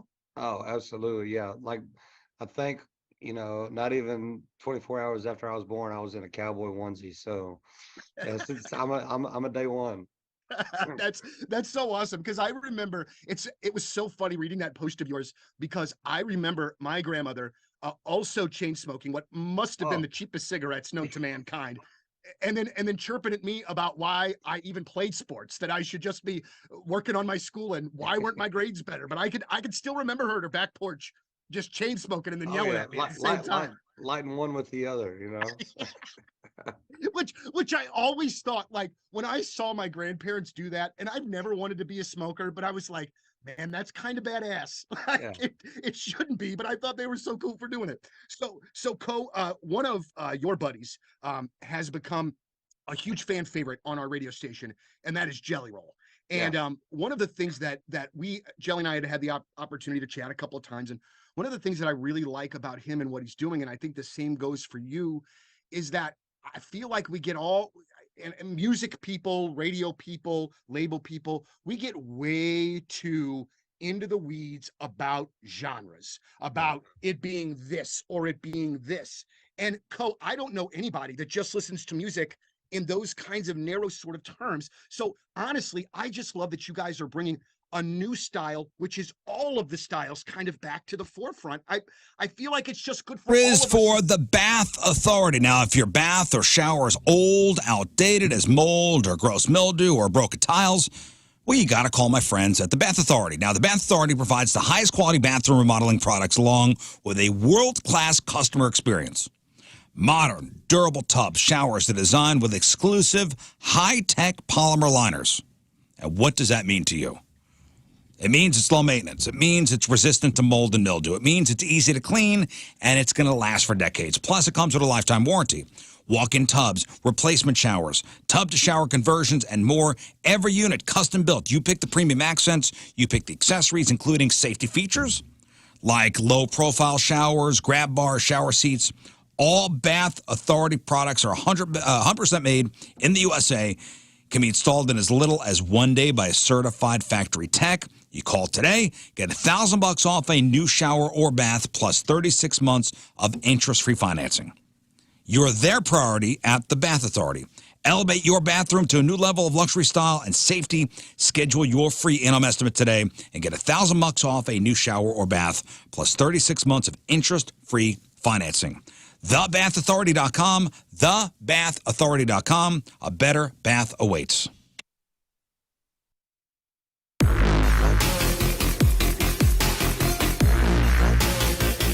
We are backstage at Point Fest, and what a day in which this has been already. Oh, yes. Ladies and gentlemen, joined by Hailstorm. Yes. Thank you. All right, we got a couple minutes left. All right, Moon, what do we got? Sports brought to you by DraftKings at Casino Queen Play. Stay, dine at DraftKings at Casino Queen. Matt Carpenter is back with the Cardinals. Yeah. Well, this solves everything. Everything's gonna be Everything fine. is going to be fine, We're guys. back Matt now. Carpenter's It's good. back. Where's Mosaic? I want to carry him out of the city on my shoulders. So, Here he is. You want to hear Mosaic talking about him? yes, please. There he is. You know, we're excited. Matt Carpenter was someone that we were always fond of when he was here. And, you know, as we were looking at our club right now, we definitely wanted to try to find somebody with some experience who's been through some things. And, you know, was speaking with Ollie and his group, we thought this would be a pretty good fit. So when he got released, it's been something that we've been talking about. And then, you know, Matt was, this was right before the holidays, but just wanted to get through the holidays and ultimately decide if where he wanted to play. I wonder if he's going to bring back his salsa. Remember the Matt Carpenter salsa? He has to.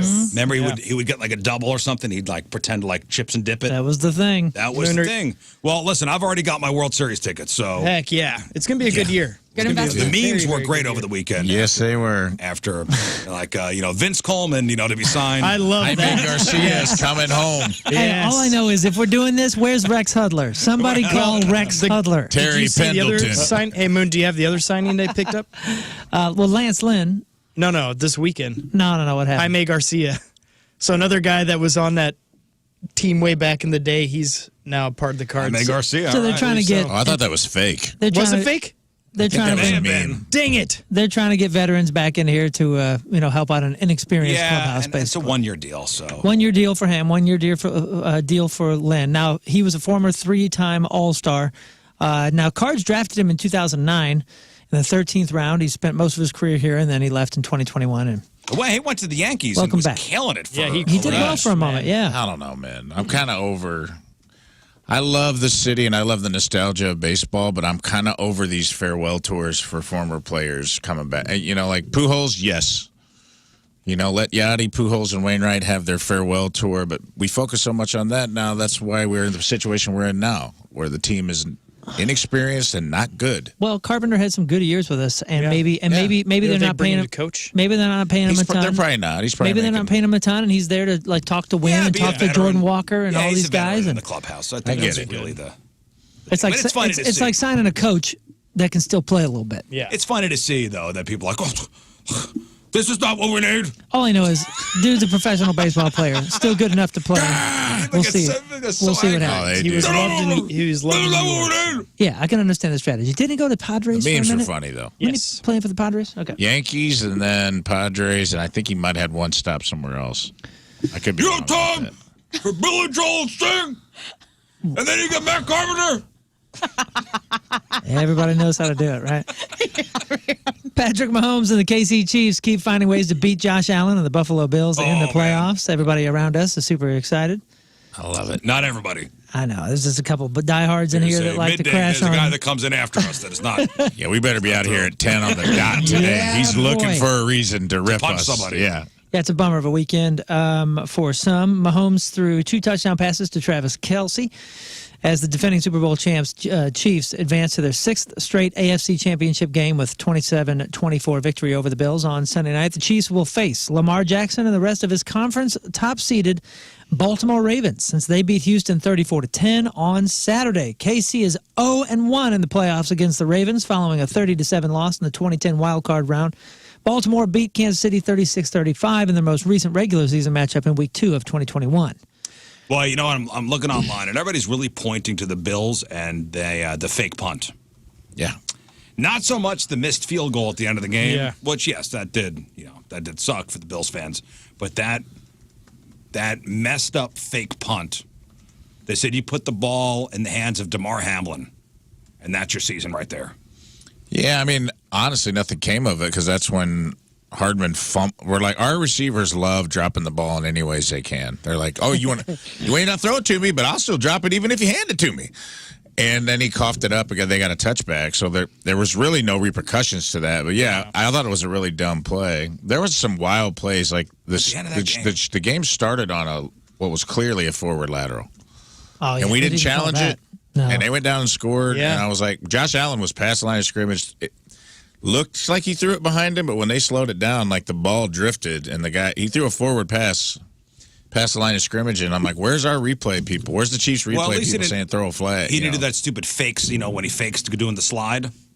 Yeah, that's illegal now. Well, now it's illegal. He didn't do that. He didn't do that yesterday, so.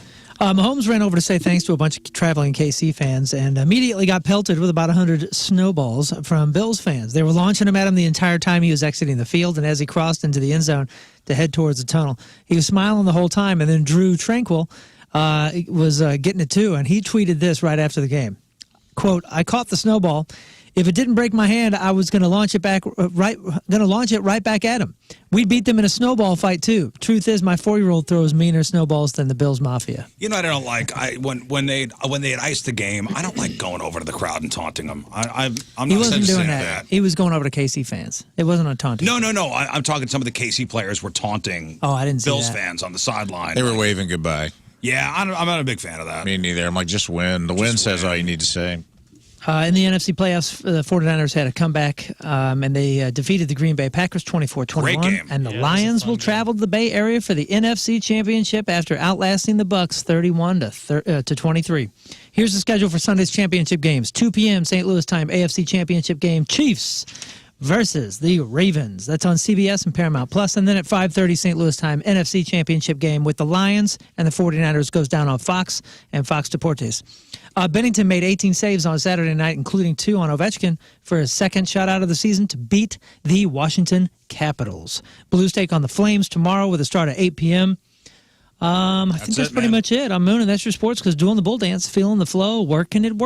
All right, one final break. We'll come back. Wrap her up. Okay, so Rafe has our official bucket list. Yes. That's right. We've talked about bucket list on here so many times. We thought, and we're getting ready to implement a new. Stay tuned. We have a new contest with punishments coming up, and we thought maybe as a flip side to that, we talk about bucket lists so much that we would, instead of just being in competition with each other, we would also have a series of videos where we actually try to help each other check things off our bucket list, which is a nice thing. Lifting each other up. That's right. To help us check things off our bucket list. And to soften the blow of the horrible things we're going to do to They each make other. me love Victory Men's Health because they have telehealth, Like, let's say you're looking to get the results from the blood work that you've done at Victory Men's Health to find out what's happening on a micronutrient level inside your body. And guess what, guys? You don't have to drive anywhere. Victory Men's Health, they're there for you online. They can talk you through anything that's going on, and you don't have to make an appointment to physically be there. I find that very efficient and responsible on days like today when it is tough to drive around. Now, as far as the options that Victory Men's Health can help you with, things like hormone optimization, vitamin deficiencies, IV vitamin infusions, sexual health, peptide therapy, weight loss, and red light therapy. There's so many locations: O'Fallon, Illinois, O'Fallon, Missouri, Sunset Hills, Town and Country, which is where King Scott, Rafe, and I go. And they want you to live the best life that you possibly can live. And you sometimes need help with that, whether it's, getting the actual vitamins that your body needs into you, because maybe you're not drinking enough orange juice or seeing the sun enough. There's ways to get around that and make sure you're living a healthy existence. So start now, victorymenshealth.com.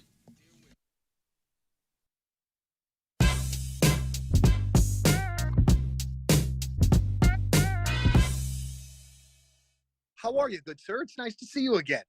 Yeah, I'm doing well. We're chugging along on this tour, and it feels pretty good. Yeah, well, first and foremost, all right, how's the knee going, man? Are you doing okay? And I would assume that Josh has done a lot of apologizing since this all went down. But are you doing all right? Josh is very sorry, and my knee is still kind of oozing liquid, but we'll be fine. All right. It's very nice, and I appreciate you being a professional about it and all, but that looked like that hurt. And I know those sorts of things have to happen, and you got to play through the pain, but yikes, it just didn't look pleasant.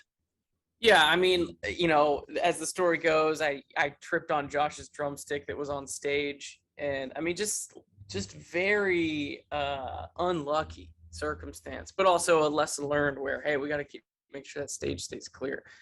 But yeah, my left knee kind of hit part of the stage, and it kind of sliced it open a little bit, not to be too descriptive. But it's I'm not a huge fan of whenever an artist or performer is either maybe they got like a sickness, or they're not feeling well, or they're almost losing their voice, or they're injured. I don't know if unless obviously there's no way around it, but my default is to hide all that on stage. My default is to present the show as like this is the only show we're playing, all year. And I really do feel like we need to individualize each show as that important, because there are people who are coming to that show that see it as that, and so to downplay a specific show, or to play it easy, or to just kind of phone it in, that's my biggest fear. I never want to have to do that. And so even though there's some we're beaten up a little bit, there's no reason why we can't attack the show as if it's the only show we have all year. So that's the way. Well, we're so excited to have you guys in town a week from Saturday, so a week from tomorrow. And so, Tyler, I'm sure that you get asked favors all the time, but I'm about to ask you one. This came from my daughter. She asked me this last night on the way back from band practice. So my daughter is a freshman in marching band in high school, and she loves it. And I love her doing it. It's so amazing. And tonight is her first halftime performance. But next Saturday is their first band competition. They are scheduled to get back until 8:15. So what I'm hoping, maybe you could lose a cord or a microphone for just like 15, 20 minutes. Push it back just a touch so we don't miss anything, because she's already missing Peter McPoland, who she loves so much and is bummed out to miss. But she was like, Dad, how are we going to get there? And I'm like, well, honey, I'll get us there as quickly as we can. But, a dad doesn't want to end up in jail or hurt anyone. So she said, well, why don't you ask Tyler if they could push the show back a little bit? So I said that was very unrealistic, but I'd do it anyway.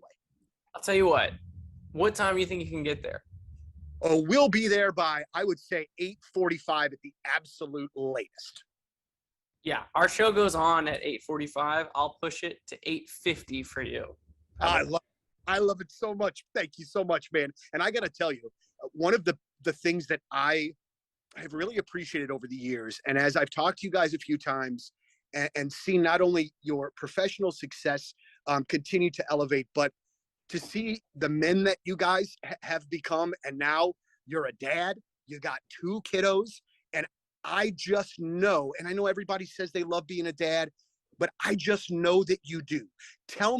Give me like a favorite thing that you like to do. I don't want to get too deep into the relationship with your kiddos, but just tell me like one of your favorite things as a dad that you get to do that you can't wait to get to do.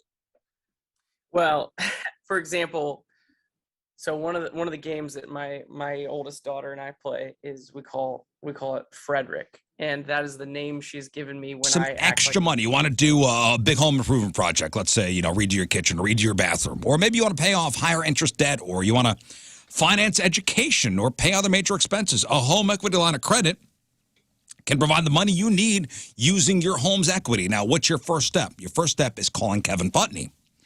Kevin Putney at the 123 Mortgage Team and asking about Equity Express. Now, the process is fast, it's secure, it's fully automated. You take 5 minutes, you apply, and you get 100% of your loan amount in as few as 5 days. That's Equity Express. Well, maybe that's not your thing. Maybe you're looking to buy a home this year. Get $6,500 in down payment assistance with Kevin Putney and his Community Promise. Now, he wants to put homeownership within your reach. His Community Promise can provide $6,500 in down payment assistance if you live in a qualifying neighborhood in select cities. Kevin's a great dude. We bought our last house through Kevin and refinanced twice. Local. He makes the whole process easy and simple. Kevin Putney, 314-862-0123 is online at 123mortgage.com. Kevin Putney, Equal Housing Opportunity, all loans subject to underwriting approval. Restrictions apply. Call for details. Cross Country Mortgage, LLC, NMLS 3029, NMLSConsumerAccess.org, 123mortgage.com, 314-862-0123.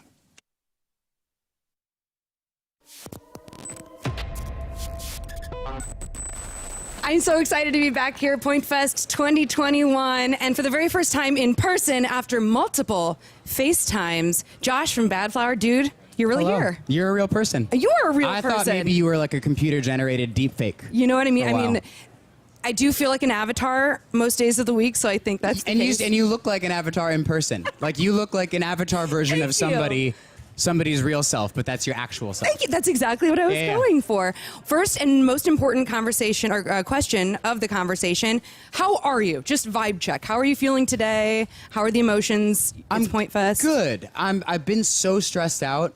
We're preparing for our headlining tour. Our album comes out in 5 days. Mm-hmm. There's just like so much that has to happen around that. And I stupidly take on so many things on my own, and I don't ask for help. I'm like, no, I want to do this. I want to do the lighting for the tour. I want to design the stage. I want to do all this stuff. And then go time is happening. I'm like, I only have 2 hands. I have to sleep a little bit.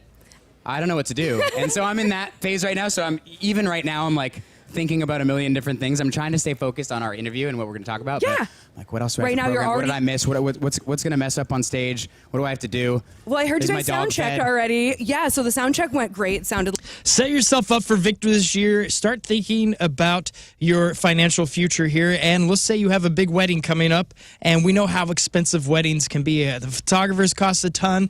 Wedding venues are super expensive. All that stuff is quite pricey. So why not get yourself, again, set yourself up for victory. Swing by First Community because they offer a wedding loan, and this is absolutely amazing. And if you apply this month, it's a rate of just 7.5%, which is way cheaper than most credit cards out there. And you're going to have this up front. You're going to know what you're going to have, plus a low monthly payment. And who knows, maybe someone in your that comes to the wedding wants to pay that off for you because they see this and you could get blessed and get that taken care of. But anyways, get this loan so that way you know what you're dealing with and you're not going to be stuck paying all these things afterwards and then have no clue how much you're actually going to be spending. Don't let this get out of control. Make your wedding awesome. Start your marriage off correctly. Save money. Go to First Community. Swing by any locations. Ask them today about that wedding loan. That's firstcommunity.com, firstcommunity.com.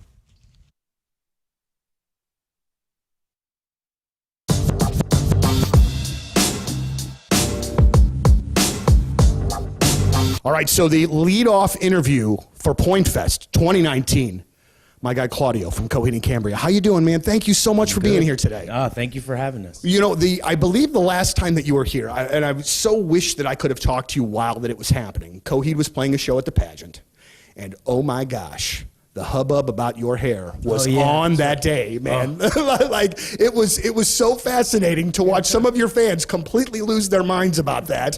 And I'm curious from your perspective because, you know, I mean, I know that the music is so important, and everything that goes involved in this is such a big deal. And the hair thing to me seems like it would be something that you would be a little uncomfortable with, as far as like the direct attention of it all. How do you take it? Do you just think it's kind of a goof and move on with it? Yeah, absolutely. I mean, I was just having a good time.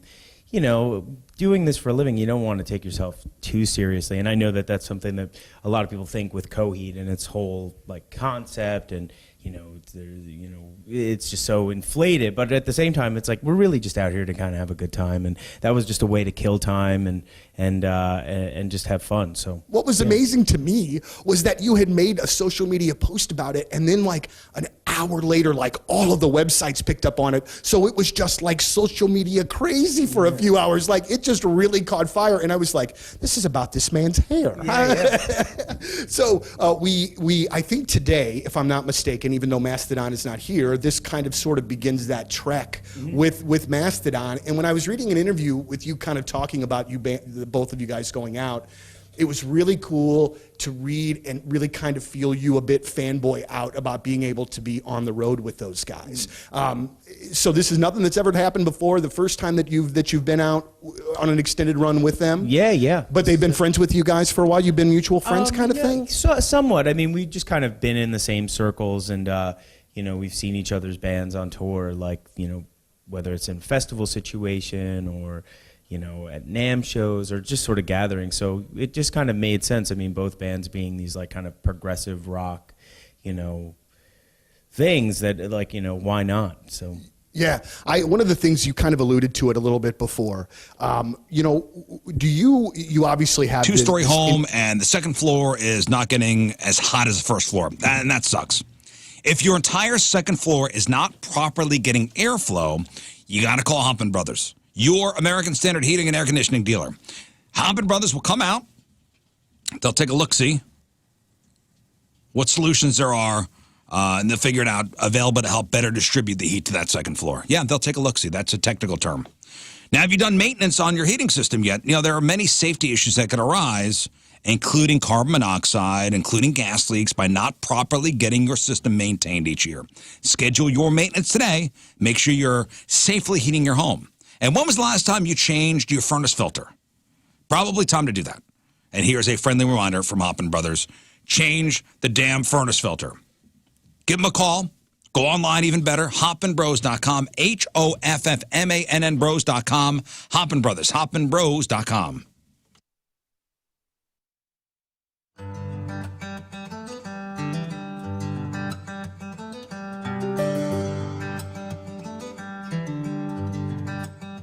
Hey, so welcome back to the farm. In the last video, you saw me on the tractor with the brush hog in the field, trying to get everything all good. Kind of a pain. So I called in reinforcements. My friends from McCoy Construction and Forestry, they're here, and they brought toys. Hi, guys. Hey, what's going on, Rizz? Chad and Steve and Mike. Okay, so we got some mowers, because I need some help in the field. Absolutely. So you guys saw me with the big brush hog, and I can't, with the elderberry plants out there, I can't really get close to the plants with that big brush hog. Sure. So this is for more of a precision cut. Yes, absolutely. But allow you to get a little closer to those elderberries. So at this point, this is a bad boy commercial zero-turn machine. It literally is a bad boy. It says bad boy on it. And it'll cut a lot of grass in that pasture up there for you. It's a 60-inch cut. Want to hop on and see if you can get this thing going? I have no idea what to do. Well, that's a seat. Let's start off by sitting in the seat. No, I know there. I can sit in the seat. I know this is a seat. Yes, sir. Okay, so I'm going to get in the seat. Yeah. All right. Give her a crank. All right. We've started. Yeah. Next. Okay, now. Yeah. Go for it. Okay, what do I do? I put the brake down? Yep, you got the brake on the left-hand side. Brake down, okay. These guys you're going to bring into your center. So bring left and right drive tires. Okay, oh boy. And now you're able to drive this thing wherever you want. Now backwards is which way? This way? Oh yeah, hey, oh, hey. Look, Chad, I'm doing it! You're doing it, man. You're doing it. I'm doing it! Hey, let's do a practice mode before we get out to the field. Go for it. Okay. But it's a lot easier. Look at me using the zero turn. I'm going to do another lap. Dude, well done, man. Well done. Is this maybe street legal? Absolutely. It's a bad boy, remember? Yeah, I can take this bad boy anywhere.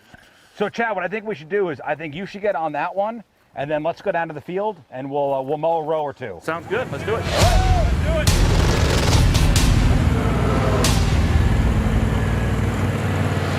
Hey, before we go, damn turkeys are on the way. Get out of the way! Classroom and on-the-job training, hands-on creative work in a lucrative industry means you will continue to have opportunities to learn, to enjoy fantastic benefits, and to make money towards your pension. That is all possible as an install floor layer with the Carpenters Union. Visit the careers page, top left corner of carpdc.org, carpdc.org. You can apply to become an install floor layer, again, for that excellent classroom and job training. And when you get started, once you get started, you start making money right away. As you learn, you earn. As you earn, you learn. That is incredible. You can even begin that new career today on the website, like I mentioned. And as a member of the union, this is more than a job. This is a career with fantastic opportunities to grow and support you and your family. Begin that new career today. carpdc.org. That's carpdc.org.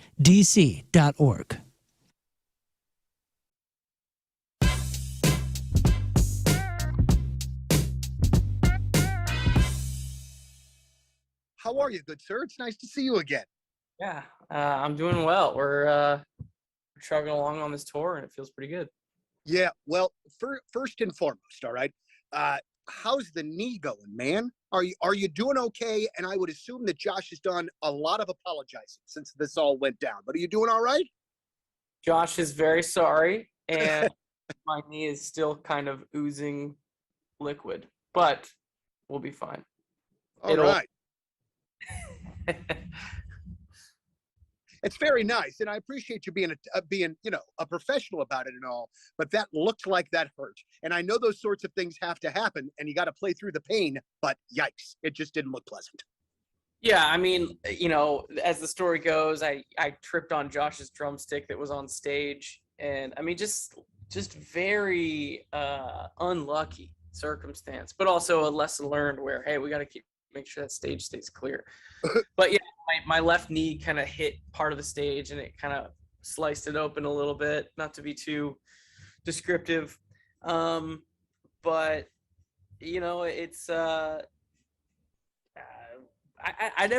not a huge fan of whenever an artist or performer is either maybe they got like a sickness, or they're not feeling well, or they're almost losing their voice, or they're injured.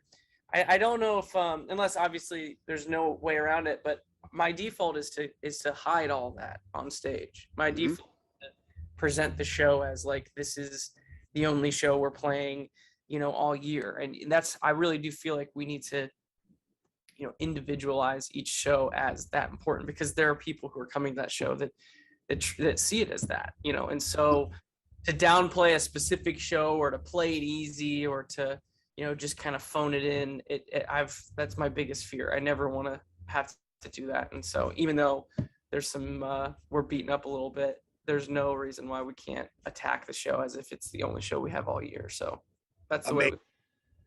Well, we're so excited to have you guys in town a week from Saturday, so a week from tomorrow. And so, Tyler, I'm sure that you get asked favors all the time, but I'm about to ask you one. This came from my daughter.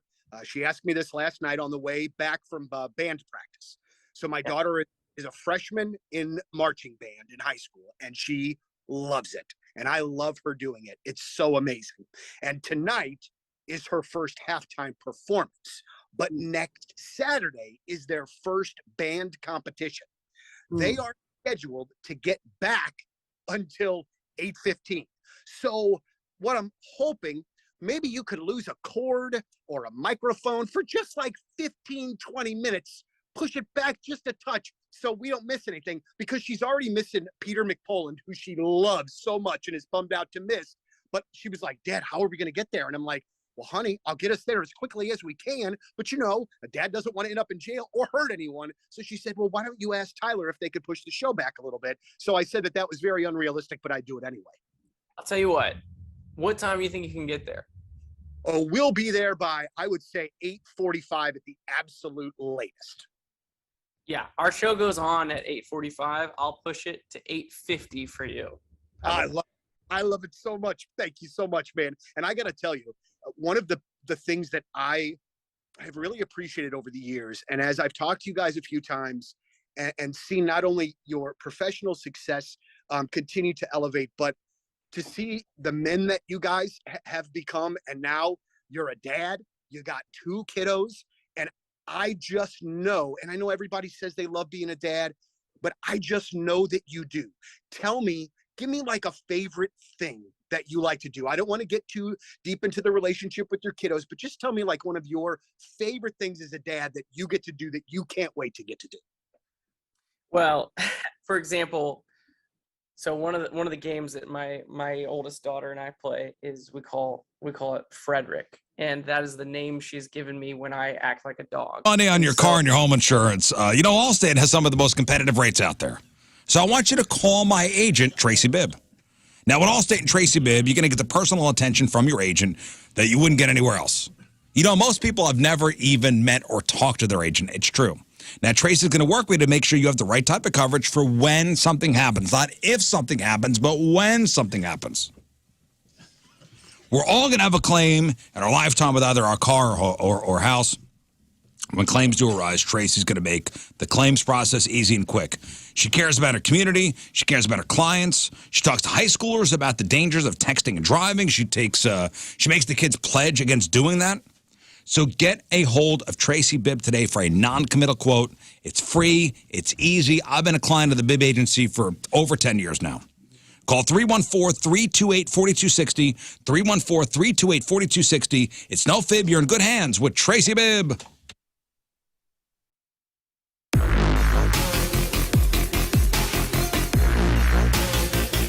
We are backstage at Point Fest, and what a day in which this has been already. Oh, yes. Ladies and gentlemen, joined. For us, I don't know. Is Donnie in next? Maybe. Is he here?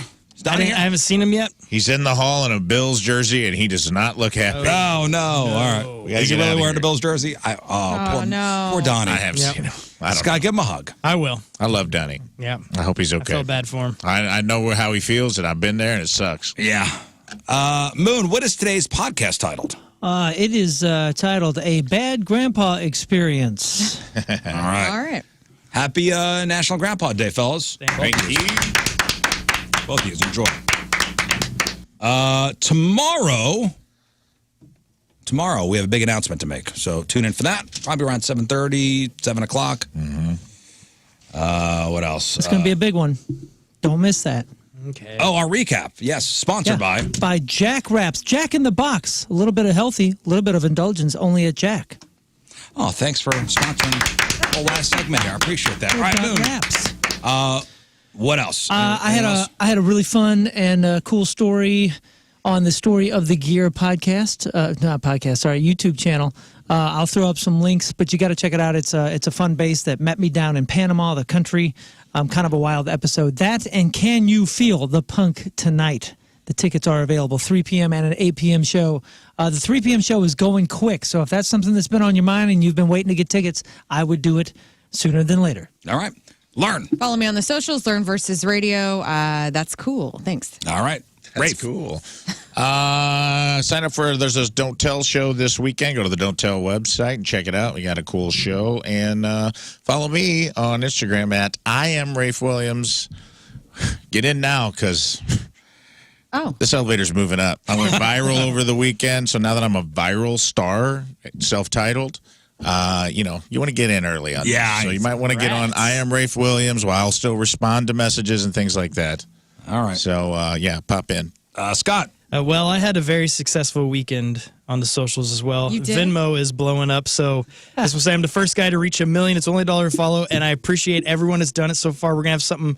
I'm going to create something now. This will be a lot of fun. But yeah, follow me at King Scott Rules on all socials there. All right. I got nothing else. We leave you with a selection for our Team Rizz Member of the Day, brought to you by Hot Shots. St. Louis is home for Blues hockey. From St. Louis, Deanne Lewis is our... And Deanne wants to hear this song. Here it is. And we will see you tomorrow. Be safe. Done and X. Bye. Energy up. Hi, this is Chris Kattan. You're listening to the Rizzuto... I'm sorry. Okay. Your chair at least stops. Mine just steadily like moves. So I could not be facing you by the time this interview is over.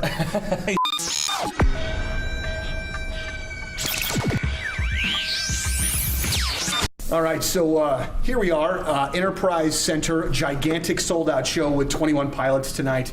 Josh, it's really great to see you again, man. Yeah, great to see you too. So first things first, so we did this promotion a little bit earlier where a bunch of our winners asked you guys questions. Yeah. And first of all, the questions from the listeners were amazing. Fantastic. I mean, they were really great, really well thought out.